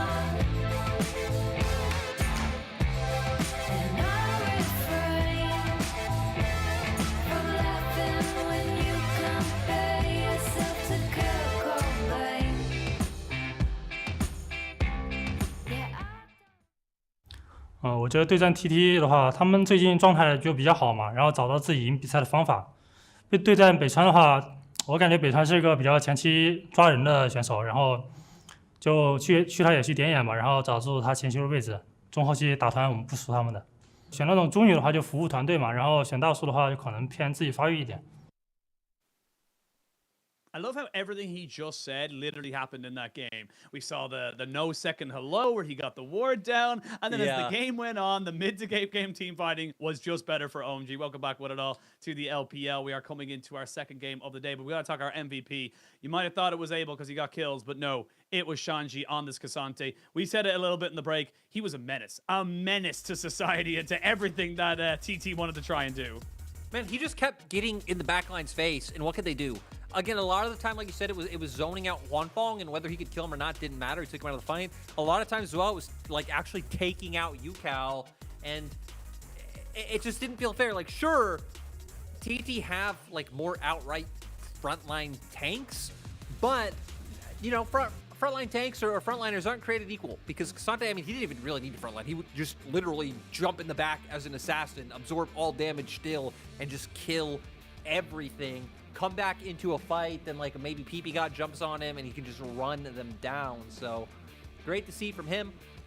Shanji, I mean, we were hitting a lot on like the excitement of the TT roster, but we dabbled on it a bit about how exciting this OMG team was once this core got built up, and Shanji really being the final piece of these four to come together, show his stuff. And I mean, right, he was a solo kill machine at points last year, and has just always been someone who I think OMG can put a lot of faith in to get his job done. Yeah, I think that's the best thing to put it, is that he did everything he needed to do in those jobs, but also did it consistently. We saw it time and time again. He found the priority target. He came in, smacked them down, didn't need to think about anything else. And the crazy thing about it is that, yes, Cassante does leverages yourself to be able to do that kind of stuff. But yeah, I think the way he piloted it just showed you why it's so broken. I think that the best way I could always put it, when new champions come out, new reworks or whatever, so if it's not why, it's not, kind of like the why it's broken in the sense of like for everybody, it's why it's broken at pro play, because the fact that he can do so much while building tank items is just insane to me, and he piloted it so beautifully.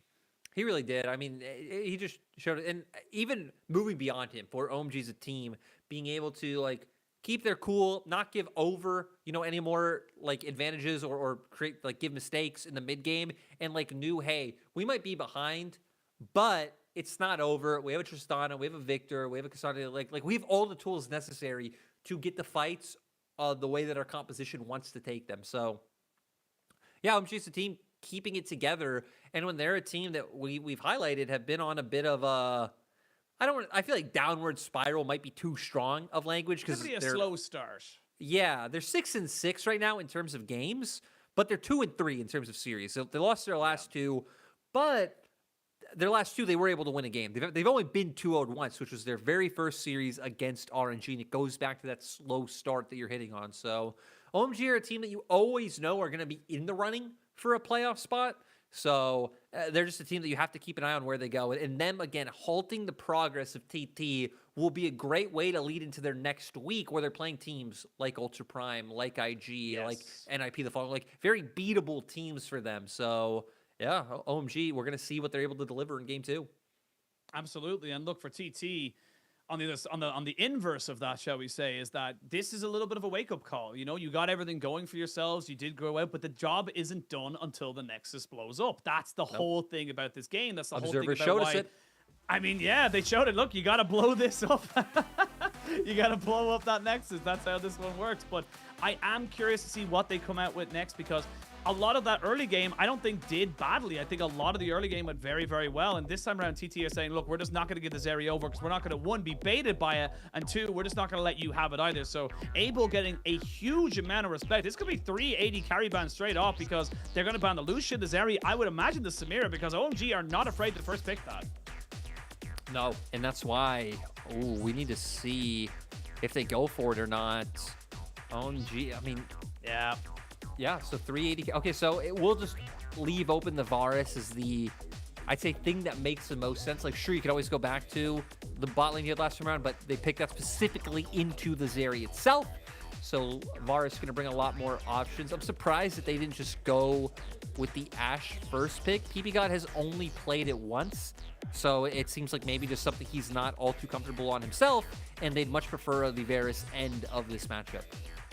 Yeah, look, you kind of choose between the Varus or the Ashe, and then we have seen that if the builder team takes the Ashe, you can just take the Heimerdinger. It's a pretty even setup in terms of that matchup. I think it's 8 wins now to 7 in favor of the Heimerdinger in that matchup. But PBGod hasn't played that either. Oh, yeah, there you go. So maybe we'll see something new coming out from him. I will say PBGod has been the OG. In terms of his career, he's always definitely favored having more of that thing. And he won't get a chance to pick it this time around, because it's going to be Ashe, Heimerdinger in that bot side as well, because the Jhin was also banned away by the side of OMG. PBGod has been someone who's actually been leaning on the Karma as one of the responses to these pushing bot lanes. So could always see him go that route alongside the Varus. Looks like they're going to angle for jungle now. I think that makes a lot of sense. The lack of Sejuani coming in today, not today, but in this series as compared to the first one, right, is a little bit surprising. But I guess just angling that, going for the Wukong sets him up for like your standard traditional like AP mage soul laner. And no support pick just yet. So it seems like they're fine going down like the depths of PBGod's champion pool. Kind of like this right now, because you're saying to TT, you're saying, look, you will not get a jungler, or if you do get a jungler, we're going to ban out all the things that can do relatively well into Shanji's Cassante. So they're forcing TT into a little bit of a crux, saying, look, we don't mind what you want to go for. So TT say, look, we have to go for our jungler right now. We need to get something that's going to be able to kind of work against this Wukong. So OMG, they've kind of been drafting pretty damn well, in my opinion. They got the Cassante. We saw how Shanji played on that in that first game, and now I imagine to see the Jax banned away, maybe even throw something towards that mid lane. They don't necessarily have to keep banning things after the Jax, in my opinion, for the Shanji Cassante. But after that, like, I mean, Hoya, I said he was a little bit of a passenger in that last game. Didn't look exceptional on the Scion. He might be going back onto it.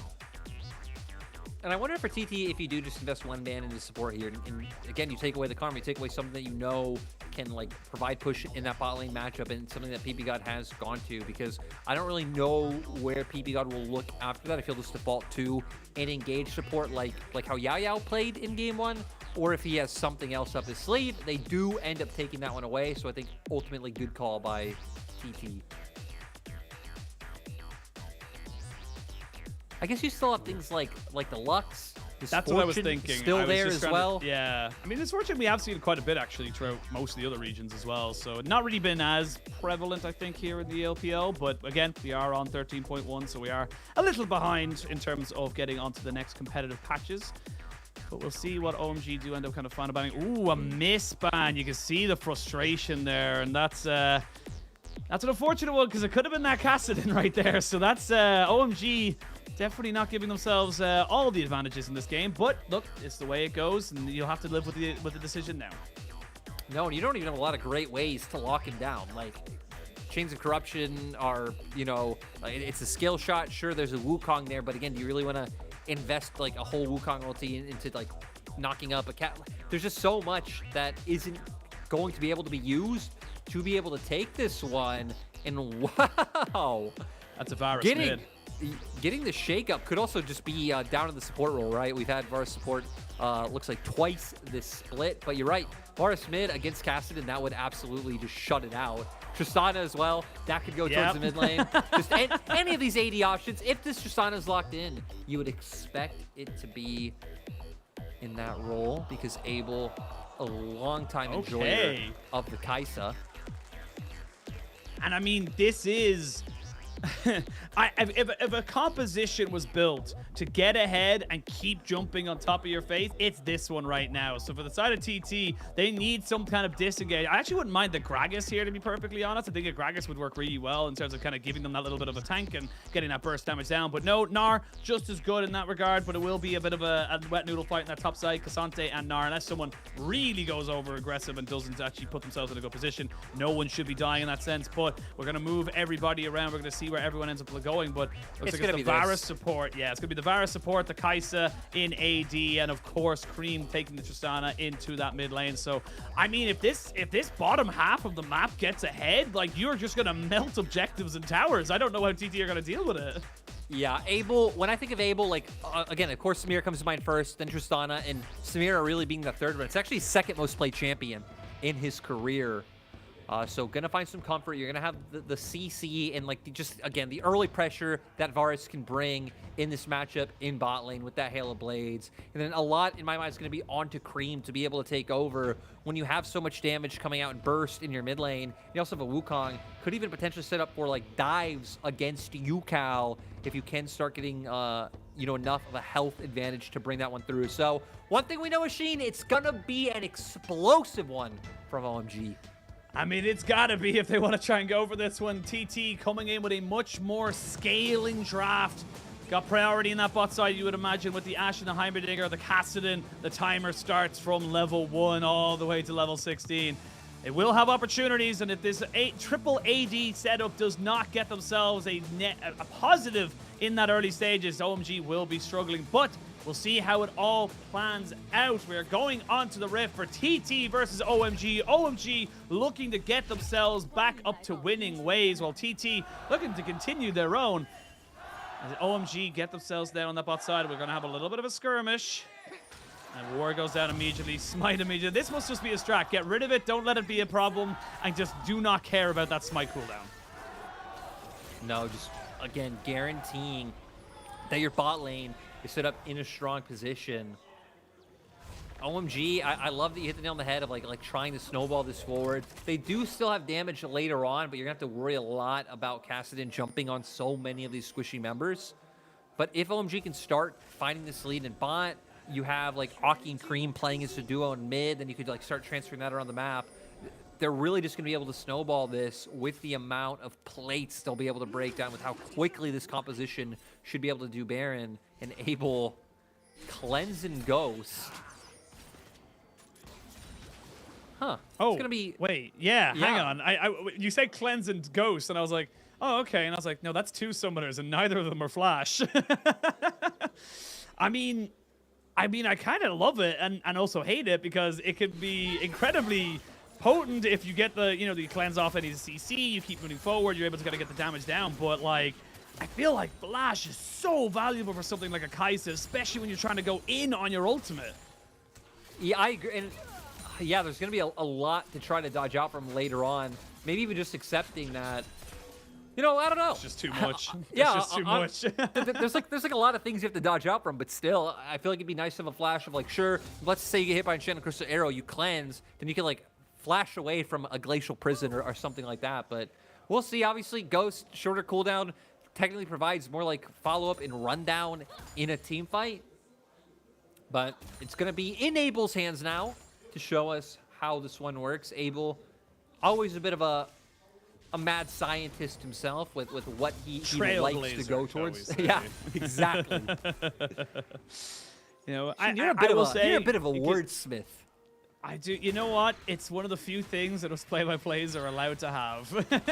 We got to think up new ways to say stuff, otherwise people catch on to us and we're not very good at our jobs. But I was just thinking, that's a bit of the Ghost Cleanse it's kind of a throwback to the old Disco Nunu. I don't even know if Disco Nunu is still being done. I was just thinking of like, wow, this would be such a throwback of people being done in like solo like queue and high things like diamond / challenger level games, and it's just like Disco Nunu.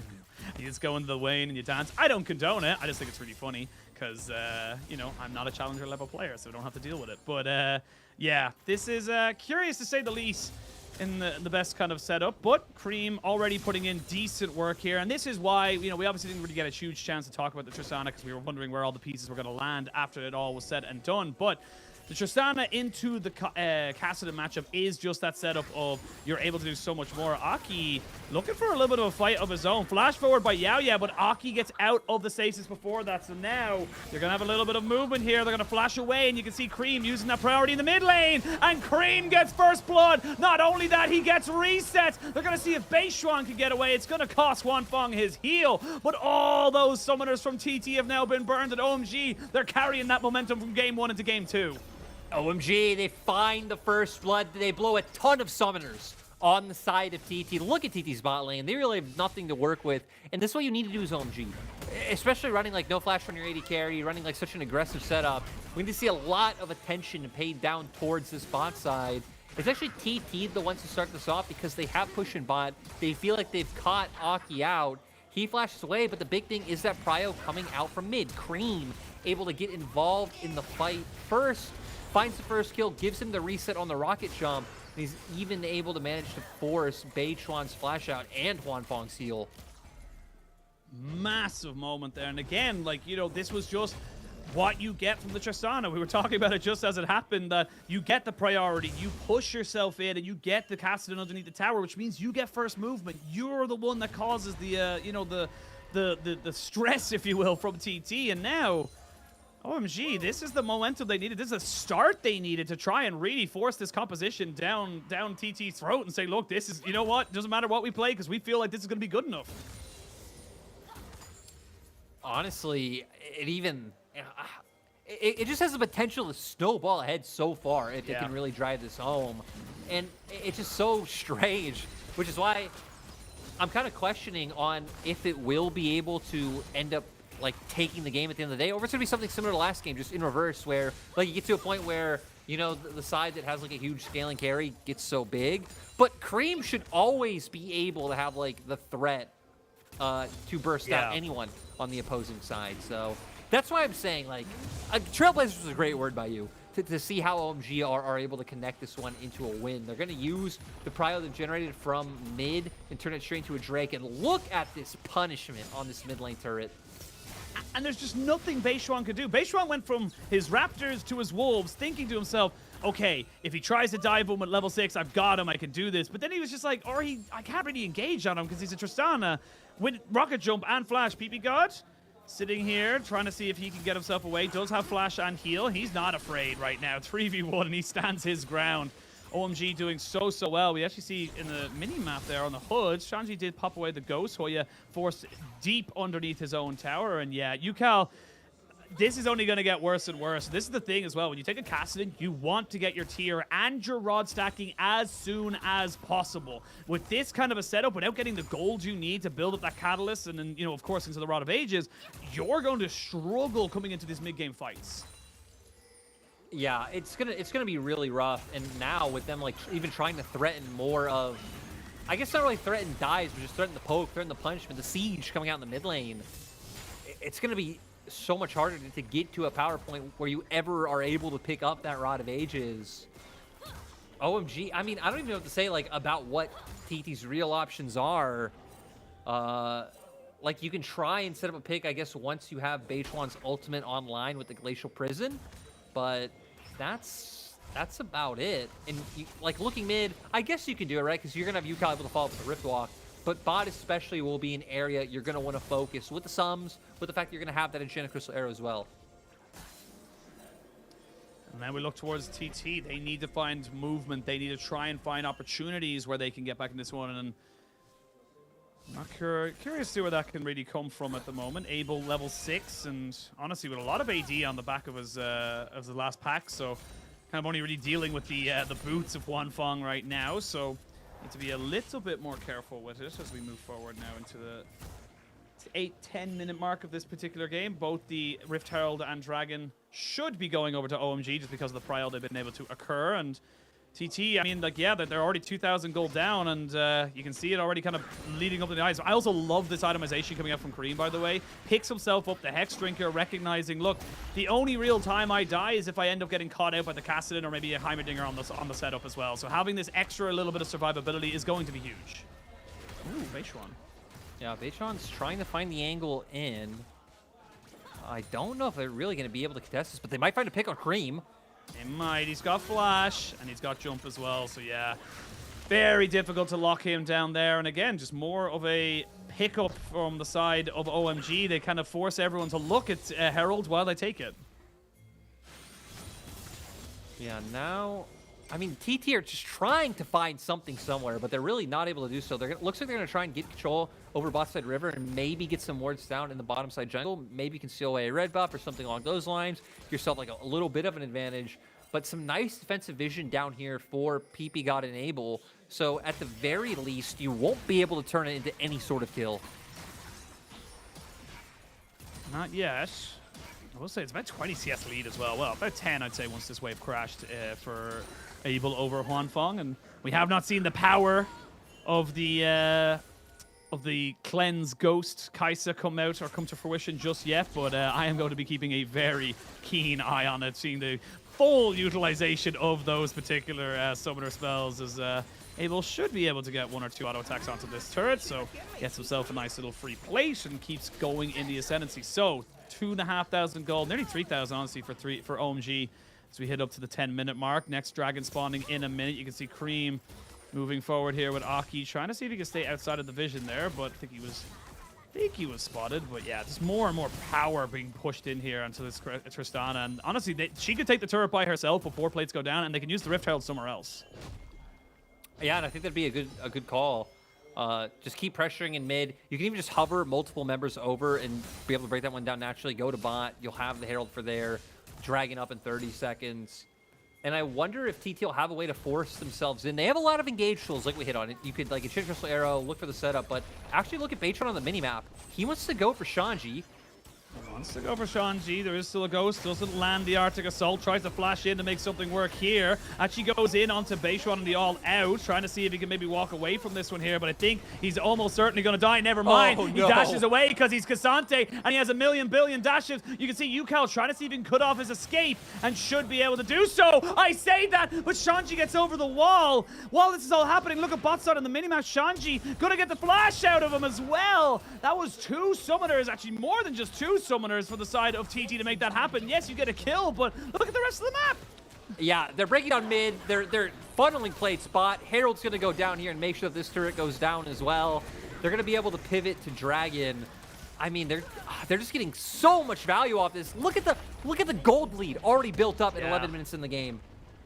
Just went up a little bit more there as well. They're going to get themselves second dragon. It's going to be, I would imagine, a worthwhile soul as well because the Chem Dragon has already been taken. Shelly gets a second push. Hoya taking a lot of damage. Oh, my lord!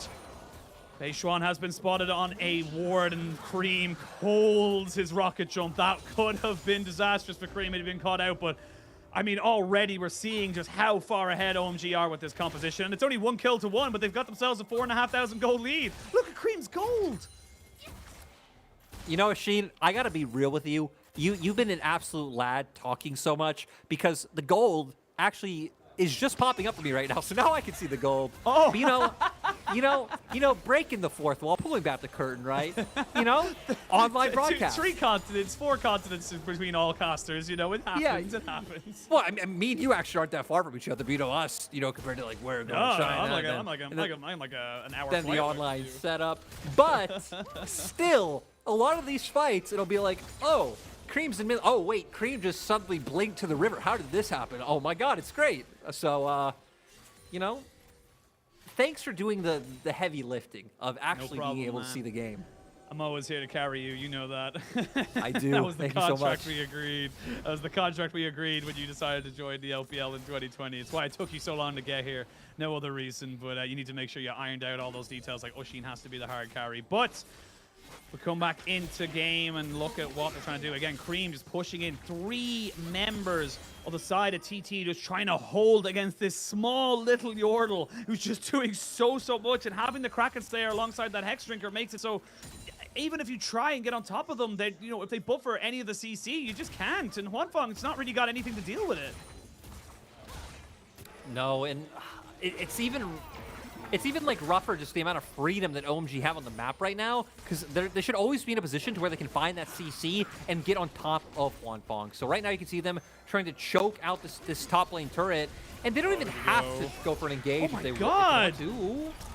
Oh, they buffer the CC. Crystal Hour does come out, but it's not really going to lead into anything else. I was reacting to Yao Yao losing half his health from 1 explosive charge. That was it. 1 explosive charge, half his HP. They won't get a full 15 plates off of these pushes, but they are going to get damn well close to it. Probably 13 by the end of it all. Maybe only 12.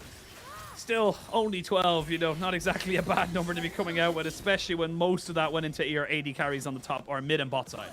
I mean, triple 80 carries, just like the ultimate siege comp. H1, though, gonna find a pick on the PP God.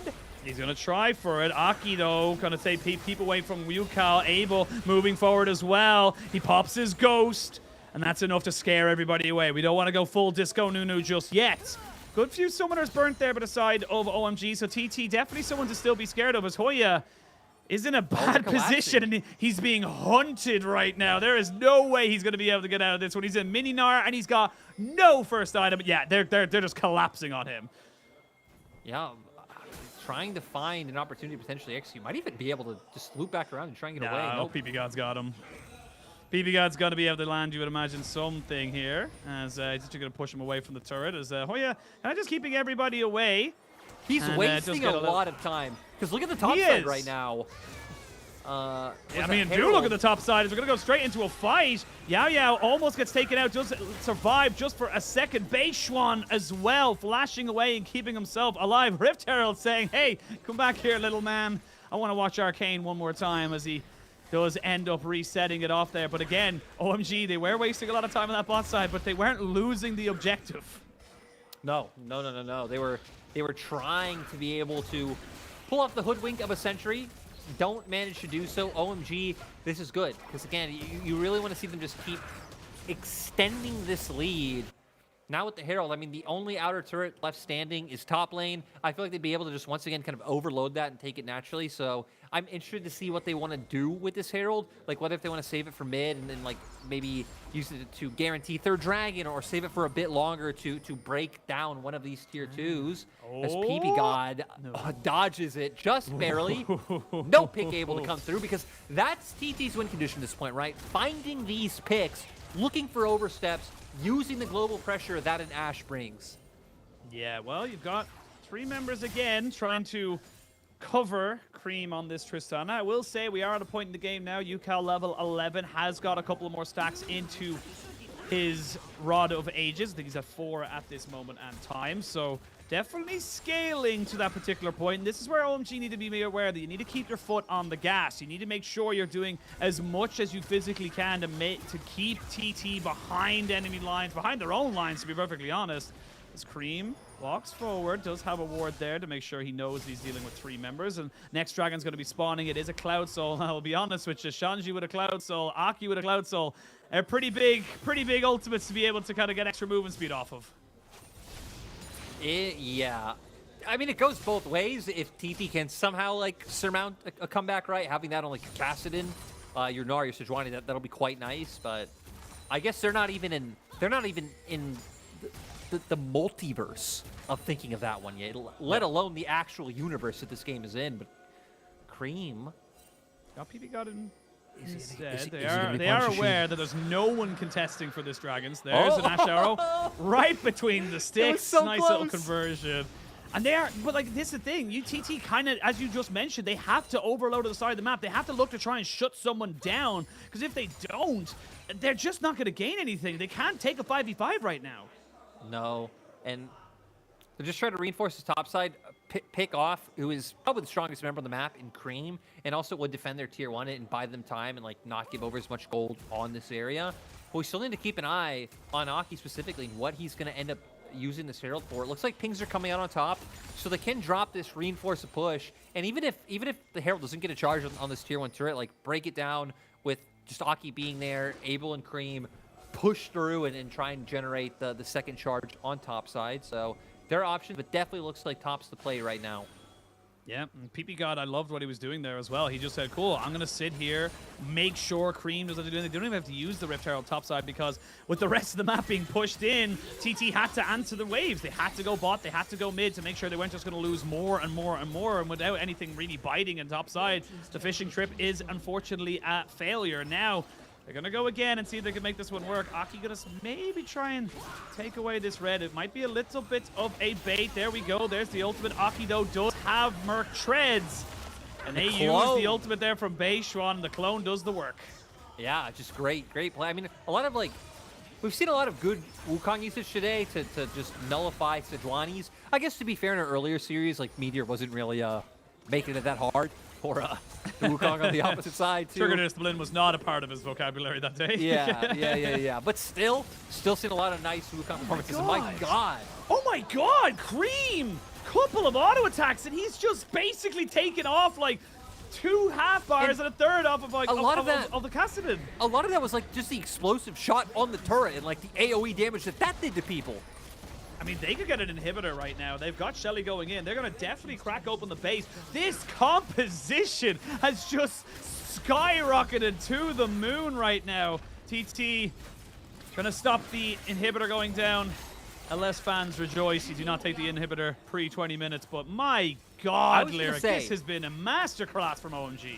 This is actually a great time for all of this stuff to be happening, since Baron is spawning soon, right? Like, had this happen, like, if their lead would have, like, snowballed tremendously and it happened, like, 1 or 2 minutes ago, like, okay, you're funneling some gold on the enemy, like, you know, is that ideal or not, whatever. But now, it's like you're breaking down all these structures, Baron's up in 10 seconds, you can really go for this force. We already hit on how fast they are at taking Baron when you have, I mean, you have 2 AD carries that are building attack speed. PP God's going to be able to contribute to that as well. Like, they're starting to angle toward this objective, which is why we've seen TT starting to get some vision in the area. You can see a ward in pit, some wards behind the pit as well to make sure that, like, no cheeky shenanigans could come out from Sean Giaraki on UCal. Gonna have to get the hell out of Dodge. But I love that OMG are already starting to prep and gear towards this big objective. I love as well. Don't forget, we're not on the crit changes. This Bloodthirster pickup for Cream doesn't give him a huge amount of setup, but it is a lovely kind of thing. He still wants that attack speed. Now Hoya forced to flash away as he's getting run down right now by Shanji. Needs to be careful, though. He's getting some decent procs down, so it's a 4v4 in this top side. They're going in. We're going to see the Abel with a Disco Nunu flash. Not flashing, but definitely going forward in terms of the team fight. Peishuan has to flash away, and now he's very, very low. He would have loved to gone with that Warmog start that we saw from Meteor earlier today. My brain is being fried. There's too much action, too much to keep an eye on. We're going to see a TP coming in now from Shanji as they look to try and take this Baron. They're going to melt it. They're going to destroy this. Yeah, they're going for it right now. Shanji being the gatekeeper, making sure that TT can't enter the pit. Yukao has Smite up right now. Yeah, they're going to go in. He thinks maybe he's going to be safe in the Baron pit, but it's separating away from his team. It's just not going to happen for you, buddy. He'll get a couple of honey fruit, your last meal before you go down. Aki gets the kill, and that is going to be OMG without a jungler to contest them, taking up the Baron. 30 seconds to the soul. Yukao has spellbooks. Yukao has had Smite up. He Here can't we look go. to take this, but Cream! He's not going to let him do it right now. Goes in with the rocket jump, flashes forward. They heard you, Cleric. You're giving away the strats of TT as OMG were able to confirm everything. Oh no, and now going on top of Yukao. Yukau's going down. Oh my god, he's going to Hoya's 1v2. He's well. going to 1v2. Cream is just too big. 1v2, and he gets the double. He's just too large. Like, there was no world where Hoya coming in can influence that, you know, that setup in topside. Now the rest of OMG can be able to turn towards this dragon. And what an absolute masterclass. I love the composition. I love the fact that, again, TT undefeated in series with Yao Yao. Just picking up a win over Weibo in their last series. OMG come in and they're absolutely demolishing them right now. What a way to do it as well. And we talked about it. OMG, slow start. We still believed in this roster. 4 of the 5 from last year. You bring in PP God to try and just give you that little last to get you further than round 1 of the playoffs. And they are just destroying TT, and they're doing it in style. This is the thing. Look at this composition. You tell me, you look me in the eye, and you tell me that you should be losing this, and you are guaranteed to be told a liar. As we can see now, Ahoy is dead. Your Engage is gone. The Heimerdinger is going to try and get away. They're going to kill off Sanji, but I don't think it's going to be enough. You can see Huanfang doing decent damage onto Aki, but he himself will have to flash away. It's a 23.5-minute game. OMG. Decimate TT. OMG come out. Again, close game 1, shaky, showing that they can battle back. Game 2, they come out with a plan. They see the Kassadin. They have confidence in this. Abel with the Kaisa with no flash. Cream on the Tristana. And they just take over. Cream was really the hero of this game. And these are the moments you think back to. Those moments of his first split where, like, this man can just take over and win you games. Huge. Great to see from OMG. They were on a 2-series loss streak, now getting in the win column. TT's momentum being completely halted. 4-series win streak for them, now in the loss column. And it's just starting to show that anyone in the LPL right now, I was going to say like our middle of the pack, no, anyone. Yeah. Like, we've seen JDG losing recently. We've seen LNG pick up wins. We've seen LNG lose. Like, anyone right now can win or lose to anyone in that upper echelon, it feels like. It feels like our, like, you know, 1 through what even is, like, what even was OMG like, coming to our 1 today. to like 14, because if you go to 14, Yeah. well, actually 15 technically, because if you go towards there, it's like Ninjas in Pajamas beat LNG, LGD beat Ninjas in Pajamas. I'd say right now 1 to 12 is realistically, like, it would not surprise me. Like, after this week of results of, like, you know, OMG now beating TT, or like if OMG went against LNG after LNG the other day lost to NIP and all this stuff. And then you have like Ultra Prime, NIP, who are kind of in that discussion, as I guess even LGD. And yeah, then, you know, kind of sadly for FPX and AL. But FPX did announce that they've added Chocho. That's not time for this for us to talk about this. We haven't been able to get the Circle of Suck just yet, but we'll get there. Don't you worry. We'll get that Circle of Suck going for. But honestly, like, I cannot give any more praise to this composition, and to maybe the composition, but definitely the composition of players coming out from OMG. they've stuck to their guns, and it looks like slowly but surely, bit by bit, we are seeing beautiful moments that we saw from 2022 that what made us so excited. It was definitely a bit of a dark time for the first 2-3 weeks here for OMG fans, but now I believe the sun is rising, and honestly, it looks fantastic. It really does. I'm excited to see where it goes. The nice. Sorry, I don't mean to laugh that hard. I just saw Yukal's damage. His 2000. You're playing a Kassadin that got absolutely just shut down in mid lane against like a bunch of rage champions and some bruisers. Like what can you do, Yukal? Not able to find an impact. But going back to what you're just saying about like seeing where this OMG team goes, man, I'm so like torn because I'm so excited for OMG. Because you always are, because the way they play, the comps they pick, like their style, their players, the swag that they have, like everything is just so good. The thing though is, OMG is a team haven't really changed who they are, right? It's why we still see the Samira bans. It's why we still see things like the Tristana able to come out, or like things like Akali so heavily banned. So it's like, it's weird to me that like they're a team that we're excited to see if it can work this split, when I feel like they're a team that we know exactly who they are. You know what I mean? Like there's no undiscovered, unsolved mysteries about OMG. It's just about like, we've seen that they have the talent. Just can they tweak the one or two things to actually make it work this split and like not only make playoffs, but make it run further than first round? Yeah, I mean, what I look about those numbers and those graphs and everything like that is that, yes, it looks like total domination from OMG. But we're going to get back to that in a second, because we're going to send over to Christina, who's standing by with Shanji. Hello there, welcome to Post-Game Interview. I'm Christina. We're joined by Shanji, the top laner for OMG. Congratulations on your 2-0 victory. How did you guys prepare for today's matchup against TT, who were on a winning streak before? 欢迎山鸡来到我们的赛后采访，恭喜 OMG 今天2-0拿下了对手。那么想问一下，在这个面对 TT 之前，他们毕竟是取得了4连胜嘛？这局比赛之前，你们做了哪些准备呢？就2连败也让我们认识到自己就有哪些不足。然后我们打 TT 的话，我觉得他们风格跟我们上赛季有点像，所以我们觉得我们很好破解他们的战术，所以就还算赢得比较轻松吧。Actually, I do think that we can take down our opponent easily in today's matchup. And although we lost 2 games in before, but that makes us realize our shortcomings. And I think that TT's playstyle is the same as our playstyle in the last split. So I can definitely figure out how to win them.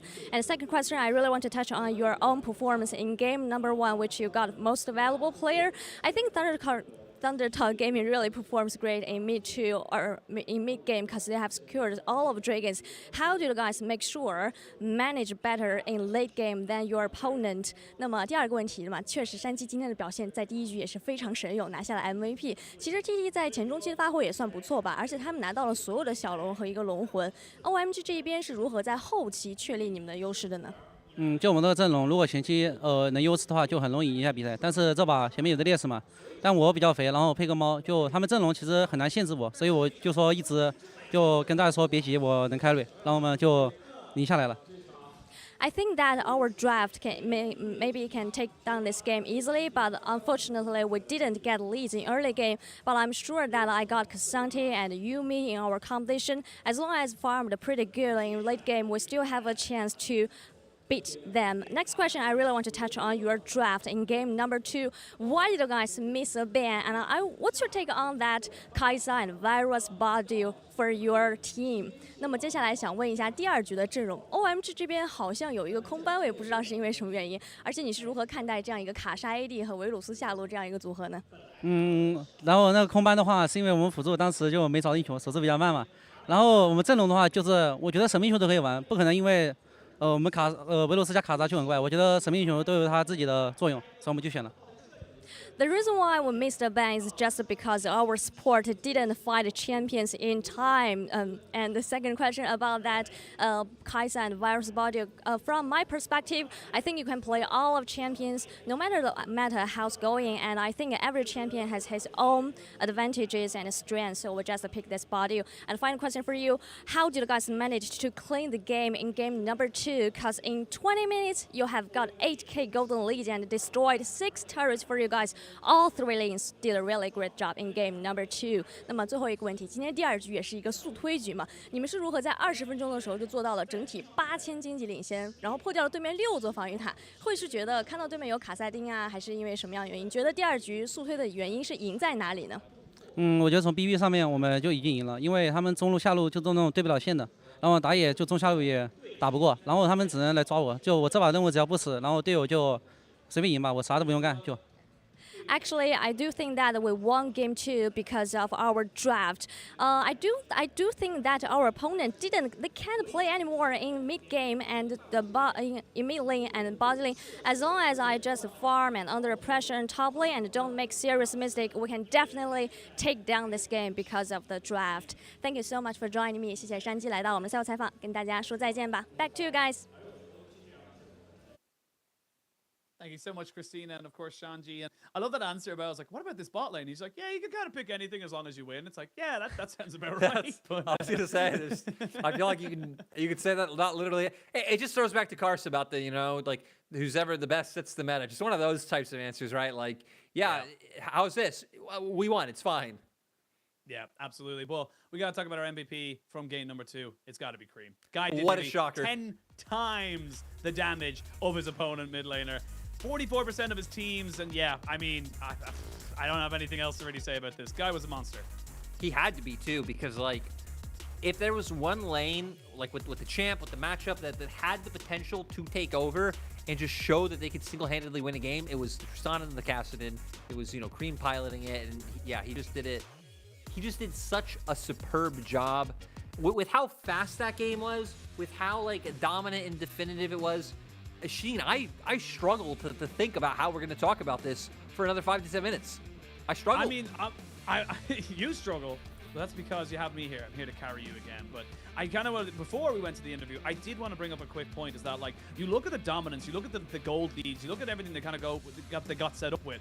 What was even more impressive for me is, look at the kills. Like at 10,000 gold, they had 4 kills. That was a 10,000 gold lead with 4 kills. Like they got all of those advantages straight up from just being better at the game, being at the right place, the right time, absorbing the pressure when they needed as well. And everyone did their job. When you didn't have jungle priority, we saw it multiple times with Cream up in that top side where he had 3 members of TT just sitting in the wave, waiting to try and see if he walk forward just a little bit too much. And he didn't. He waited. He did not go over aggressive. It meant that bot lane got pushed in, mid lane got pushed in. They had full priority around the Baron pit, and slowly but surely they just kept accruing gold leads from that. So for me, I'm even more excited about OMG, because not only did they pick a massive, kind of snowbally comp, but they snowballed it without it kind of being a flip from TT. But I'm genuinely so happy for this team. I'm excited.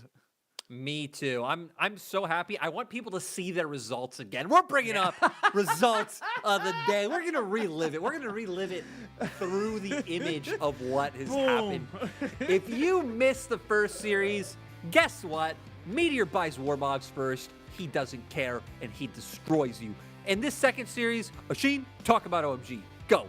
Damn, what is there to say, man? You struggle. I just push myself further to talk about this team. TT getting a little bit of a slap in the face. OMG clapping them down. And now we're only 1 series behind TT in terms of those scores. And now we can look at those standings and see how it all shapes itself up. A lot of equalizing series today. You see NIP going in now 2-5, only 1 game ahead of LGD, who they lost to today. And OMG, they're crawling back up the TT, that middle of the pack. We always talk about it from 10th to probably about 5th, honestly, at this point, maybe even 4th, is that it just starts to condense so much. I just want to see AL pick up a win. I am not biased for AL as a team or an org or the players in any way, but it is so sad seeing a 0-7 on the scoreboard. So please, AL, pick up your win. It won't be tomorrow, because tomorrow they aren't playing. I will be casting tomorrow still, Asheen, as we have all those games. We do indeed. IG versus JDG, really big first game, to be perfectly honest. See if IG are in fact legit. And then RA versus BLG, again, another big kind of middle of the table clash for the side of RA to try and prove that they are the real deal. Last game, of course, Ultra Prime versus Weibo Gaming. Weibo on a big bit of a slump. Honestly, it is, because it is Weibo on a bit of a slump, to be perfectly honest. They need to smack down. It's Ning and Baolan against the Shy. So you know what? We at least absolutely get the stories. we get Ning against his old boys. So you know what? Tomorrow, be there. We're gonna be there. I mean, Sheen, I think you're gonna be there, but yeah, I'll be there in chat. I'll be there in chat and always. But thank you, Lyric, for bringing me through the wonderful world that is the wonderful and weird world that is the LPL. Thank you all for watching, and thank you to all of our back end staff. We'll be back tomorrow on the same channel at a slightly earlier time. But be good to others, and most importantly, be good to yourselves. We'll see you guys soon.